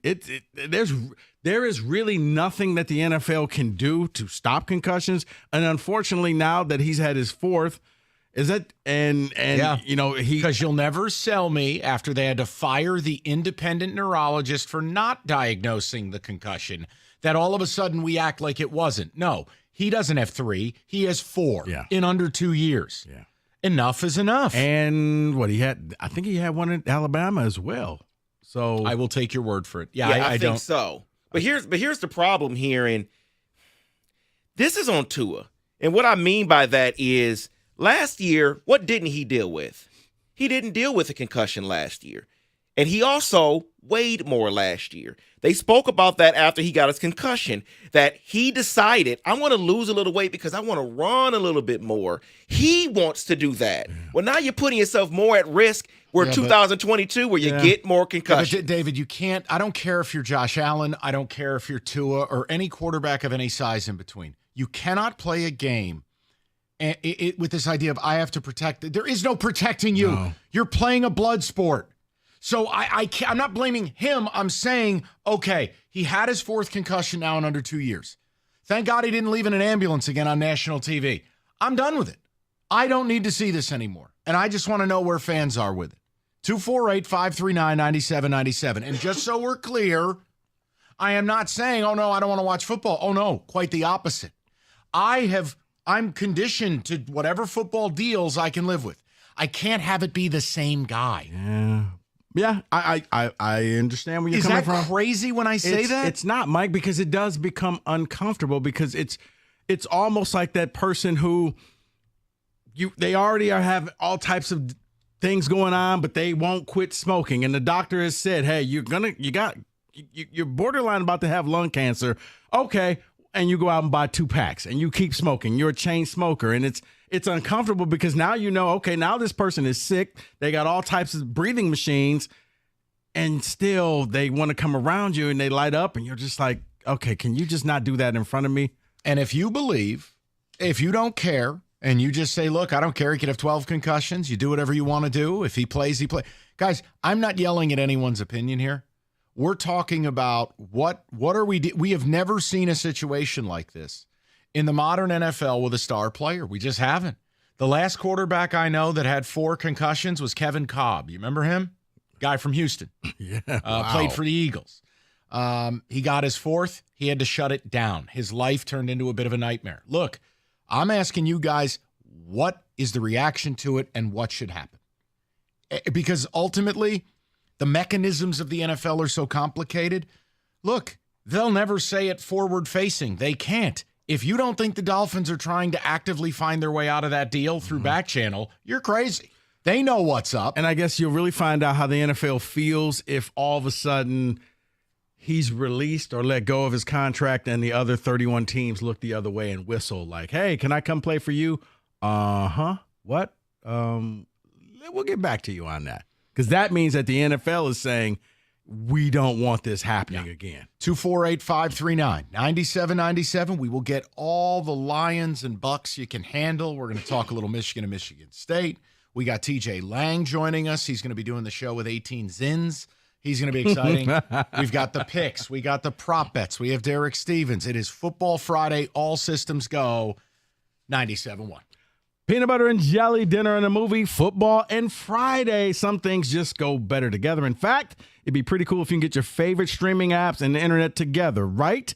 Xfinity thinks so. That's why the Xfinity Stream Saver is designed to deliver. When you add Xfinity Stream Saver to your internet, you get Apple TV Plus, Netflix, and Peacock all for one low price. And now through September 22nd, get 150 megabit Xfinity internet for $30 a month for 12 months with a 1-year contract and Wi-Fi equipment included, plus add Stream Saver for just $15 a month. That's a whole lot of entertainment for your money, all on the network built for streaming. Visit Xfinity.com, call 1-800-XFINITY, or just simply visit a store today. Xfinity, bring on the good stuff. Restrictions apply. Requires paperless billing and auto pay with a store bank account. Taxes and fees extra. After promo, regular rates apply. Actual speeds vary. Stream Saver requires Xfinity internet or TV, and price subject to change.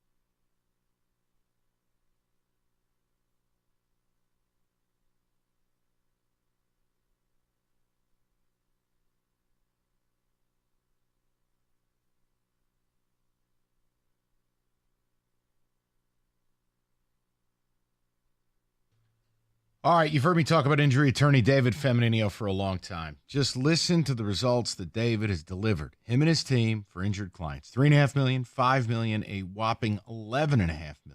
You need an attorney that is going to fight for you. You can call, speak to at any time. That's David, including right now at 855-65-CRASH, or you can go to that website, getdavidgetpaid.com.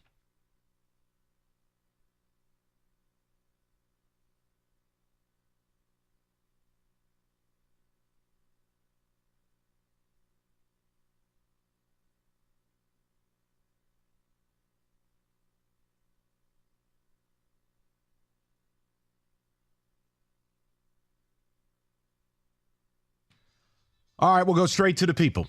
We'll have fun starting in a little bit, but we had to talk about the Tua thing. If you didn't see it, it depends on your tolerance level. It was ugly. It's awful. Doing the air fencing and the whole bit. It's his fourth concussion. I've seen enough. I don't want to watch it as a fan. I want him to step away.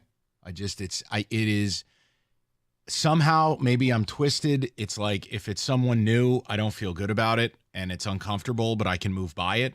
But when I see the same player wearing the same logo and it's the same stuff, I'm just, it's enough. Enough. You got to go. You got to walk. So let's. And then I guess it was even ultimately weirder or ironic that it was Hamlin who did the tackling. Like, okay, because we were just watching you laid out on the field not that long ago, it seems. Yeah, it was that whole, everything about that image just was disturbing. Let's go to Jeremy, 97.1. What's up, Jeremy? How you doing? Good afternoon, gentlemen. How are you? Excellent. Good. What do you got? Yeah, I'm doing good. It's becoming hard to watch the young man play football. That last night was gross. I mean, I was explaining to the screener there that even on his pick six, he kind of got tackled, and when he gets tackled, it's like his head is sticking to the turf. He doesn't. It's not there anymore to kind of where he can take the hit, kind of hold his head up without it hitting bam, and then just not bouncing back, just laying flat. And then he tries to make a play.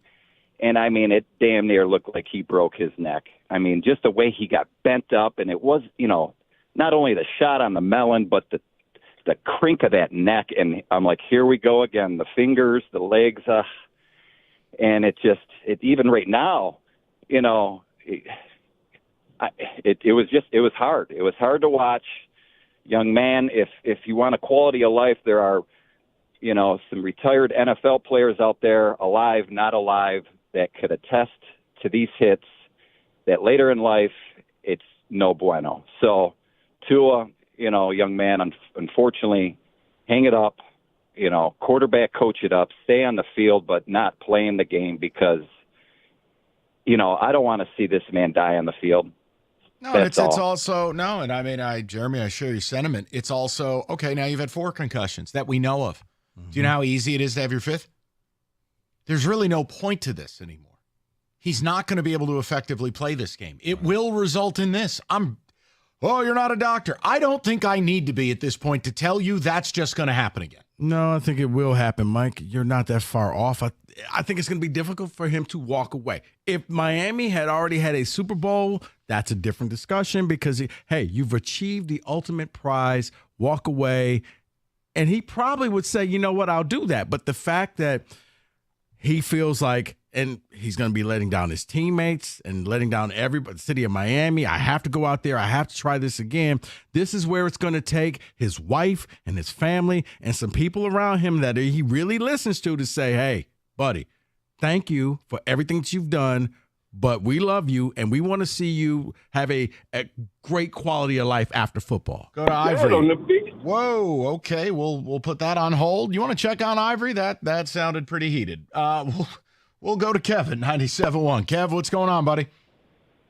Hey, guys, how you doing? Good, Kev. What's up? Hey, listen, Mike, I'm on board with you, man. Like, he's had 4 of these. I don't want to see that anymore. To be honest with you, Rico, his teammates should be telling him, dude, you need to hang it up. We care about you. We love you.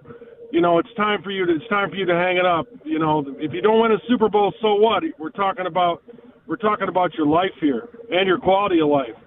I mean, there's no guarantees that kid's going to be okay 10 years from now or 15 years from now with what we know about CTE. And Kevin, I agree with you, but the thing is, your teammates aren't going to say anything because next week it could be them, and they won't want somebody to tell them you need to quit football. Because you got to remember, for a lot of this is their dream. They competed and made it all the way to the top, and you don't want to give this up that easily because you feel like, well, what if nothing ever happens to me and I gave up too soon?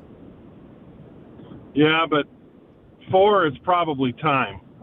I would think it's time. That's with all where the I'm research and things we know. I don't know of another player dealing with concussions like this. I don't know of it. I mean, if there is one, maybe there is. But, like, I think we're headed for something, Rico. If you get to a point you get 4 of these things, it has to be collectively bargained. You just can't play in this league no more. Or, I like, again, you're right. It's a right to work thing. And, like, I just would love to meet the doctor that's going to meet with Tua in the next 4 weeks and go, no, listen, concussion, you're not at any greater risk anything. Here's a note. I need to meet that guy and tour what medical school he went to. Because I think, if anything, maybe the NFL just steps in and says, okay, Tua, if you want to do this, you're done for this year. You need to go. You need to rest. You need to do whatever. Maybe you have to sit out a year and a half. And when you put it that way, he has to then, over the next year and a half, maybe he understands my quality of life got better and I can walk away from this game. But from the NFL's perspective, I can't put you back out in this field in 5 weeks. Can you imagine a PR hit if he goes back out there in 5 weeks and it happens again? Well, I mean, think about the PR hit they took when he went out there the next 2 years ago. Yeah. He went out, it's like, well, we didn't know he had a concussion. Really? Yeah. He was stumbling around like it was last call at the bar, and you didn't see this. Exactly. That was their mulligan, basically. And they still got crushed. There's no way. But the short-term IR is what'll happen. But it's got to be the adults in the room. The Dolphins and the league have got to work. You hope Tua can figure it out on his own. I mean, he's got 2 little kids. He's 26. You got a wife and 2 kids. Dude, you want to remember their names at Christmas? Let's start the checklist with that. I got it. And maybe the unicorn to this, I think I heard the morning show talking about Sidney Crosby and how he had all of the concussions, but then due to he had to sit out for a large part of the season, and it was a lockout the very next year, so he had to sit out a long period of time. He's still playing now, but I think he was probably the closest that we've seen as a star player with concussions. And it's so far it's worked out for him. But he needed that time. But he needed some time, and that's why I say maybe the NFL has to say, okay, Tua, if you want to do this, we'll see you in a year and a half. Be patient. We will get to all the phone calls. I promise. We got the prop bets. We got Derek Stevens, and we want to talk to you. And look, TJ, several concussions. All right, I want his perspective. He joins us in the 3 o'clock. What is the perspective of if people tell you to walk away? Does it almost embolden you to not walk? I don't know. But I just know as a fan, I don't want to watch this guy play football no more. I don't want to see it. Because that last night, it's like, all right, here we go again. This is disgusting. Is it bad that you're sitting there praying that he separated his shoulder? The problem is when he was doing the air fencing, you knew right away. That ain't a shoulder. See, and I didn't know if he was trying to lift his arm up. I'm like, maybe he's seeing if he could get mobility. It's a shoulder. It's a shoulder. It's not. It is not a shoulder. M43 Hazy IPA. Perfect football season beer, and Old Nation Brewing brings it to you. Their flagship, and it is the one you know. But they got a whole lot more to offer. Right now, look, whether it's their base M43, they got some variations of it. Limited run only. Raspberry creamsicle, the pina colada. You can get them, but they go quickly. Whatever it is, respectfully brewed in Williamston, highest quality ingredients, and one of the best, and truly one of the last, independent, local craft brewers in the country. 21 and up, Old Nation Brewing Company reminds you to please drink responsibly.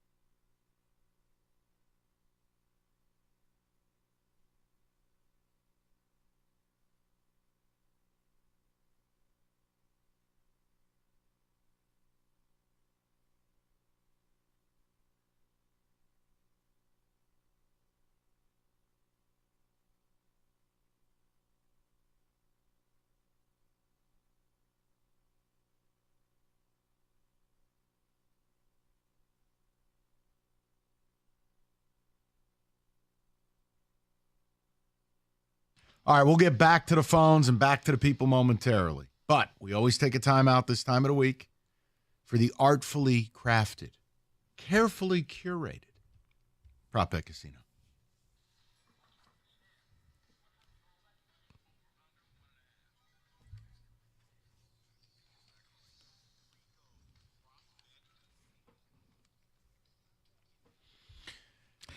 Well, shout out to last week's winner. That was me. David and Kenny finished a close second. I want to recount. Yours was easy to count. Yeah, probably 0. I thought Michigan would play well, and I was scared as hell about State. I probably got nothing right. So carry on. So we're going to start off with the game at the Big House, Michigan, Arkansas State. Over under Alex Orji touchdowns, 0.5. Over. They're going to run the ball. Arkansas State can't stop the run. He'll be put in a QB power package or something and run one in. I'll go over. Yeah, when he's out there, it's probably going to be a run. The problem is Arkansas State won't be able to stop it, so I'll say over. It's pretty funny that Sharon Moore says we're going to get more orgy this week. Well, you're playing a cupcake, so yes, over. I will go over as well. Dono, rushing yards. Dono. Over under 74.5 rushing yards. I'm just going to keep saying under on him because their best running back is the other kid, Mullins. He runs harder. I think he's got better vision, and he gets the tough yards. I don't know. I'll go under. Just needs to break one big one, though, so I'll say over. How many yards here? 74.5. 74.5. Well, since they're playing a cupcake, they'll need to play the bench player, so Dono will get his. He's the bench player. So, yes, over. Dono. The backhanded compliment. I'm going to say over because I think they need to establish him and get his confidence up. Even last week against Texas, he was held under 50 yards again. Like, this is not looking – I'll just go over. Dono. Longest field goal made in the game, over under 51.5 yards. Over. This Zavala kid it's a revenge game. He came from Arkansas State. It's a Zavala revenge game. Dude, he's been money. He's been like Jake Moody. Is it going to be a jersey swap at the end of the game? One of his boys? He ain't got no love for the Red Wolves. Give me Zavala. Over. There will be no need to kick it that far, so I will say under. Yeah, well, they just want him to. So, yeah, he's hit a 56-yarder. He's good, man. Yeah. Kenny, I'm with you. I don't think that they will leave. At this point, Sharon Moore has to get the faith of the Michigan fan base up. We're just going for it. It's 4th and 13. Don't care. We're going for it. Quarterback for Arkansas State, Jalen Rayner. Over under 39.5 rushing yards. Oh, geez. He's their leading rusher. Dual threat QB. I'll just say over. Otherwise, the game will be totally boring. Give me a highlight, something. Over. Well, the game will be totally boring. That's why I'm going under. Keno. Over. I mean, come on, defense. You got to come on. But over. I think that, like Kenny, like Mike, he'll break one. So I'm going to go over as well. Who scores more points? Arkansas State or Prairie View? Arkansas State. This over-under in the State game is like 45, and State's giving 44. It's ridiculous. I'll say Arkansas State. I agree with Maiko. Arkansas State. Davo. I got to be negative here. Prairie View. I don't know. Michigan's got a top defense. State turns the ball over. David, I'm with you. I'm going to go Prairie View as well. Speaking of turnovers, Aiden Childs interceptions over under 1.5. Under. He's only playing half the game, so he'll throw 1, but it can't be 2. Under. First play of the game. Stop it. Yes, it can be 2. Over. It's not looking good for AIDS, so 1.5 will be over. It's 8-0. Mike, I'm hoping I'm going to agree with you. I'm going to go under. Longest play from scrimmage. Over under 51.5 yards. For State? Yes.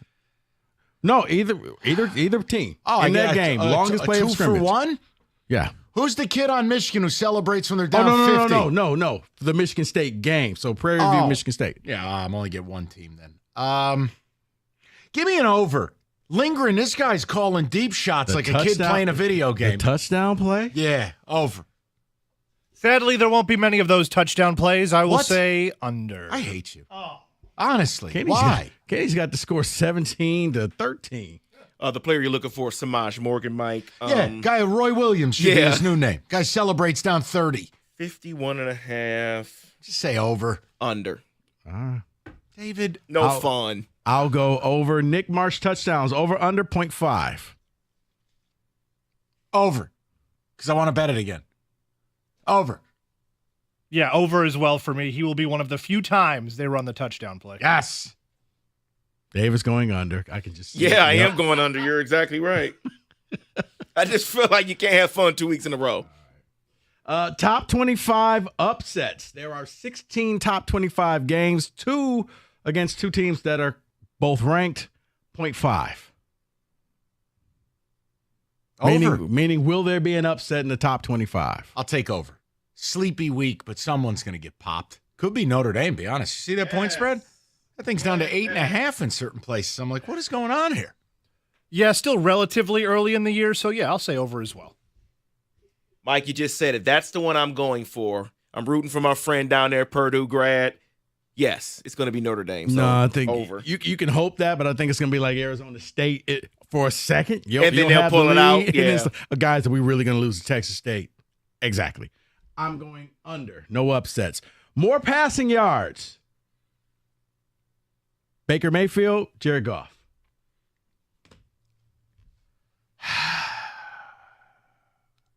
You know what?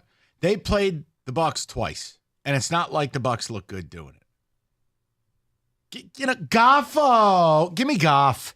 Jero. I'm going to hit this team with a garbage can. To hell with the Bucs. Give me Goff. Yeah, and isn't the Bucs secondary kind of banged up? I'll say Goffo. They're all dead. Goffo. Baker. Should we have Doug record a series of nicknames for other players he likes? He'd never do it, but yes. Lovo. That's Loveland. He's so anti-fun. I'm going to go with Bako. Sharono. I thought I just called him Boo.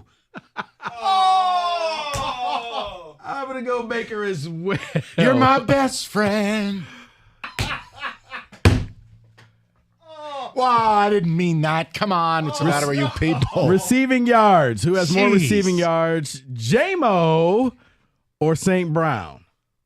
St. Brown, revenge tour. There's no way the sun god goes back-to-back weeks not being an integral part of the passing game. Give me Amon-Ra.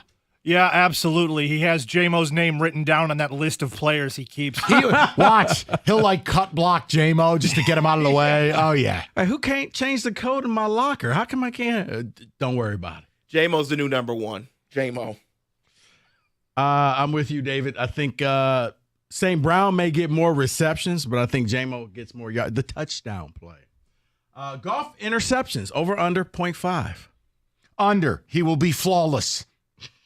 Will he wear a cape? Yes. With a bedazzled G on it. Yes. A perfect game from Goffo. Oh, no, he's going to throw one. Over. David, I'm with you. I think he throws one. Tip ball. Yes.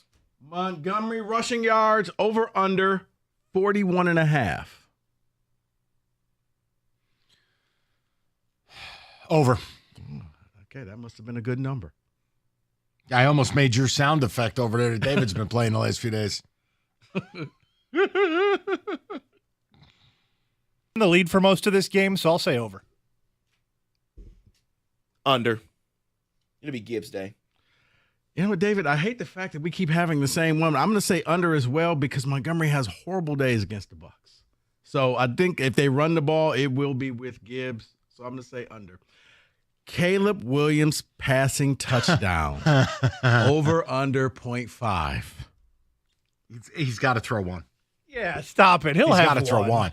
Last week was so egregious. Okay, you know what? 1.5. Under. So he just throws one. Got to give him 1. Okay. He'll have 2 over.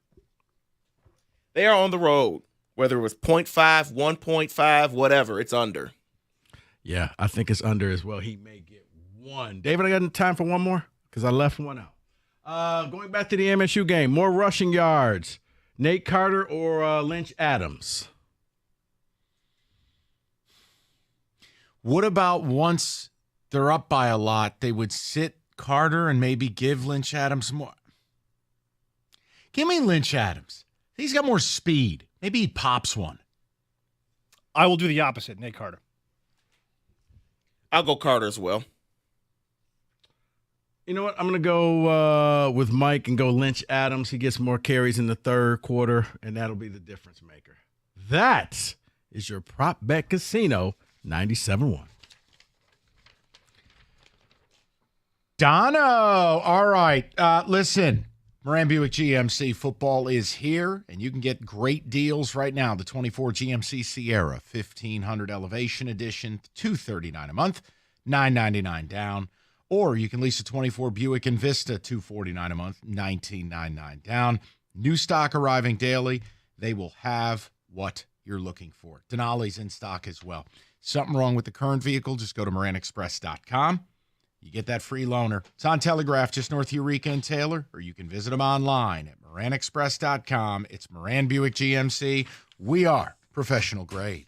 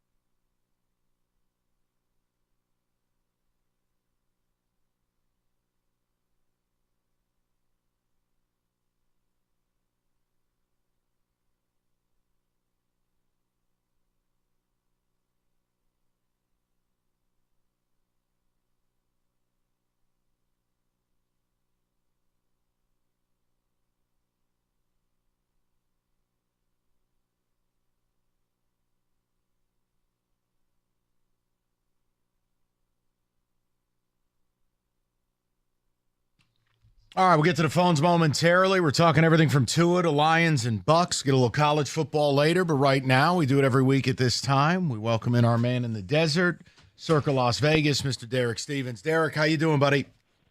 Hey, good to talk to you, Mike. All good. We got a lot to discuss. I mean, for one, on a fun note, the Bengals losing had to upend how many people in the Circa Millions in the Survivor pool? Oh my gosh, it was crazy. It was about 35% of the entire pool. It wiped out last week. There were 5,564 Circa survivors knocked out. So that means there's 8,702 remaining. It was that was the big one, obviously. Now, you know what the funny thing is, Derek, and you probably aren't. I was thinking about joining. I would have been out. Because that was going to be your pick. Yeah, you would have been toast. Derek, question is, look, week 2, I don't remember a week 2 like this where it seems like every spread is 6.5, 7 points. And the Lions are one of them. And I wanted to know what we were looking at with that game because I love the Lions this week, but I would love to know the action coming in on that game.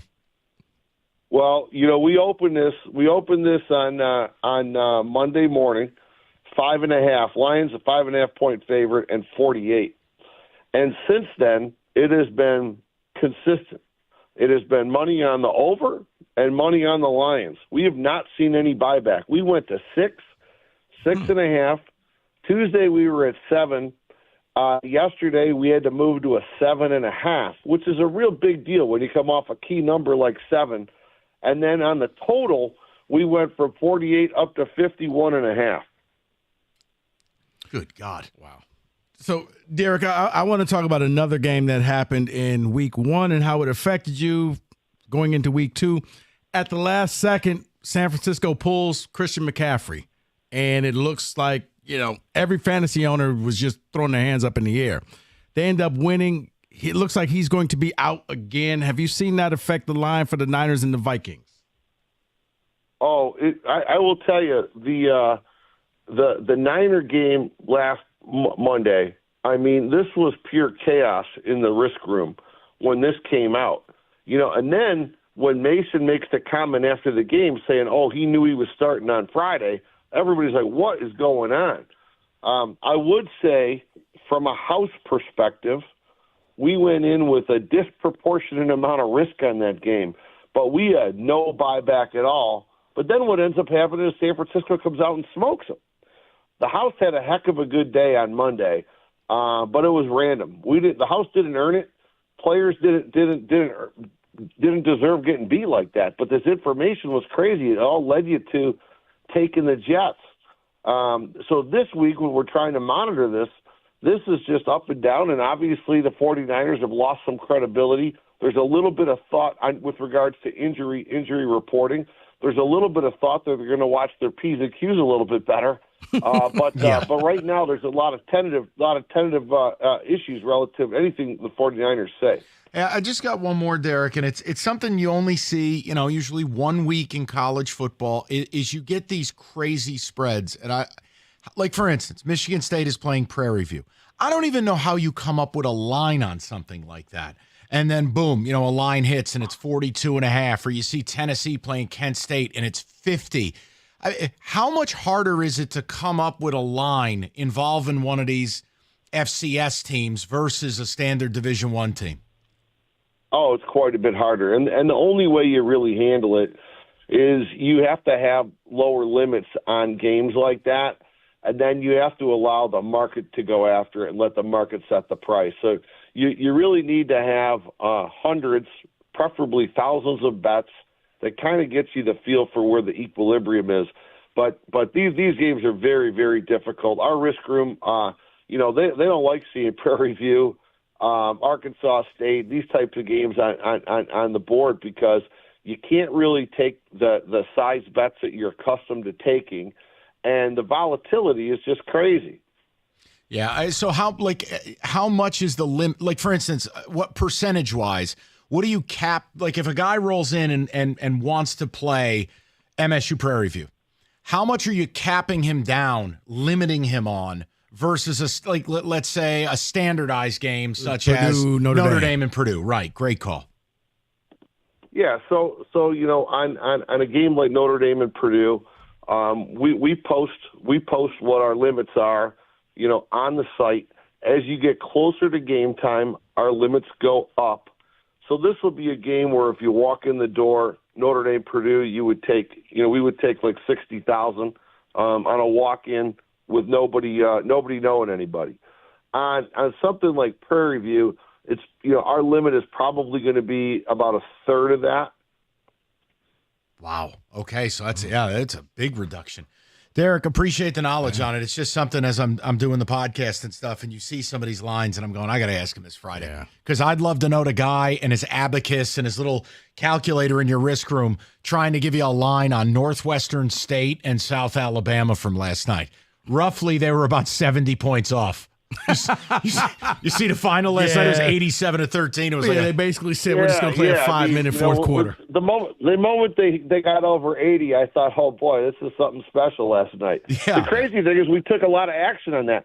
The crazier thing is we took more action last night on the Texas State-Arizona State game. I could not believe it. I did a show on VSiN yesterday talking about what is going on. The House needed Arizona State very, very, very badly, but there must have been a move. There must have been a release. But they bet Texas State like they already won the game. And it was a 6-point move in this Texas State game. Derek, I had no idea because I kept asking Mike, did the Arizona State quarterback get injured? Did Sam Levitt get hit by a car? What happened? I didn't understand it either. And then I'm watching the game, Derek, and I'm like, wait a minute. They're down 21-7. Maybe the world knew what they were doing, but I'm happy for you that, Levitt said, nay, enough of this. We're going to go ahead and win this game. And we'll get it done right for you. Yeah. Derek, appreciate it. We're up against it. We will talk to you next week, okay? Hey, great to talk to you guys. Take care. Go Thank Tigers. You got it. Thanks, Derek. That's Derek Stevens, Circus Sports. David, a couple of the ticket texts. We'll get the phones in order. I don't know if TJ's out of bed yet. He will join us in the 3 as well. David, ticket text coming in on Tua. I remember Luke Kuechly had to retire in his prime because of concussions, so Tua needs to think real hard about his future. He probably should retire. The only thing I believe Tua wants more than a Super Bowl is to be a good father, and that has to mean his career is on the block. Think AJ about this, Brighton. too, right? You're weighing this out. And again, maybe he'll find a doctor that says you're at no risk, and I hope you go back and play. If a doctor tells him you should not go back and play, you need to shut it down, and he does, he can walk away at age 26, father of 2 with $93 million in guaranteed injury guarantee money. Figure it out, man. See, it's funny that you say that because I'm going to be very interested in what TJ has to say because this morning I'm listening to Jansen and he said if it were him, he wants to play. He's like, I am looking out for my family because I'm going out there trying to make as much money as I can to set them up in their future. So it was just hearing his perspective as a guy who played the game. But then he also said if it was one of his boys, he would say, hey, you need to shut it down. But it being him, it's different. And I think it's like that for a lot of people. That is easy to say, well, it's for your best interest. But when it's you're in the hot seat, you got to make that decision. You got to end something. You got to give something up. Most people can't do that. Well, this ticket text says Antonio Brown said he needs to retire because of all the head injuries. If AB says you have too many head injuries, it's time to hang it up. And I know this is as tinfoil as I get. You'll never convince me. His life didn't change forever on that Vontaze Burfict hit. Look at AB interviews prior to that hit and who he was and how he acted, and then look after. There's my tinfoil. Mike, that's not tinfoil. That's just called reality. We'll get Everything to the callers. changed. We'll get to the people next. Can someone call TJ? I'll call. Whatever.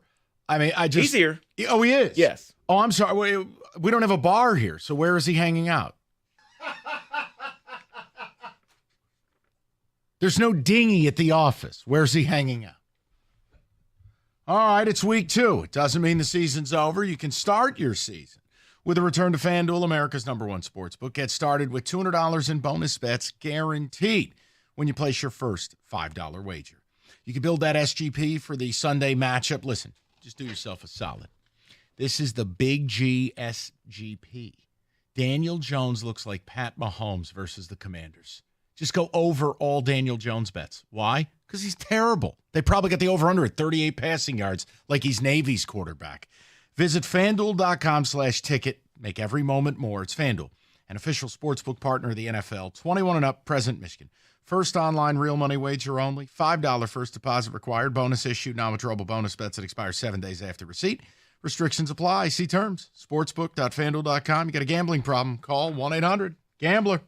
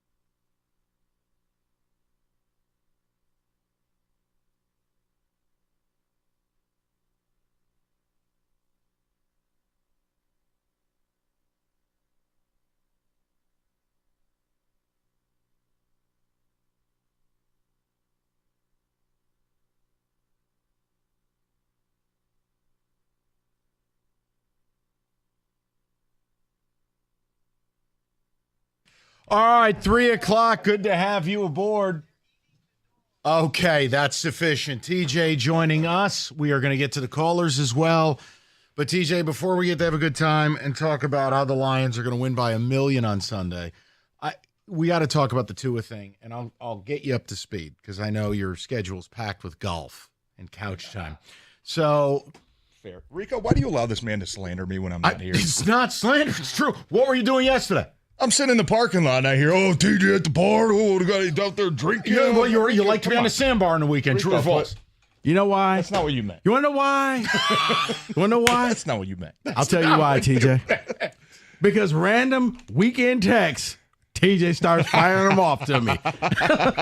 Oh, that's right. He just started, oh, what's going on with your boys? Oh, boy. Not looking good. Oh, Sparty, more like Shardy.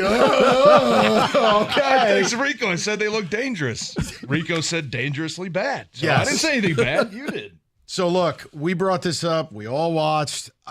My response to it is I can't make it demand that this guy retires. I just know as someone who watches the sport, I've normalized injuries, part of the game. Yeah. On average, 6 players get hurt per game, every game per week in the NFL.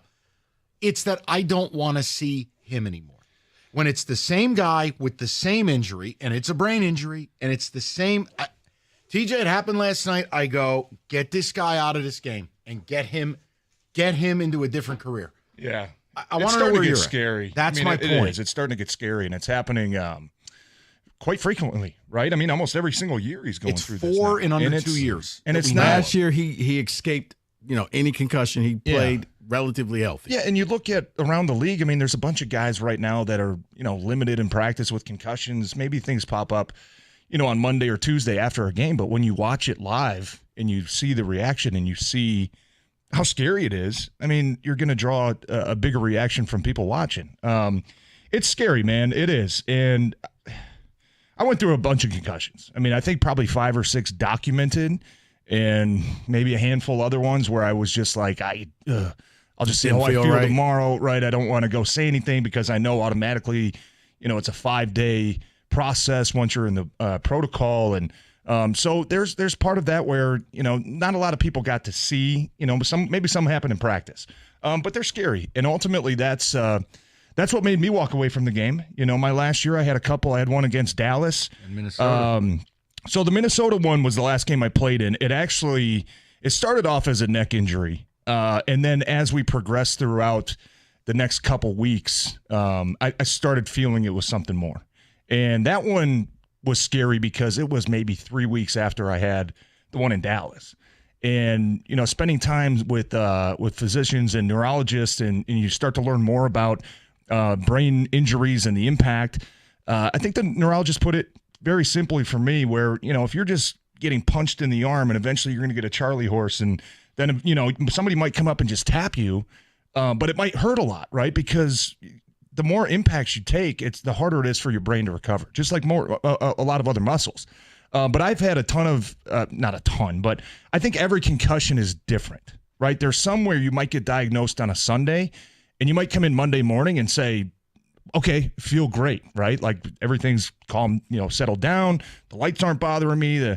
Maybe give me another day. Okay, by Tuesday, yep, I'm good to go, right? And that was before, maybe my first couple years before they instilled the protocol, right?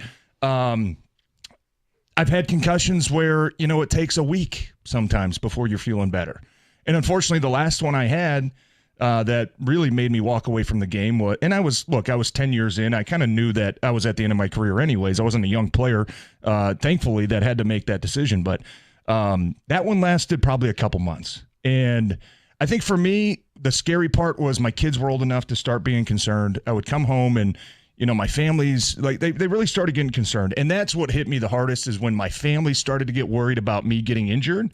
Yeah. I really had to shift my priorities, it's tough. But a guy like Tua, man, like he's a young player, right? And I think he is a really good player.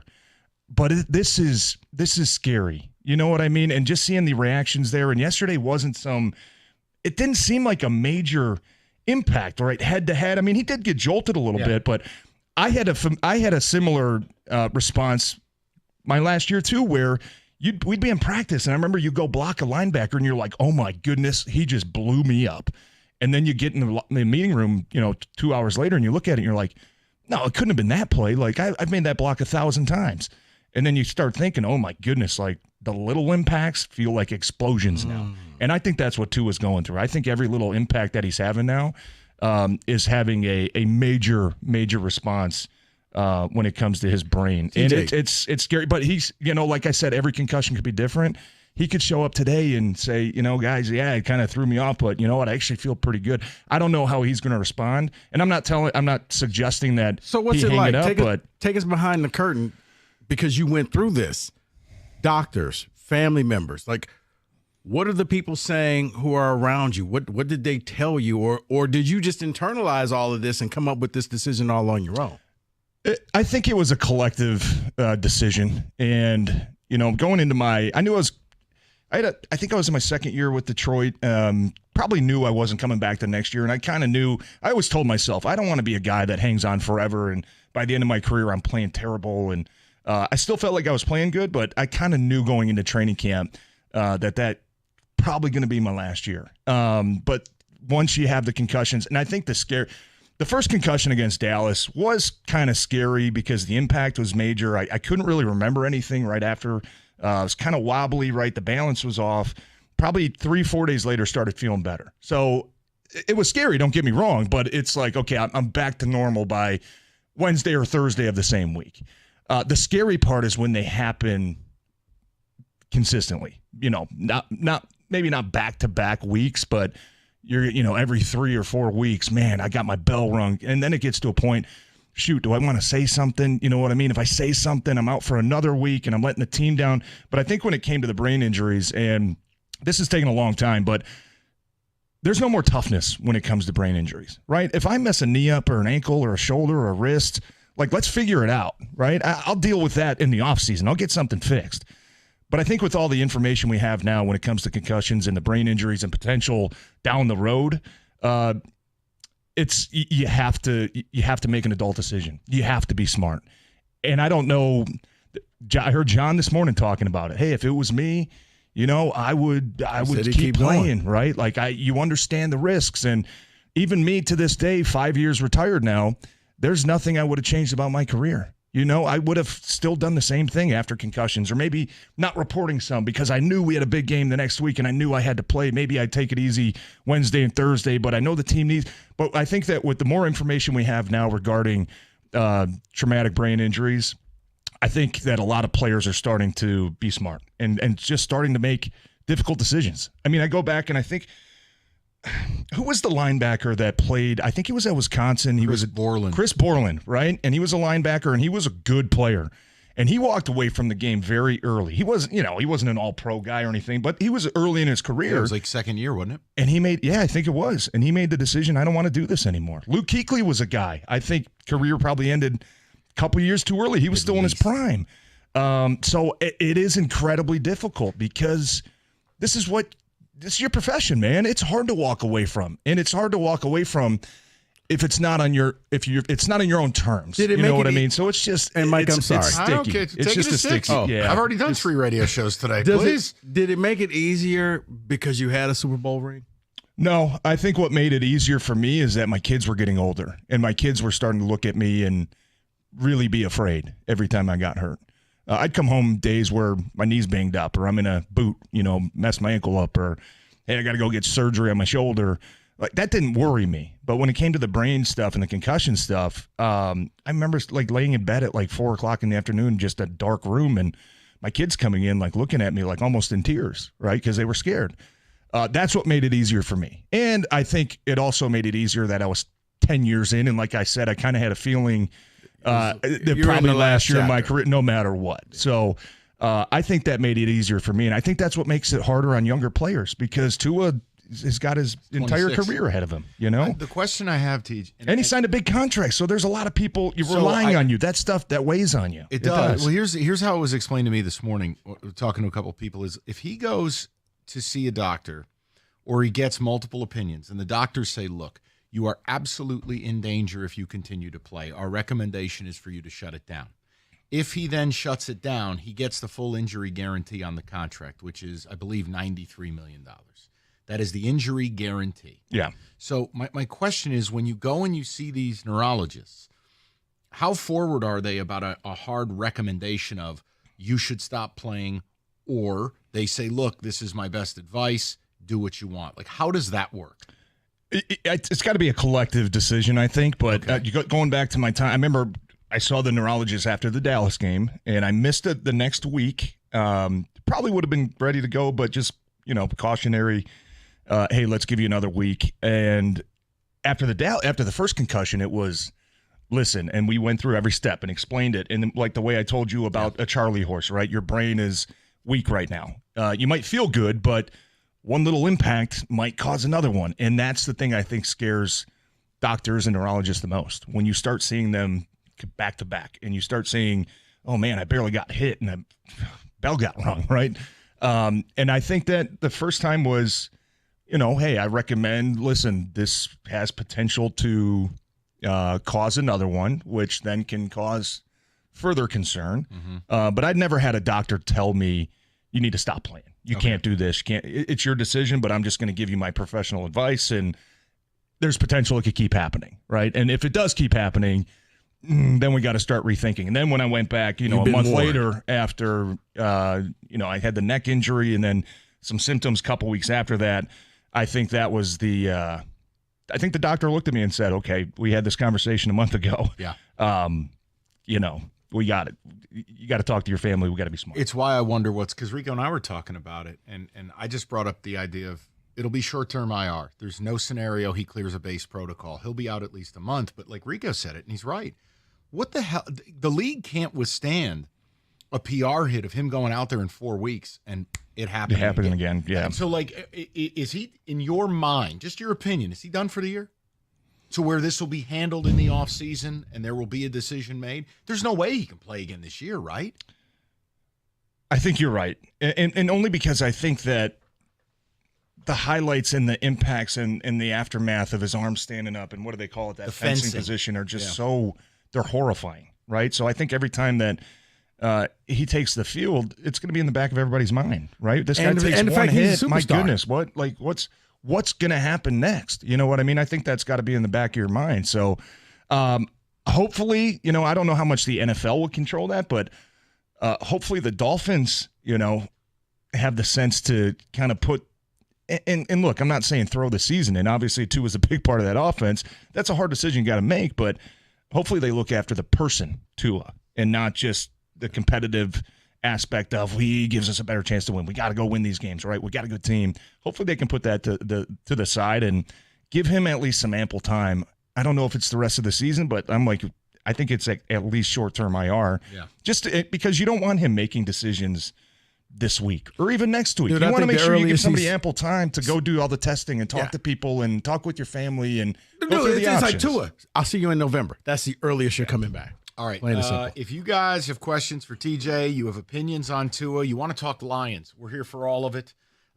Really good stuff, TJ. 248-539-9797. We will get to the phones next. 97.1. Let's talk about the Chevy dealer in the area that's been leading the way. It's Hamilton Chevrolet and Warren. Andrew and his sales staff want to be your Chevy dealer, and they'll guarantee you the lowest payment on your next Chevy, period. All September long, Hamilton is participating in the Step Up for Kids, a shoe donation drive to support underprivileged kids right here in our local communities. Stop in and drop off new shoes for kids ages 4 through 18. And while you're there, check out the newest Rico deal, a new 2024 Chevy Equinox EV. This all-electric SUV has great incentives to drive off with the payment as low as, get this, $289 a month for 24 months. All you got to do is walk in with $995 down. You drive off with 10,000 miles a year. Yes, an Equinox EV for under $300. The Equinox EV has the power to go the distance, and Hamilton has them in stock, ready for immediate delivery. You know the best deals are found at 14 Mile and Mound. Just stop in to see my guys at Hamilton Chevrolet for details. Make Hamilton Chevrolet your Chevy dealer. Visit HamiltonChevy.com. Together, let's drive.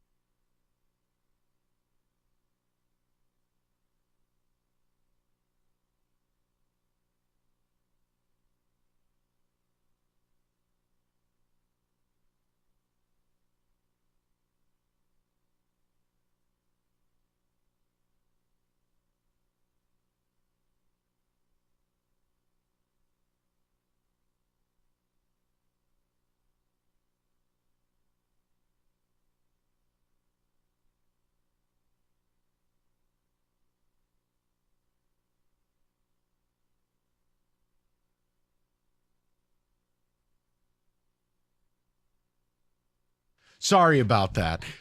Listen, companies advertising BOGO offers on AC and furnaces. Read the fine print. If you want a fair deal, you go to Mastercraft. Heating, cooling, plumbing, and electrical. Got you covered 24/7. Locally owned for over 40 years. They back their work with a 5-year warranty. And Mastercraft, your one-stop shop for heating, AC, plumbing, and electrical. Beat any price, and you bundle a new high-efficiency AC and furnace, you could save up to $2,000 with fast installation and great same-day service. Just visit mastercraftheating.com.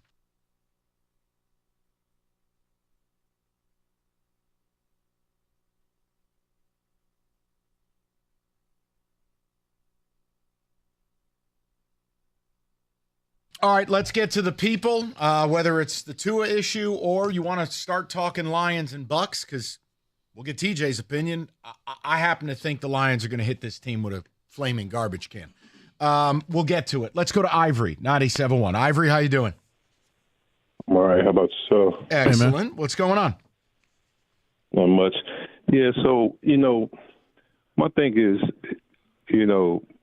at some point, like the NFL, I know it's easy for me to say because I'm a fan. And I have never played the game. I'm not in that situation, so I don't really want to.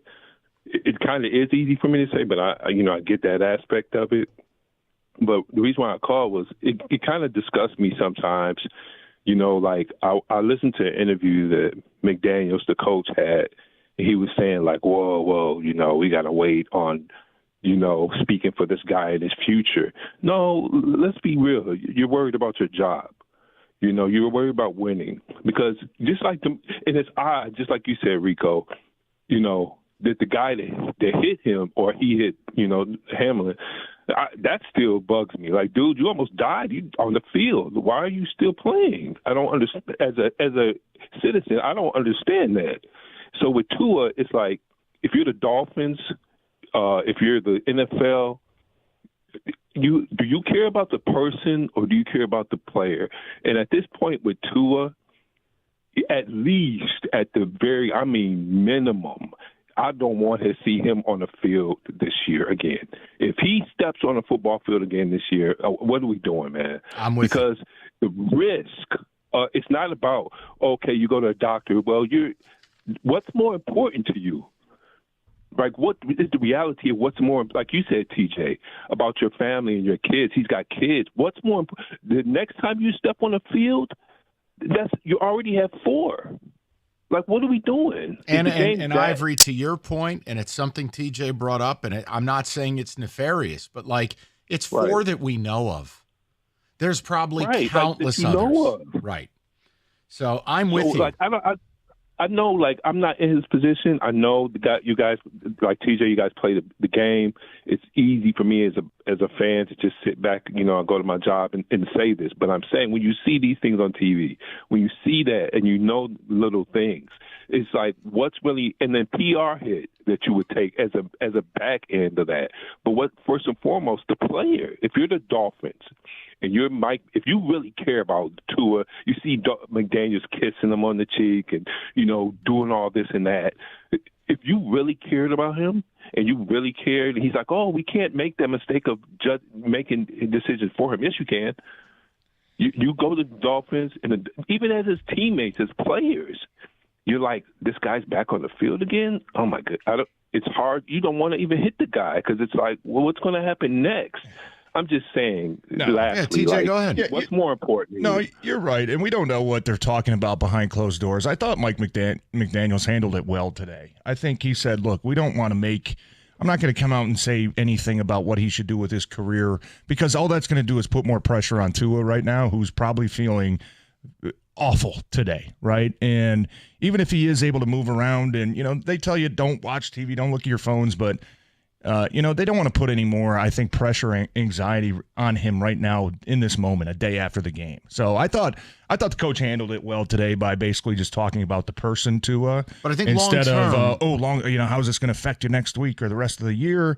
He didn't want to go there because the last thing you want is Tua picking up his phone or getting blown up, and a ton of texts when the guy's going through a concussion. Exactly, right? So I think he handled it well today just by talking about the person and just, hey, our focus is going to be doing whatever we have to do to, make sure he's feeling better and, take this thing probably day by day, if not week by week. But long term, the problem I have, and I think Rico shares this, how the hell do you look yourself in a mirror if you're the Miami Dolphins and you allow this guy to play for your franchise again?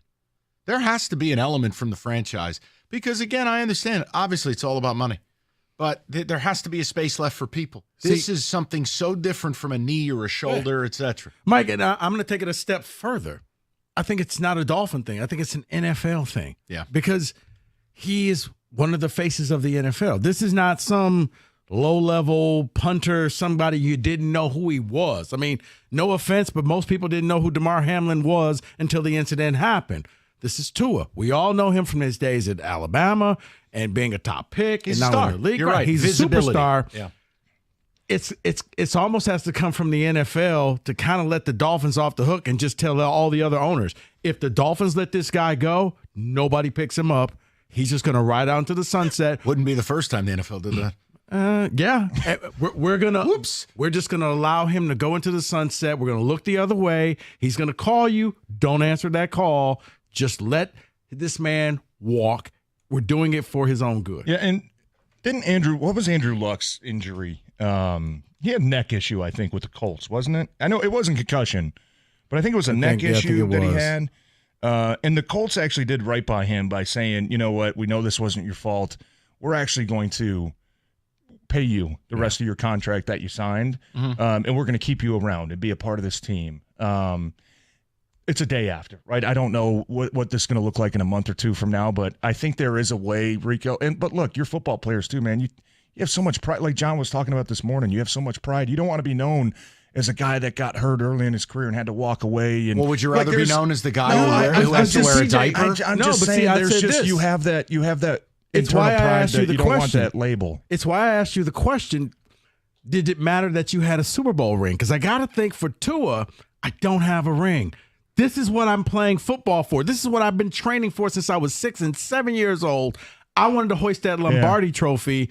And when you look at guys like back in the day of Steve Young and Troy Aikman, they had Super Bowl rings. Their careers got cut short. They were star quarterbacks, but I think it may have been a little easier for them just to say, yep, I've already achieved that prize. I'm never going to do it again, but at least I got there a couple of times. Yeah, I think he's probably too young to have that thought, and just knowing young players, I don't think have that. Don't get me wrong. You want to win a Super Bowl. That's the ultimate goal. But young players, it's more about, hey, I got to get that contract. And then once you get to year 8, 9, 10, you're sitting there thinking, I got to win a ring, man. Like, I've been in this league for this long now. I haven't won anything, right? That's the only thing I'm missing. I got all the money I need in the bank.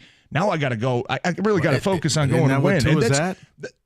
No, I don't think so. I mean, what'd you say, Mike? 26. He was 26. Like, he doesn't have the pressure on him. Saying, but he's got right all now the that money some of he these ever veteran needs. quarterbacks have. No, I agree with you, but I think that just in my experience, that attitude comes more with veteran players, guys that are in their 30s, guys that are in 10, 11, 12 years that want to go to a team, and they don't care if they sign for minimum. They just want a chance to go finally win a ring. We'll get to the calls in a moment. We'll get to the picks at 3:45. I want TJ's opinion on whether I'm overconfident about this game with the Bucs. TJ's going to pop a fresh little zinni in there and get set for the next segment. Very exciting. I'll tell you about Paulson's Audio Video. Football is back. They've got the best pricing and the best products. A Sony 98-inch 4K LED TV. It will make Daniel Jones' pick sixes look so beautiful. You're going to thank yourself every day. Thank you, self, for buying this. Paulson's also has the LG 65-inch 4K TVs, $14.99. Watch your favorite team not score and ruin your father's life, like mine, with the New York Giants. Don't forget, sound bars, video, furniture, they have it all. Just go to Paulson's, tell them I sent you, get a free in-home consultation. You could say you hate my guts. I hate that Sparty piece of garbage. Doesn't matter. I'll still save you money. That's just the type of human being I am. So head on in, get the free consultation. It's Paulson's, your technology partner.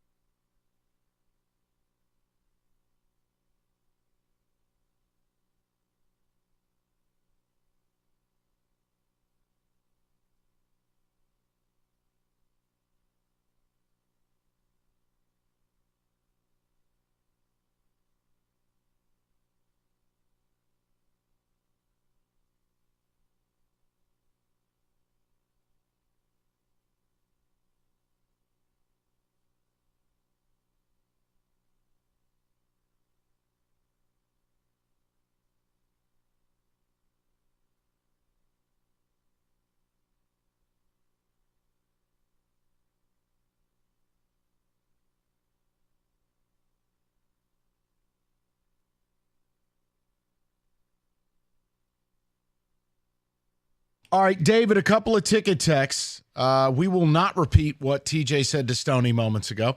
And then we'll get to the callers, shall we? That was in confidence. Good job, everybody. I'll see you later, Mike. All right, go ahead, Just David. wow. Yes, someone is asking you a question, TJ. This is, could he play with one of those extra padded practice helmet covers? Would that help him? I've never used one of those, the Guardian helmets. My understanding from a lot of guys that have been forced to wear them in practice the last couple of years are they don't work. Careful. A lot of guys don't think they work. They don't work. I'll say it for you. Most of the guys hate them, and I don't think a lot of guys think they work because it's not necessarily about the impact that you take on your head as much as it is about the jolt, right? And those don't prevent it's your brain rattling inside your skull. You get hit hard or you hit your head off the turf, your brain's going to move in your skull. And I don't think the Guardian helmets, maybe they help through some of the impact, temple to temple or things like that. But I've never, like I said, I've never worn one, but I've had a lot of guys tell me that they do not like them and they don't think they Well, think of it work. like this. If they really work that well, somebody would be wearing them in games. Well, it's happened a few times. It actually happened Sunday. Daniels, I believe is his name for the Steelers, wore it. And there's a video of J.J. Watt. They asked him about it, and he basically says what you're saying, or a lot of players are saying. It doesn't really make a difference. Yeah, and like I said, that's what I've heard. I've never worn the thing. I've never tried it out. I don't know, but I would tell you, probably 100% of the guys I've talked to do not like them. So, I just think it's more about the rattle. I mean, the brain moving around in your head. That's what causes most of the concussion. David, go ahead. Roger in Ypsilanti says he's a grown man. If he chooses to continue his craft, nobody except for his family should have an issue with it. I agree he should choose life after football, but it's his choice to make. However, you do play in a league that you signed a contract to play in. It is an entertainment product. When you have something on national television that is very hard to explain to kids, it's very hard to watch as an adult, and it's the same guy with the same injury. It's really no different than a boxer who has been a tomato can his whole career and horrific knockout after horrific knockout. It's not different. I mean, it looks different, but it's not. Well, not even a tomato can, Mike. He could be a champion, and you just all of a sudden, like when you saw Ali the late years, and that's what someone texted about. Or local boxer around here, and you see him around, it's like, wow, he took a lot of hits to the head. So I just disagree that it can be left up to the player because the player very rarely will make the choice that's the right choice in the name of they don't want to give up what they've worked their whole life to do. Yeah, I think I just have a different perspective, but I'll be honest with you. If I saw Tua come back out in a month, I wouldn't be disgusted by it. You know what I mean? I think a lot of people would. I don't think you're a bad person. No, because feeling that way. I'm not saying TJ, I'm thinking if you're an offensive lineman, you're probably telling yourself, I got to make sure I protect this man. And like I said earlier, I just think that there's so much the pride, the competitiveness, right? The job you've been working your entire life for, it's incredibly difficult. I just understand what goes on behind it. And look, if Tua decides to come back and play again this year, who am I to sit there and say he didn't consult with the best neurologist? He did not consult with his family. That he's just going out there and saying, I don't care, screw it. I got to go out here and earn my money. I just signed a big contract. I'm competitive. I want to win. I got to be here for my teammate. Who am I to say that's the wrong decision? So it's – and like I said, every concussion's different. I mean, maybe he shows up tomorrow at work and he's like, guys, man, yeah, that was scary. But, feel great. Feel pretty good. And with every concussion being different, and you got to think about – Tua had a helmet built for him to try to minimize the concussions. Yeah. How'd that work out? I think he's past that point. Let's go to Josh, 97.1. Josh, how you doing, buddy? Good afternoon. Good afternoon, sir. Ivory had a really good call. I liked a bunch of the points that he pointed out, but you guys have pretty much covered it. I agree with both of you on different regards. I do think it's going to be hard for him to step away. But I do think that would be the right decision. There's been a lot of athletes that have had their careers cut down in their prime. It's unfortunate, but, I mean, you got to look at life after football like you guys have pointed out. So it's what's tough your spot to be reaction in, as but- a fan, Josh, when you watch it, you see it, it's the same player with the same injury. Does it make it harder for you to watch, or are you able to just block it out? My immediate thought when I saw that play last night was, well, his career's over. Yep. And then I couldn't believe that it was Hamlin is the one that hit him. Then I was like, wow, that's full circle now. Yeah, there was a cruel irony to that. Yeah, very much so. But yeah, you guys do a great job. You're my favorite show on the station. Thank you, buddy. And thank you. Keep busting the chops of those holier than thou blowhards over in Ann Arbor. Oh no, no problem. I got you covered. Hey man, that's not called for. Shut your mouth, you holier than thou scumbag. That's for you, Josh. See, I don't know, Mike, because according to that show, morning show, you would have me killed off in a horror movie. So, oh my God, what you wouldn't? Yeah, it was a who would get killed first in a horror movie at this station. And you would just take off and run and leave us all to fend for ourselves. Oh, I know why they said that. Isn't it the black guy always dies first in the horror films? Yep. Isn't that LL Cool J and Deep Sea or whatever? No, he survived. made it. He survived. He was the reverse of the reverse. No, I said what would happen is they would send me and Dave, hey, there's some noise out in the woods. Can you two go out there and check out and see what happens? And Dad. While you're at it, why don't you call up Brian Chapman, see if he wants to join you? He's used to the nighttime, though. Right. I can guide it by the sun and the star and the moon and the stars. Wait a minute. Did you just whistle by the graveyard that was Kenny's top rope elbow? Oh, no. Oh, my God. Holy Hulk Hogan leg drop. My goodness. Wait, it's like Scooby-Doo. We find out that the killer really was him. Right. I think Chapman takes more strays around here than anybody. You're like, I'm going to get that shift those guys got. 248-539-9797. All right, the picks are coming up next. TJ, a sizzling week 1 to start the season. I'm not surprised. Are you? Quit now. Just quit now, TJ. There was no surprise. I was trying to build you up. Oh, to hell with it. My goodness. It's expected. NFL and FanDuel, America's #1 sports book. They got a special right now through September 22nd. All FanDuel customers, bet $5, get 3-week free trial of NFL Sunday Ticket from YouTube and YouTube TV. With that base plan, you can watch every regular season Sunday afternoon out-of-market game, and all you need is a Google account and current form of payment. It's easy. FanDuel.com/ticket. Download America's #1 sports book, 21 and up, present Michigan. Full price of NFL Sunday Ticket automatically charged seasonally after free trial. No refunds. Terms and restrictions do apply.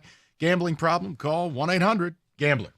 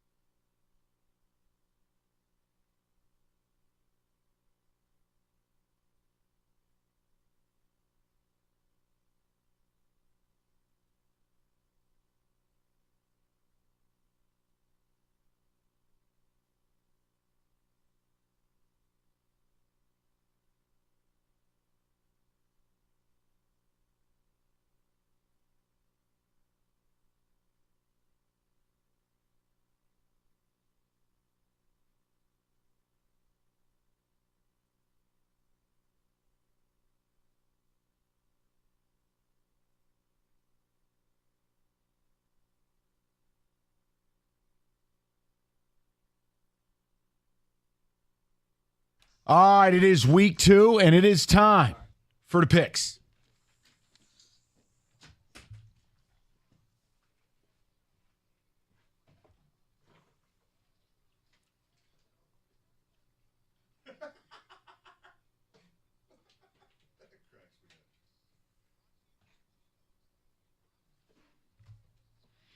TJ Lang, your champion for week 1. We are on to Cincinnati. All right, tonight, actually really good football game if you're bored. Number 20, Arizona, travels to the Little Apple to take on number 14, K-State. They're laying 7.5. We go to Rico Beard. Kansas State is laying the 7.5, Mike. I need Kansas State to win this game because I have them in my playoffs. So I'm going Kansas State. I'm going with the Wildcats. Over to Kenny Cott. Hello, Jennifer. K-State might win the game, but they will not cover. Haven't covered yet. 0 for 2 against the spread this year. I'll take Arizona and the points. Over to Hatchet. Arizona's in the Big 12. Good luck. Kansas State all day in this one. Mr. TJ Lang. I'm taking the Wildcats. Same. Avery Johnson. Learn the name. I thought you were going to pick up on that. They're both. Oh, I get what you did there. Give me the purple Wildcats. I thought you. I made a bad assumption. I'm sorry. Got a couple hours left before the weekend, Mike. I know. Listen, come on, dial it in, bud. All day. Avery Johnson. Give me K-State. Right. Exactly. All right. Alabama travels to Wisconsin. They're laying 16.5. Like Rico at his dentist. You know what? It's a married woman. We're going to move on from that. Wisconsin is not that good. They are still trying to figure out the offense. Alabama, I think, is going to go into Madison and roll them. I got Alabama. They will definitely cover. Kenny Cott. You might be right, Rico. In fact, you probably are, but ain't no way in hell I'm picking Alabama. Give me Wisconsin and the points. All right, we go to David. Well, I'll go ahead and do that. Orbital ramming speed, Bama all day. That baby. Go ahead, Teach. Yeah, going to be much like Texas in the Big House last week, just an ass kicking. And Mike, you told me Wisconsin stinks. They do. I'm going to trust you, and I'm going to take Bama. You hire Phil Longo to run a spread RPO no huddle deal. They take 27 seconds per play. Ooh. Yeah, things are going great. Give me Bama. Notre Dame at the Spoiler Makers. Line currently sitting at 9.5. Rico Beard. You know what? I look at this game. Purdue, it's at Purdue. This is one where everybody on the Boilermakers team all thought that we were good enough to play for the Irish. But unfortunately, they're going to find out that they are not good enough to play for the Irish. Give me Notre Dame and Riley Leonard. Over to Kenny Cott. This is not a lie. Notre Dame was 10-2 against the spread last year. Give me the Fighting Irish. David. Just like the OJ said, all above the love train. It's going to be Purdue all day in this one. TJ. Yeah, Rico gave Notre Dame the kiss of death, anointing them in the playoffs after week 1. I think he's going to regret that. I'm not sure if Purdue wins the game, but that passing attack, they're going to keep it interesting. I'm taking Purdue. I'm with TJ on this. The defensive scheme Purdue wants to run, it's all man, it's all press, tons of blitzing. Are we sure Riley Leonard's actually a passing quarterback? No. Yes. Give me Purdue with the points. This is a classic at one of the cathedrals of college football. Prairie View catching 40.5 at Spartan Stadium. Rico. Mike, the Prairie View Panthers are going to come into Michigan State. I had to look this up. Actually, Evan did for me. With the last time the Spartans actually scored 40 or more points was Richmond, and we all know what happened after the Richmond game last year. All right. So I'm going to take Prairie View and the points. Okay, we go to Kenny. The touchdown play has returned to Michigan State, but 40.5's way too many points. Give me Prairie View. Oh, okay. I know what DJ's doing, and I'm not. I am ignoring that. David. I don't know how to feel now that Kenny and Rico went the side that I was going to lean to, so whatever. I'll still do it. Prairie View. Over to TJ. You can't.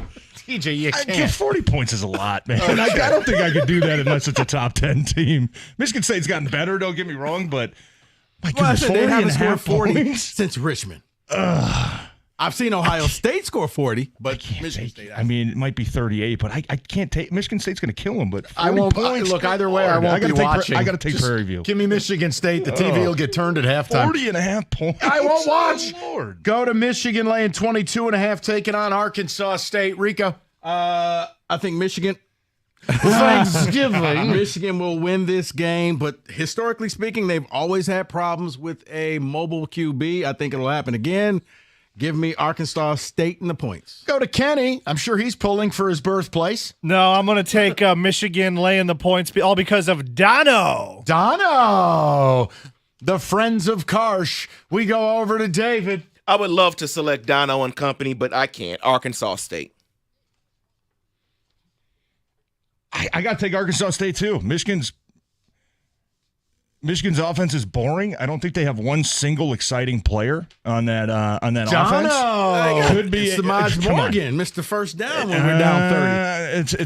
It's just a rough offense, and this could be a look ahead week too. You got USC coming in town next week. I got to take Arkansas State to cover. Michigan wins game. Can you look ahead after a loss? Okay, then. Yeah, you got USC. Save it for a segment, please. Michigan going to linger. Give me the Wolverines. All right, let's go to Sunday in the National Football League. Bengals catching 6. They travel to Arrowhead. Rico. 6 points is way too many points, Mike. I think this is going to be like a playoff game. I think the Chiefs win, but not by 6. Give me the Bengals and the points. Over Kenny. If this got to a touchdown, I'd say the Bengals, but 6, give me the Chiefs. All right, David. No, the Bengals are desperate. I do believe the Bengals here. TJ? No T. Higgins, and the Bengals are pretty notorious for starting every year 0-2. Zach Taylor 1-8 in September. Exactly. Not very good. I think the Chiefs, look, much like the Lions' passing attack last week, wasn't great. Travis Kelce caught 3 balls for 30 yards. I think he's going to be more active this week, and I think the Chiefs win big. All right, give me the Chiefs. I hate this because Mahomes never covers spreads of north of 3, ever. He covers like 40% of the time. Yet another reason why I'm taking Stop the Bengals. living in the past. All right. Rams at Cardinals. Cards laying 1. Rico. Rams are missing so many different players. I'm going to believe in Arizona. It's just a 1 point. Just win the game. Don't lose the lead in the fourth quarter. Give me the Cardinals. Kenny Cott. I'm going to take the Rams. I think they might win outright, but I'll take the point. Well, considering it's a 1 point spread, Kenny, what a ballsy move. Bold flavor, Kenneth. Kenny, who wins? Hey, it's a pick 'em. You know, I think this team might win outright. Can you lose by half a point? We go to David. I'm just going to say the Cardinals here. Oh, man. I think this is the toughest one we got on the card. Rams, Cardinals. I know the Rams are missing a bunch of O-line pieces. You might be playing O-line. The toughest one on the card is still coming up. The Cardinals pass rush I just don't like. So I think the Rams are going to be fine. And Matthew Stafford was awesome, on fire last week. And that Rams defense, I know not a lot of big names, but they're young. They fly around. I think the Rams are. I think they're going to go to Arizona and get that. You got I'm going to take the Rams to cover. Yeah, I like that. They cover the one for some balls. I'll go to Cards one time. They'll look great in the first half and then probably fall apart again. That's what they do. Bears, Texans, Sunday Night Football. You better have that Greg drop somewhere, David. Bears catching 6.5. Rico. You know what? This is a game where the Bears was everybody's hot team, but to quote Kenny, when it comes to college, I think this is orbital ramming speed for the Texans. Give me Houston. Jeez. Not even close. 6.5. Not even close. Kenny? Yeah, Rico, I'm with you. I don't know about ramming speed, but I'll lay the 6.5. David?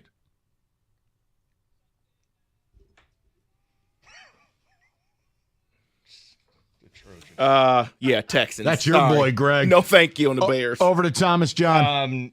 Yeah, I'm taking the Texans.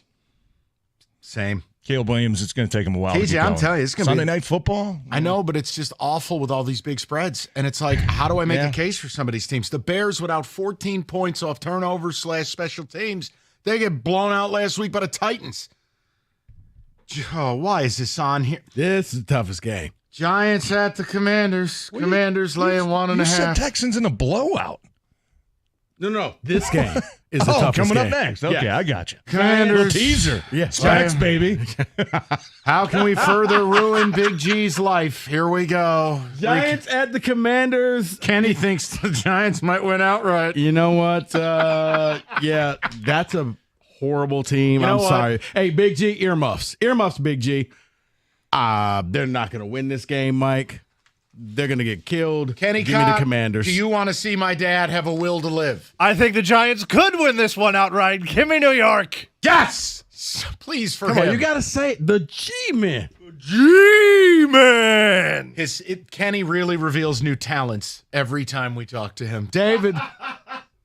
Yeah, I'm going to go Commanders here. Yeah, Easy. that's nice. That's nice. Abuse an old white elderly man. That's good.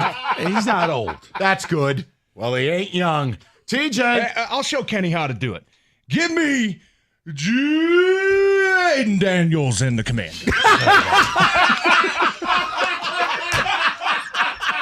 Sorry, Big G. Love you, buddy. David, right here. That's a personal foul. That was unbelievable by you. Come on. Just one time, please. Come on. you You see taking a Daniel G-Man? Jones trying to throw the ball last week? One My time! Goodness. For my dad, Yeah. you rat bastards. Maybe next Who week. you taking, Mike?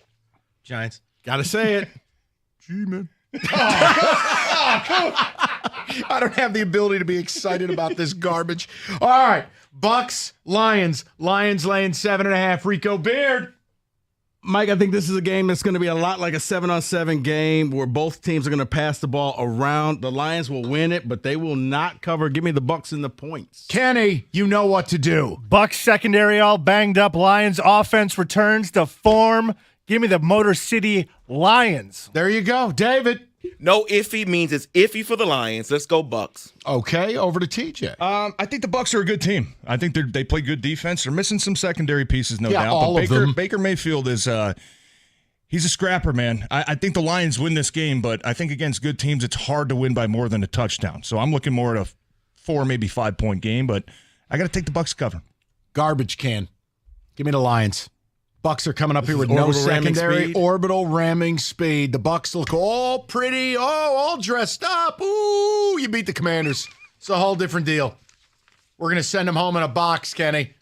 Give me the Lions. Lay the points. Is this why you're taking the G-Men over the Commanders? Yes. Commanders are ass. I've had enough. Stop ruining my dad's life. Not the Giants. Giants ain't much better. I am Spider-Man aware. meme. I am aware. Those are the picks. Woo. 97-1.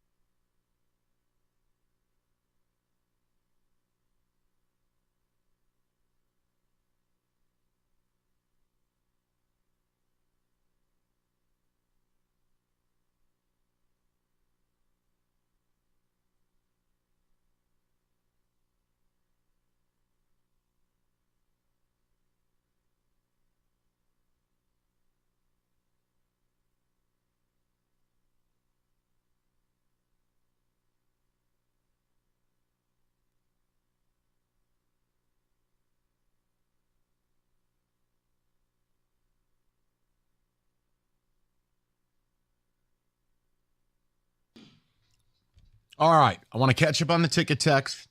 We'll get to who said it. And then the rest of the show will be, I want to talk Lions Bucs. And I want to know if I have irrational confidence. Because I feel like they're absolutely going to do a number on this team this weekend. Part of it is what I think of you, and part of it is they're coming here to the walking wounded. And I don't care. Make no mistake about it. I'm done caring. I want to win a Super Bowl. Like, I don't care the Rams were all banged up. Goodbye. It's not my problem. Right. But David, catch me up to speed on the ticket text for the first time. Maybe all show. Sorry. From Tom, he says, Eric Lindros played years longer in the NHL than he should have while battling concussions. If he played now and not the 90s, he would not have played as long. I agree. Tua needs to stop. It's all about context. Eric Lindros played in an era where there wasn't a whole lot spoken about concussions. There wasn't a whole lot known. Part of that's willful ignorance by the sports. That's been proven. It just wouldn't happen today. The third concussion should be protocol forced retirement. I don't know how we can make that happen, but it needs to happen. I think the interesting thing will be, okay, if he ever plays again, you're on a countdown clock to the fifth concussion. Right. I mean, it's going to happen because at that point, your body can't protect itself at all. Yeah, but the thing is, if you do the mandatory, you have to retire, man, contracts are going to be worded differently because players are going to say, well, I want to make sure I get paid. Because right. The thing, we talked about it in the break, and you kind of mentioned this, Mike, but I guess it really didn't sink in. If Tua just says, I talked to my family and I'm retiring. Yeah, he don't get the money. In theory, the Dolphins can say, hey, good luck to you, Godspeed, we'll send you a fruit basket, you get nothing. And no player would ever go there. Right. It's like when Calvin walked, or when Barry walked, the Lions asked Barry for the money back. The Lions told Calvin, well, you're not going to get anything else. Like, you volunteered to leave. So he almost, if he wants to go, he needs somebody to say, you have to leave, and it's going to be medically mandated. Under doctor's advice to leave. Yeah, mm-hmm. And then he would get his full injury guarantee. Look, here's my problem, too, is when we talk about, oh, well, the team isn't under any requirement. Look, Stephen Ross, who owns the Miami Dolphins, biggest donor to U of M. He had the one-time gift of $300 million, whatever it was. Do you know what else Stephen Ross does on the side? He's a developer. Mm-hmm. He built Hudson Yards in Manhattan. Do you know what it takes to develop a section of Manhattan? A lot. Like, he ain't hurting. No. $50 million? He lost that in his toilet this morning. I'm making a point, like, if Tua has to walk, take care of the kid, mm-hmm. and be done with it. Kind of like, what the Colts did with Andrew Luck. Yes. We're going to make sure that you get everything. And no disrespect, but the guy's out here turning his brain into mush on behalf of you and that stupid little logo. I'm trying to think. Didn't the Cowboys did that with Tony Romo, too. They took care of him at the end of his... Yeah, Jerry Jones did, yes. Yeah, said, you know what, don't worry, we got you. So it's good PR because you're right. That's nothing to a billionaire. No. To you and I, we never see that money in our lifetime. But a billionaire is like, all right, here you go. Right. Just there has to be 1% space left over to do the right thing. God forbid. From Will, I'm 30 years old, grew up watching Jacked Up with Tom Jackson and company. I can't stand these injuries anymore, though. Not sure what age my opinion changed, but Tua has to look out for himself. Yeah, I still love big hits. I think it's just something where when it's the same guy and it's the same uniform and it's the very same injury, I don't want to watch Tua no more. I'm just like, get this guy off the field. Be done with it. Write him a check. Get him the hell out of here. He has to be willing to walk away. And look, it's in print. He's already said that during 2022 and in the post-mortem of that season, he was I don't want to say very close, but there was heavy consideration to retirement. Well, then what the hell are we doing now? Just walk, dude, while you can remember your kids' names and you don't need a diaper. Yeah, but now you got that deal and you don't want to walk away from that money. Then find a doctor who says it's a good idea to walk away and cut him in.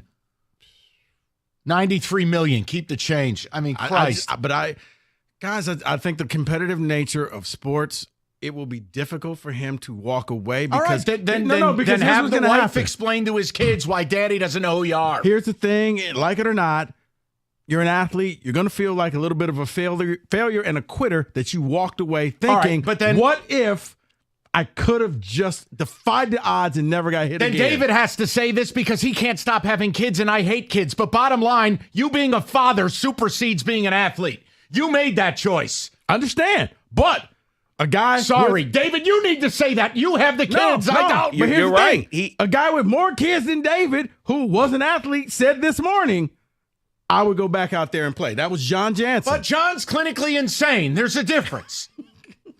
John has always said how competitive he is. Right, and he also thought that Michigan had no advantage with Stallions. I kind of stopped listening at that point. Let's bring it back. Let's bring it back. Just saying. And that's just it. Athletes are competitive. To walk away, to some But may he feel has like I quit. But he has a responsibility beyond himself. And that's what TJ talked about. When it was his kids that saw him, that were dealing with this now, that were asking him questions, that responsibility, it's a weight over your head. Like, you know what? I can't do this for myself. I'm an athlete that made it. I want to keep playing, but I can't. But as TJ said, he knew this was my last year anyway. I just have to leave early, but I was going to be done. Tua's in his prime. And guys, what you're saying is correct. But I think these are other issues. Like, I'm in the prime of my career. I can come back. I can lead this team. They pay me a ton of money. Do I really want to give all of this up? Guys, a few things. One, Tua should retire.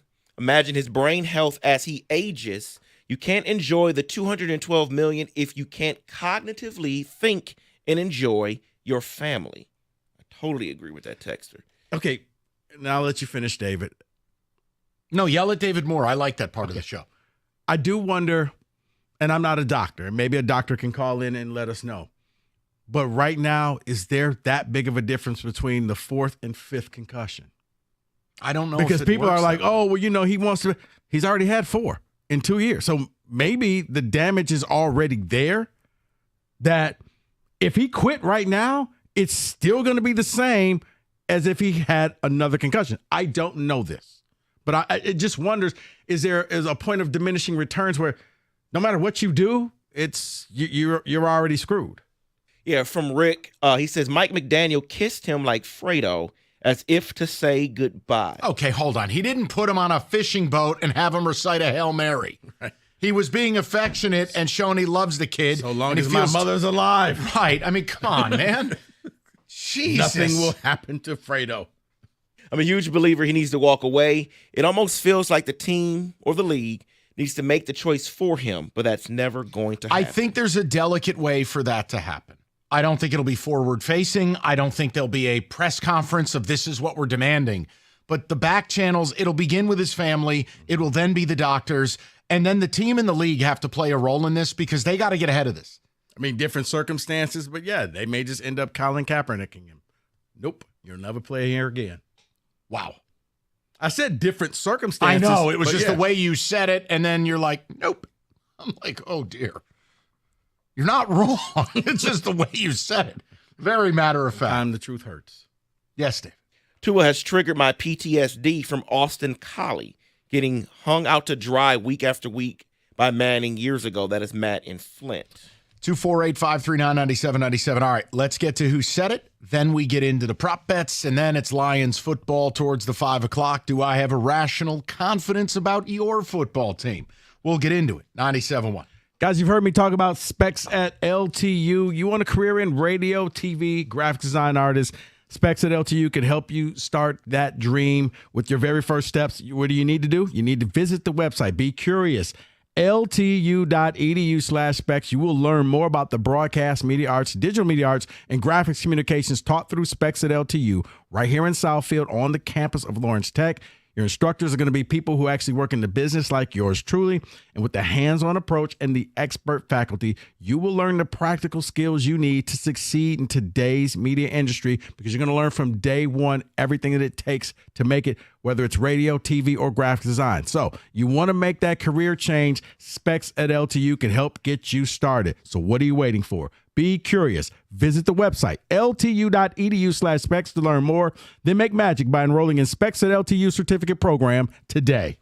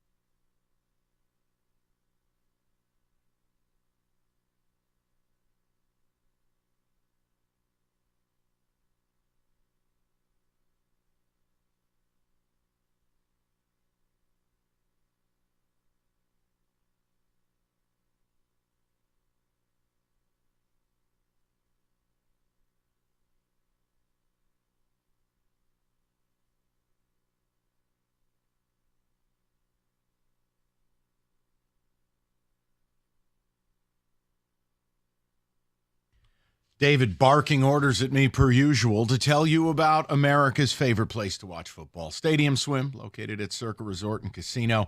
All the biggest games, best viewing experience, built for you, the fans. 6 pools, 3 levels. Perfect view with a massive screen. Located at Circa Resort and Casino, downtown Las Vegas, right on Fremont Street.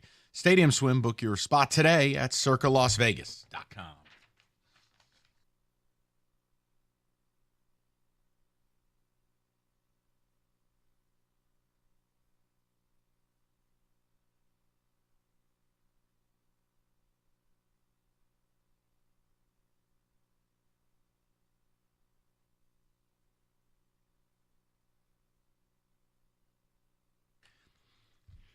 All right. The most difficult nonsense that we do all week is Who Said It. We're going to get into it. Then we're going to get to some Lions football as well. David, hit the music.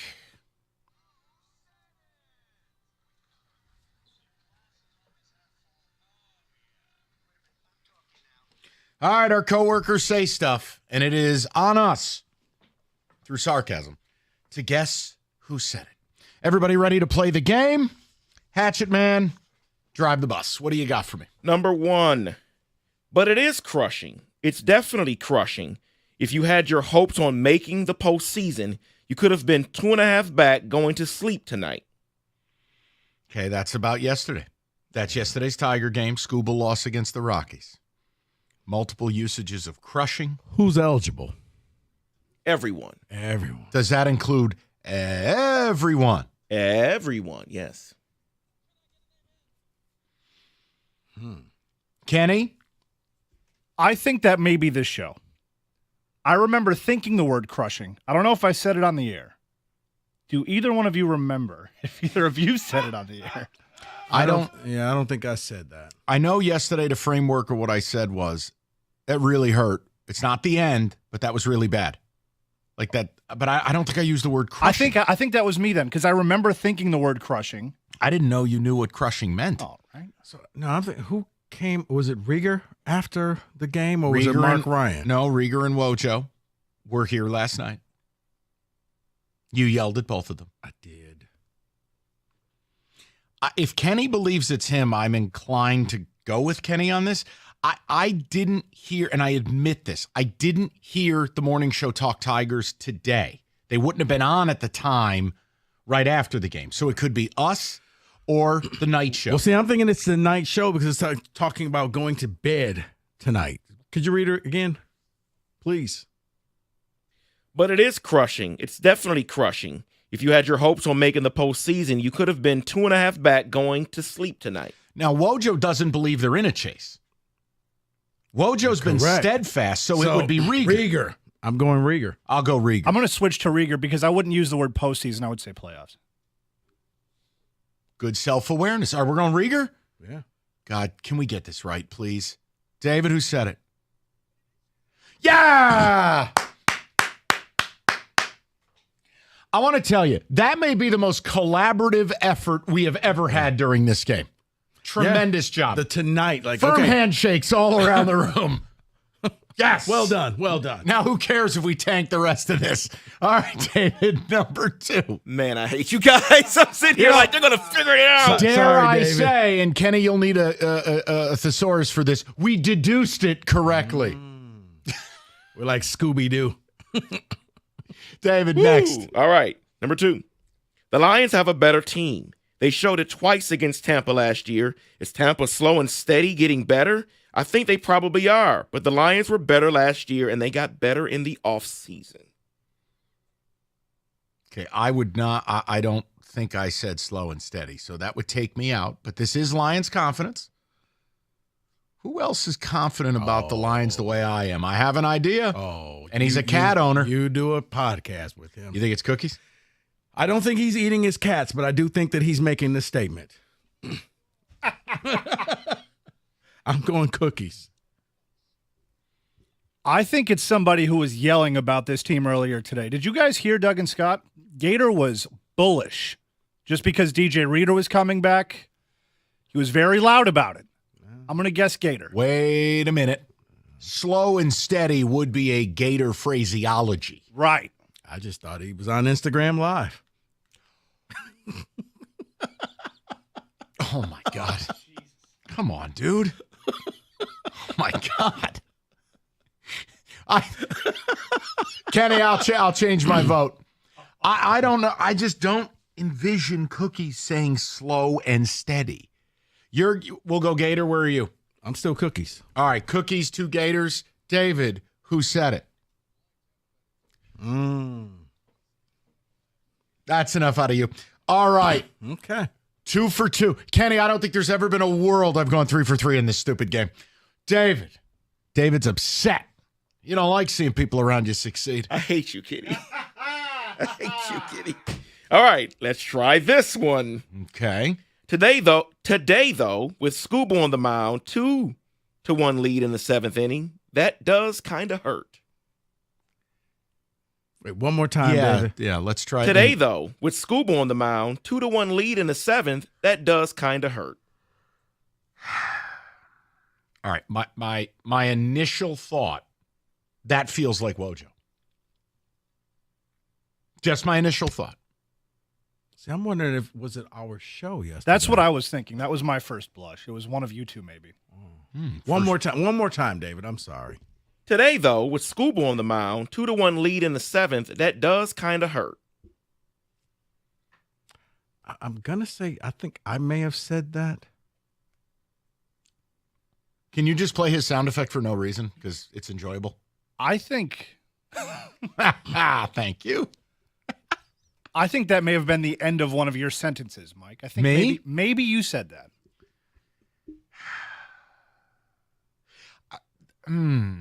I know I referenced Can multiple we hedge the times. bet and just bet the field and say our show? What is this, a craps table? Rico bets the field? My only thing, Kenny, is when I was talking yesterday, I know I said multiple times, like, you can't have a game where you only have 4 hits or you only score 2 runs. I don't think this is me. But Rico feels like it's him. I'm going to go Rico. I'm going to stick you just to be safe. That's fine. Where are you going? I think it was me. All right. 2 Ricos and a me. David, who said it? Oh, my God, it's what I said. I talked myself right out of it. I had 3 for 3 right there. I'm like a kicker who just missed a 27-yarder. Oh, my God, I am so angry. Go to the next one. I talked myself out of it. Whew, I'm so glad you did. Shut up, you. Sparty is a great mascot. I think it has virtually everything you want in a mascot. Who the hell's talking mascots? Rico, you look like you know the answer. You do? You got to stay out of this? Okay. This is radio. Words. Yes. Yes, you're staying out of this. Yes, Okay. Michael. Okay. I am staying out of this. Thank you. Sir. Kenneth. I have no bleeping idea who this could possibly be. Who's talking mascots? I don't know. I can't even give you a time slot because it could have been mornings. It could have been middays. I don't think it was us, but been wrong before. Would he double dip on a gator? Read it one more time. That's just one more time. Sparty is a great mascot. I think it has virtually everything you want in a mascot. That feels like Gator. Or is it like a Mark Ryan, I'm new in town, Sparty's a great mascot? I've been loving Sparty for years, everybody. That's a good impression. Been here for 10 minutes. I grew up loving Sparty. That's a great impression. I'll go with Mark Ryan cooking up a pastry. I celebrated him for years. I'm going Gator. That just feels like Gator. If it's who I think it is, I'm so disappointed in David because he campaigned to be in Who Said It this morning. Who campaigned? Straight from the mean streams of Tecumseh.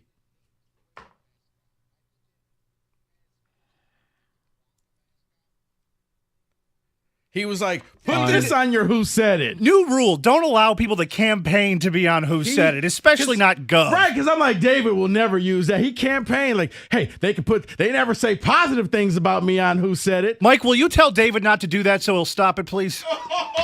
Wow. Whoa! And David, while you're out there, can you go check on that mysterious noise out in the dark woods?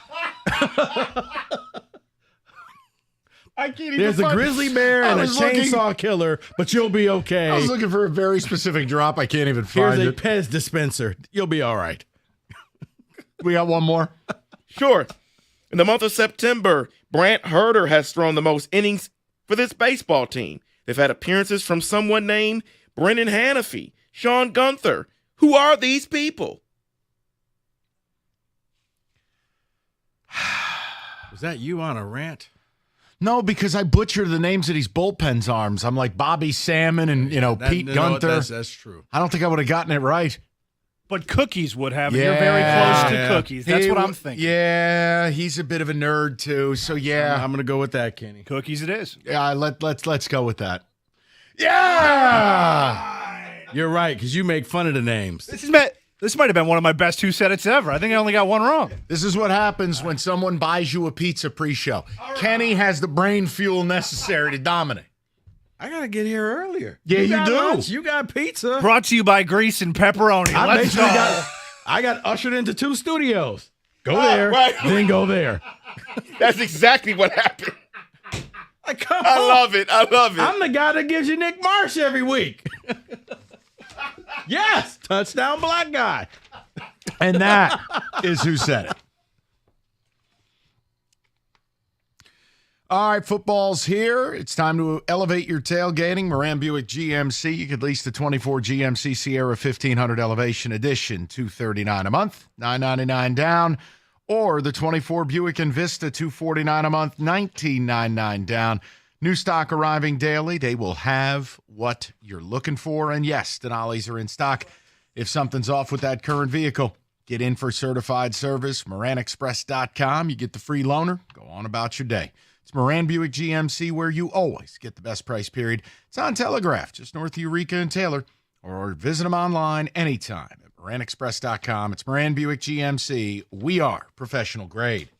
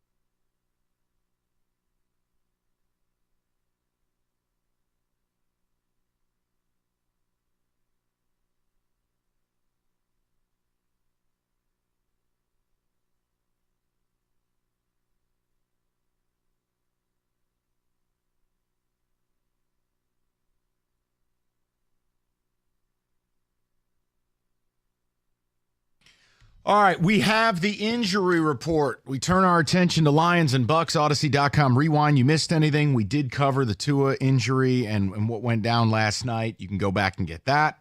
Prop Bet Casino. We'll get the picks coming your way at 5:30. David, what do you have for us?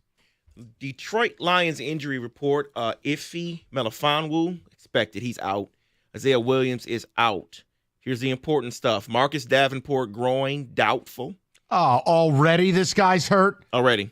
See, oh, God, he was good in the open, but this is why I didn't love him as a signing. He's never healthy. So does this mean James Houston actually gets to play football?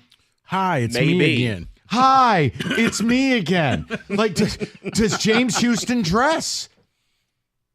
That would be a huge we'll see, I guess. Kirby Joseph, questionable.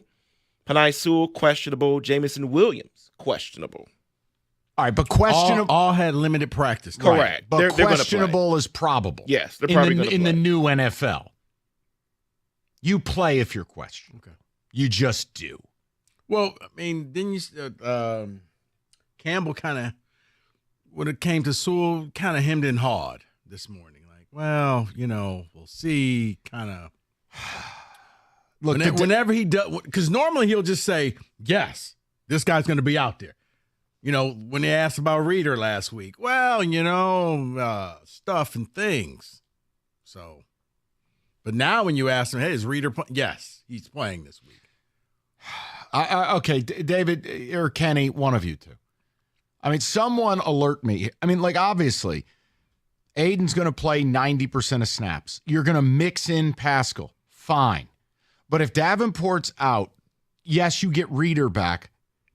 James Houston has to play. Now, he was a healthy scratch last week. Something has changed, or he's fallen out of favor. He's not delivering in practice, so therefore you don't get to play. Okay, well, now if Davenport's out, which doubtful means you're out. You don't really play when you're doubtful, and it's a groin. Mess with that, that's a 4-week injury versus a 1. I'm going to be very interested to see because it kind of feels like it's the last call here for James Houston. Well, it's interesting you say that, and I'm just going based off Dave Burkett wrote an article on who could be replacing Davenport.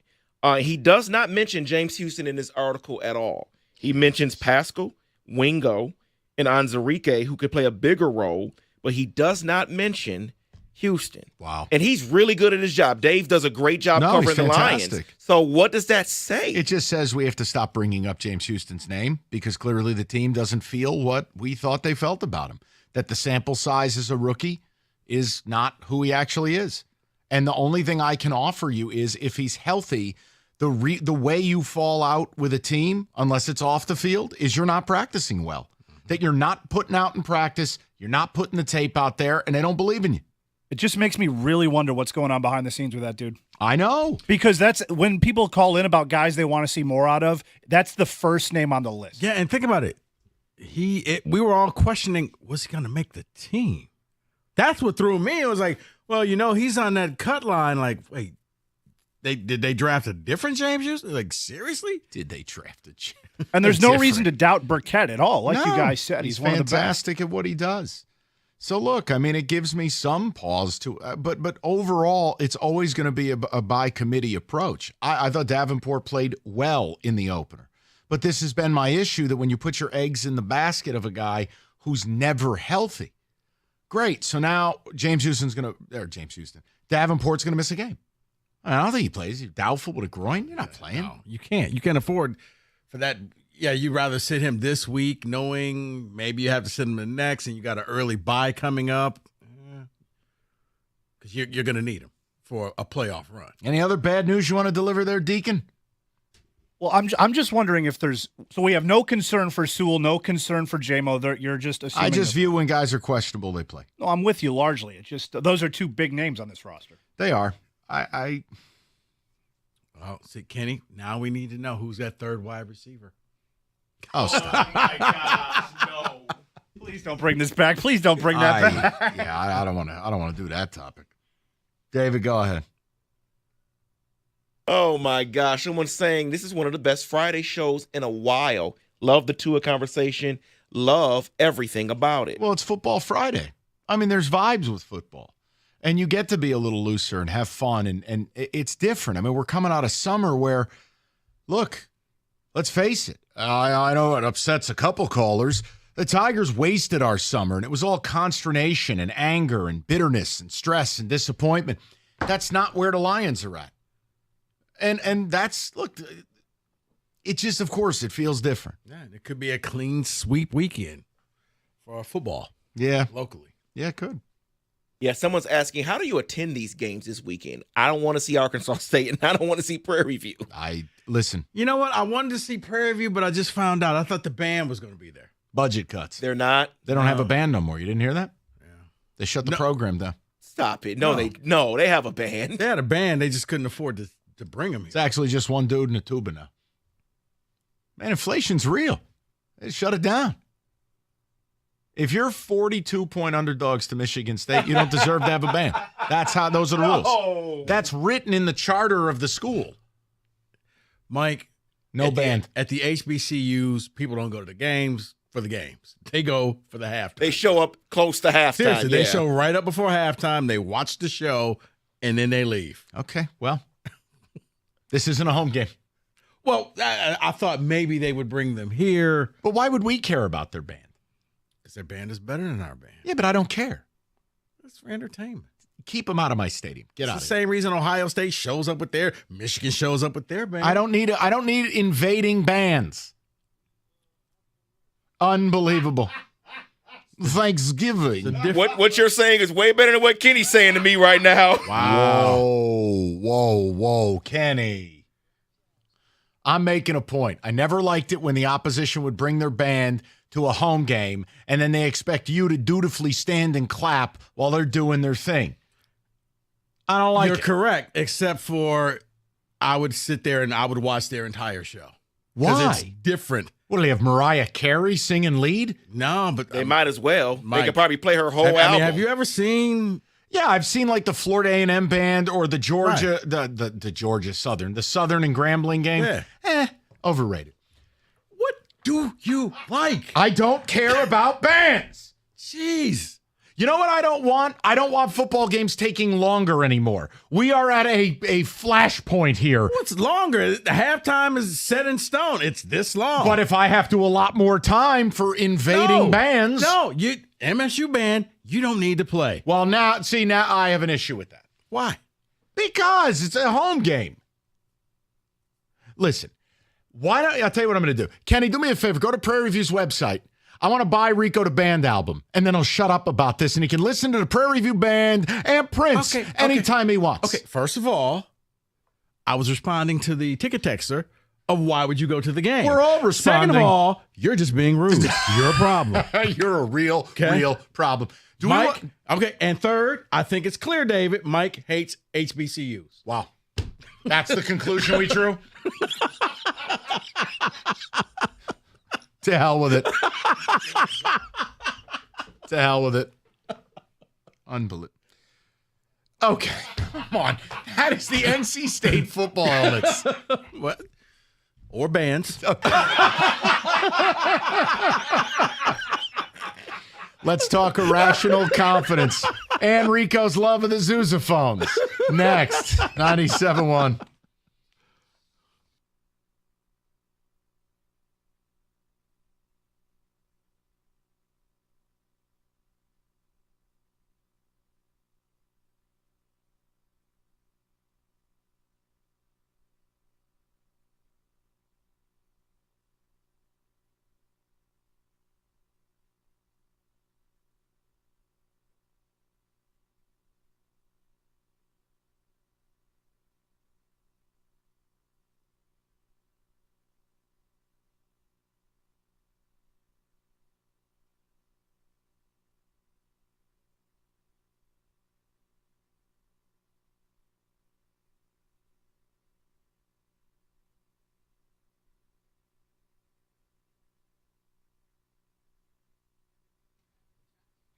Planet Fitness is the home of the judgment-free zone where anybody, and I mean anybody, including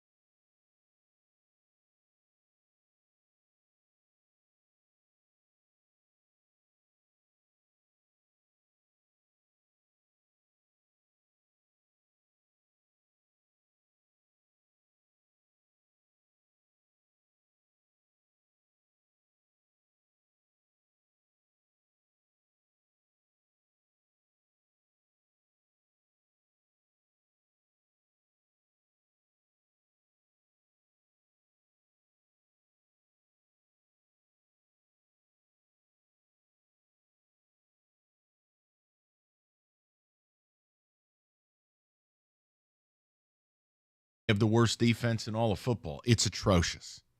Third, they're coming up here with no secondary. They lost their all-pro safety. Antoine Winfield Jr. will not play this week. They lost a pair of cornerbacks. And you're coming here to face the Lions with these weapons on the road with an offense, mind you, that wants to hold on to the football and push the football down the field. This is not Stafford, set, go, throw. It's not that. And here's where I'll end up being maybe way wrong. Big correction from week 1 to week 2 with the Lions passing game. I think it's going to look a lot better. They got the rust off, and I feel like the Bucs will come up here. They won't be able to run the ball. One-dimensional in this house of horrors. Tell me if anyone shares my irrational confidence that the Lions will win this thing going away Sunday. I'll pass this over to Kenny. I know you don't share it, and that's okay. Kenny? I'm right there with you. I don't know what classifies as a dump trucking. I don't know if they're going to dump truck them. In the NFL, if you win a game by double figures or 2 touchdowns, you beat somebody like what you up saw last night, minus the Tua injury. Well, if that game finished 31-10 or 24-10, that game was over at halftime. Buffalo kicked their ass. I have them at least covering the number. I don't know if you classify that as a dump trucking, but I feel supremely confident. I just feel like they're going to beat a playoff caliber team by double digits. And if you do that in the NFL, how about this? An impressive win, a solid win. It would be a solid win. I think that they will, as of right now, I think they're going to win the game, but I don't think that it's going to be as easily as you two say it's going to be. Because here's the thing. Okay. It's the NFL, man, and it's humbling because if I told you, Mike, that, hey, the Rams will be down so many offensive linemen, you would say, oh, the Lions are just going to steamroll these people, right? No. It goes to overtime because somebody stepped in and they got it done, and the Rams adjusted. Because the Bucs know we don't have the secondary, they're going to have to adjust their defense, and they've had a week to come up with a game plan. I think this is going to be more of a shootout type of game. And the Lions, I don't think will be able to control the clock by rushing the ball. David Montgomery has had horrible games against the Buccaneers in the last 2 times that they played. He is the guy that controls the pace. He's the guy that gives you the 6-7 minute drives. If he's not able to pick up the rushing yards, you're kind of playing in the Bucs' hands, where it turns into 7-on-7 football. I want to hear from the people. You tell me where your confidence level is. I think this is part of graduating. Look, I didn't take the Rams lightly last week. And again, the Rams came in and survived incredible injuries. And I thought Stafford was marvelous. I thought he was incredible. But this is different because, I don't respect this team like I do the Rams. I was about to say, is it anti-Baker Mayfield? Nah, you know I love Baker. I do. I root for him. I like him. I want it to work. But I just feel like matchup-wise, and I've seen this movie. Plus, read that injury report for the Bucs. And not just the secondary. They're missing pieces all over the place. Okay. So I feel like we have a Super Bowl caliber team in this town. But I guess I look at the Rams, they fell apart mid-game. The Bucs have had a week to realize, okay, we got to plug and play new people in here. Yeah. Let's come up with some better schemes. Let's see where the people are at with it. And again, I am totally fine if as a fan you're heavily invested, you love your team, you don't want to be cocky about it, and you go, look, we respect every opponent.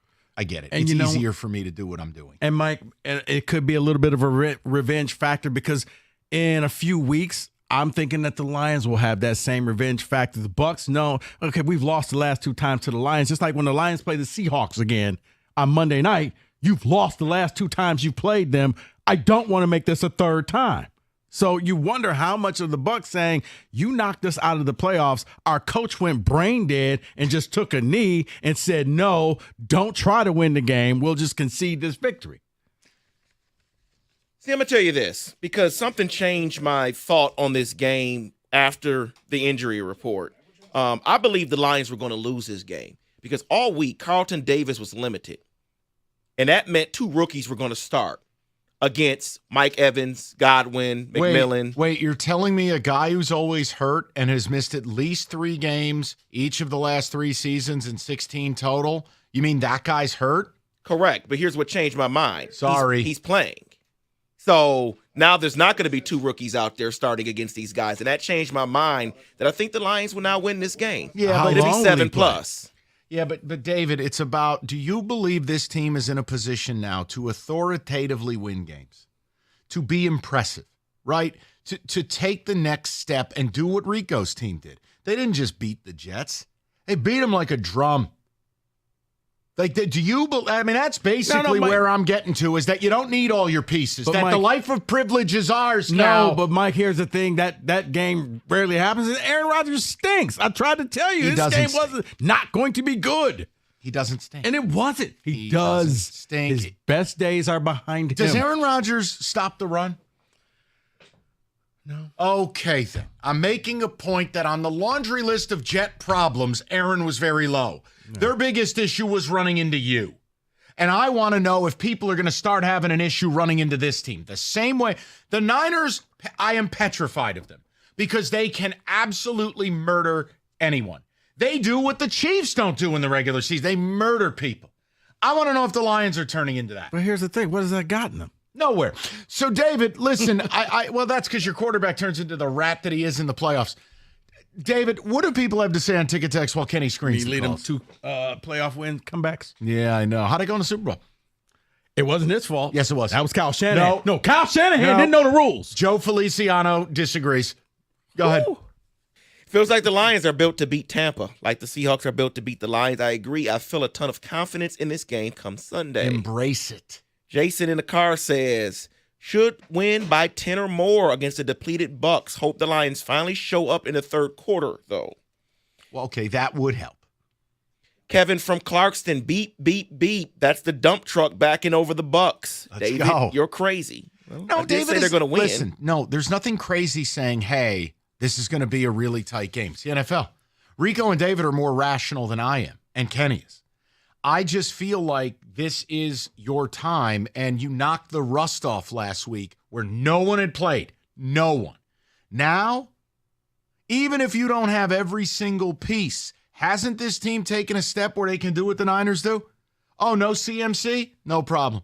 No Mafunga? No problem. No Greenlaw? No problem. Next man up. This is the best Lions roster of my life.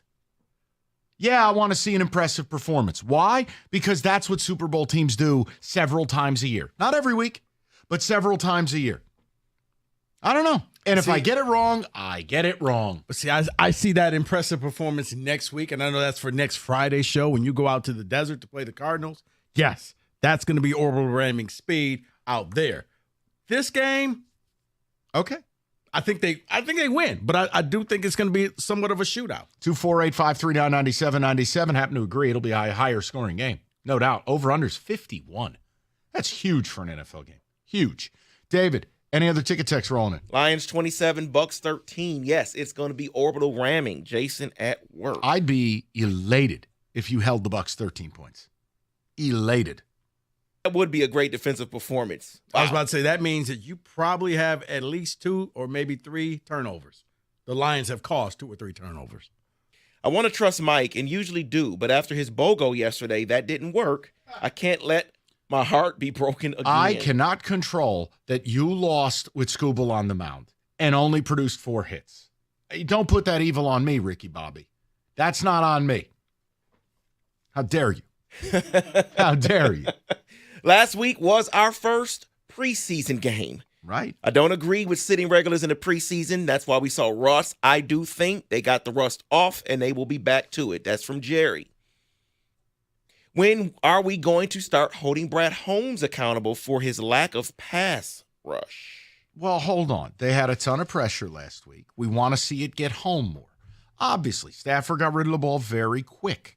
Now, Baker wants to hang on to the football and push it deep. Yeah. So show me what it looks like this week before we start fielding these calls. Now, I never loved Davenport. I don't like signing guys who are never healthy. And if he misses this game, well, here we go. Like, we're starting already with Davenport. But let me see it. DJ Reader's back. You mean guy who's always hurt? You signed? Color me shocked. Okay, then. 248-539-9797. All right. Being number one, not easy. Takes experience, dedication, and determination. The number one You're mattress. number one. Thank you, buddy. I appreciate that. Number one mattress purchased by millions every year. It's Serta. They got the experience, 111 years. They make the world's most comfortable mattresses, and they are made right here in the state of Michigan. This fall, get a great night's rest on a great mattress. Go to Serta.com. Find a retailer near you. That's Serta.com.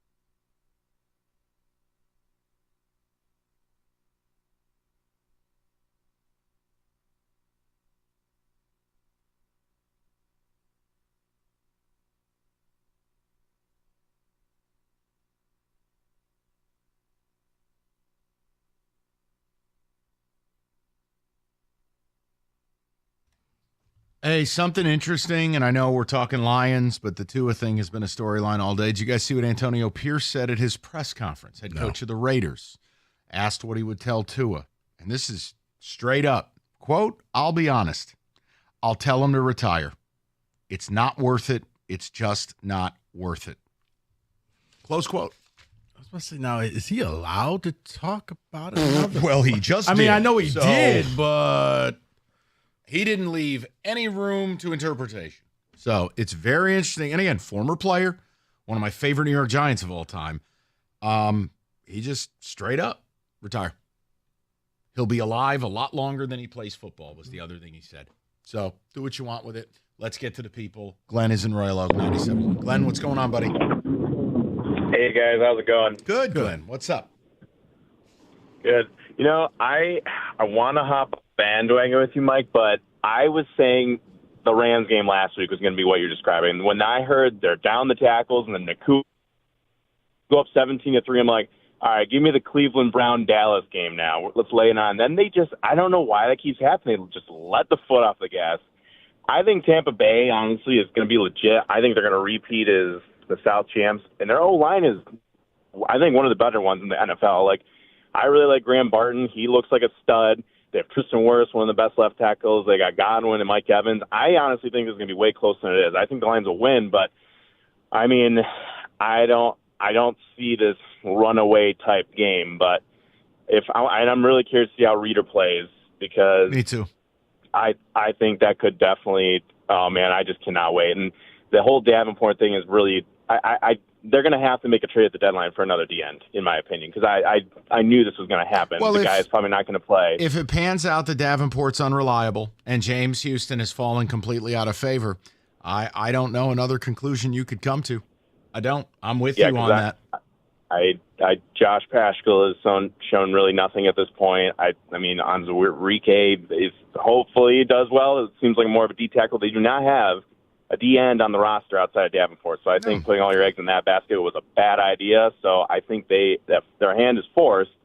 But I don't know. I do think the Lions will win this game. I would say my only other concern is maybe this is unfounded. It seems like Goff was really, and it makes sense to like focus on J-Mo last week. And I mean, it made perfect sense because he rewarded him with an incredible game. But like seeing St. Brown's so involved, I mean, maybe it's just week one, but it was slightly concerning for me. I don't know. It's just like maybe because James was such a big part of the offense now that will take away, I don't know, St. Brown's. I mean, it's going to have to. You can't feed everyone. See, Glenn, I thought it was more of the Rams were making sure that St. Brown wouldn't beat them. And it's like, well, J-Mo really hasn't done much. And actually he did. He had his big coming out game. And that's fair. I feel like there were some plays St. Brown was open, but he was looking Jameson's way, which, I mean, that's fine when you get the production he did. The good part is you have an offense now where it can be everyone eats. Yeah. You can different week, different opponent, different. Look. It's how the Niners have done it. There's going to be games where Laporta looks like he's a first ballot Hall of Famer, and then there's going to be games where it's Gibbs. There's only so many pieces to the pie, and sometimes you get to the dinner table late. Mike, guess who learned their lesson? What lesson? The Niners learned their lesson, and they said Christian McCaffrey's out. As a matter of fact, he may be placed on IR. So I don't know if it's short or long. Well, according to Adam Schefter. Short-term IR is 4 weeks. Right. But they learned their lesson. So look, and again, if you're in a position like the Niners or the Lions or the Eagles, there's really no reason in September to put something at risk. If you have a calf injury like Christian McCaffrey, put him on ice for a month. Which is why I think, Davenport, you know what? Hey, we need you later on. We don't need you right now in September. Let's go to Eric, 97.1. Eric, how you doing, buddy? Good, Mike. And I heard Prairie View is actually leaving their band behind because they're going to play their quarterback's rap song after the touchdowns. Just like Coach Prime wants, right? No, I did call to talk Lions, and I think if they get out to an early lead, this could be a bloodbath. I know Mike Evans is a concern, but I think with our bigger corners that are better in man, and if we can get an early lead, we can make them one-dimensional. And with DJ Reeder coming back, I don't know if Davenport's playing, but he showed an ability to push the pocket. I think with our offense, and we can run, we can pass. If we can set up some early scores, get some play action, I mean, this could be a bloodbath. And again, I still think you're going to take the runaway. And if you make anybody come in here and be completely one-dimensional when you're on your game, that was my whole point. I didn't expect the Lions to play an A-plus game last week based on no one playing in the preseason. And Matthew Stafford, as much as I'm tired of him, still can be fantastic. That's not a word I've ever used with Baker Mayfield. I was so impressed with the Rams last week, and I mean, we know they got a great coach, but to get that game plan of just the quick deke and dunk all the way down the field, and the Lions gave them that. They gave them a lot of that, just saying, hey, you're not going to beat us deep. But that was closer than it should have been, in my opinion. Agreed. But this is the problem, because week one tends to be more of a preseason element. Guys don't play together. We saw it all over the league. It looked sloppy. It looked disorganized. Well, now a week later, you tighten the screws a little bit. Look, as long as they win, it doesn't matter. I just wondered if people took confidence out of last week or concern. Because the morning show, they were doing this whole bit, the 53% of people were concerned. And I'm like, what? Well, your choices were, are you overly cocky or are you concerned? You couldn't go in the middle and say, you know what, I think this team is going to win. I don't see, like you and Kenny, where they're just going to go in there and dominate this team. It is the NFL. It is hard to win games by double digits. And Tampa's a playoff team. Tampa's lost to this team twice. They know the Lions have their number, and they've had a week to deal with their injuries. So I do think the Lions win, but I think it's going to be like an NFL game coming down to one possession. Hatchet. Is this game going to mirror last year's, where Baker's short pass game is the run game, and we are sweating a fourth quarter after he has 300 yards? I'm worried about that again. AJ and Bright. Well, if he has 300 yards, you have problems. And I'll be the first to I'll be straight away about it. See, I don't think so. I'm sorry, Mike. I don't mean to cut you off, but I don't think so, because I think if he has 300-plus yards, it means that they are truly one-dimensional and they may be coming back.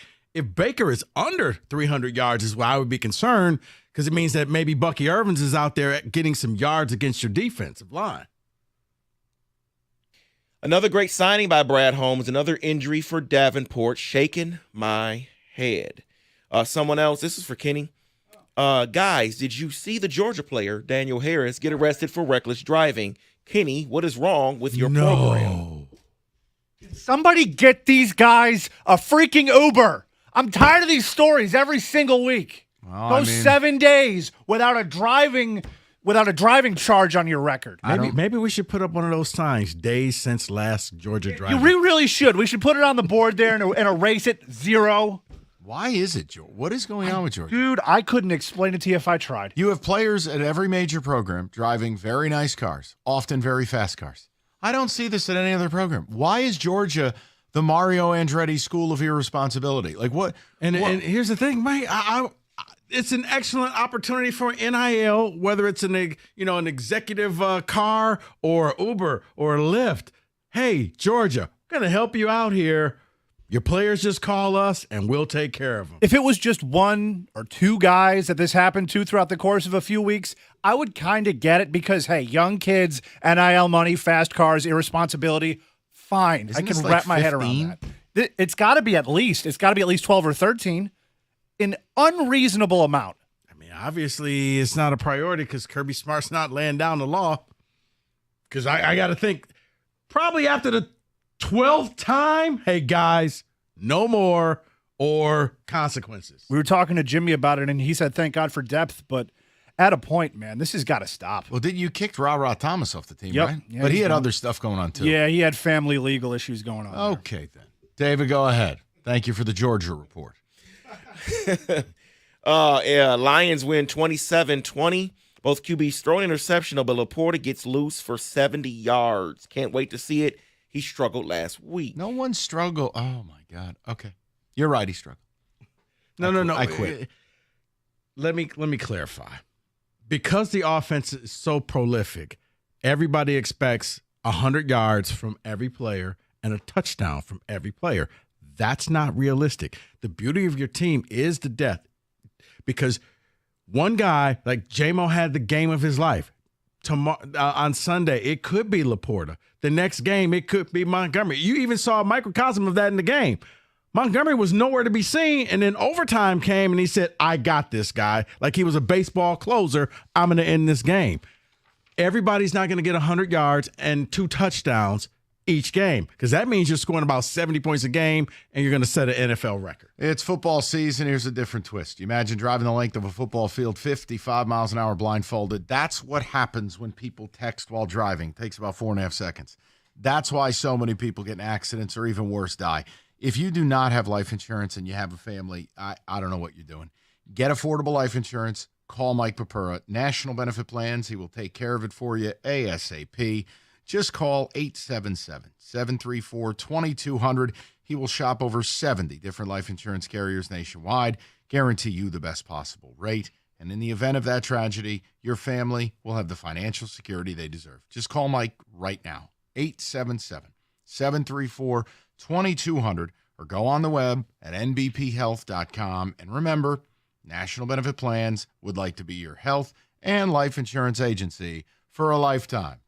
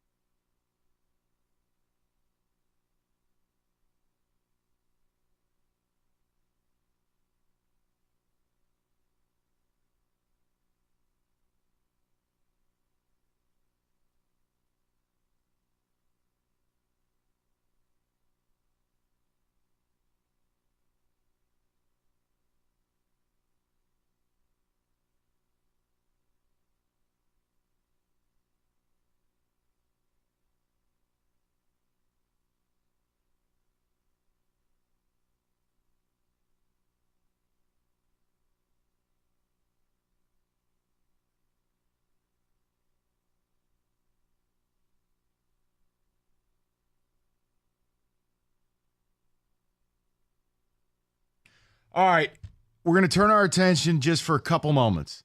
We did not get to a bunch of college football today because the matchups suck, both for Michigan and Michigan State. But here's the question. I'm not taking anything out of this weekend other than I hope both teams have fun and no one gets hurt. But look, for Michigan State, it's all about BC. For Michigan, if you want to sell me, you can parse something out of this weekend from the quarterback position. I'm not mad at you. But am I just wrong in saying I hope nobody gets hurt? I don't care about either of these games. That's basically it. Anybody who's watching this game, either game, believe 20% of what you see. Because you're going to see this is a get-right game for both teams. I mean, heck, if I set the over-under for combined score for Michigan and Michigan State, like 89.5 points, because I think they're going to go out there and score a ton of points, and you're going to feel false bravado. Oh, we fixed our problems. You're going to find out how good your team is in about 8 days. But for now, no, it's don't get hurt, and don't get hurt, and don't lose the game. I mean, what would you need to see, I guess, from Michigan's quarterback position to feel value?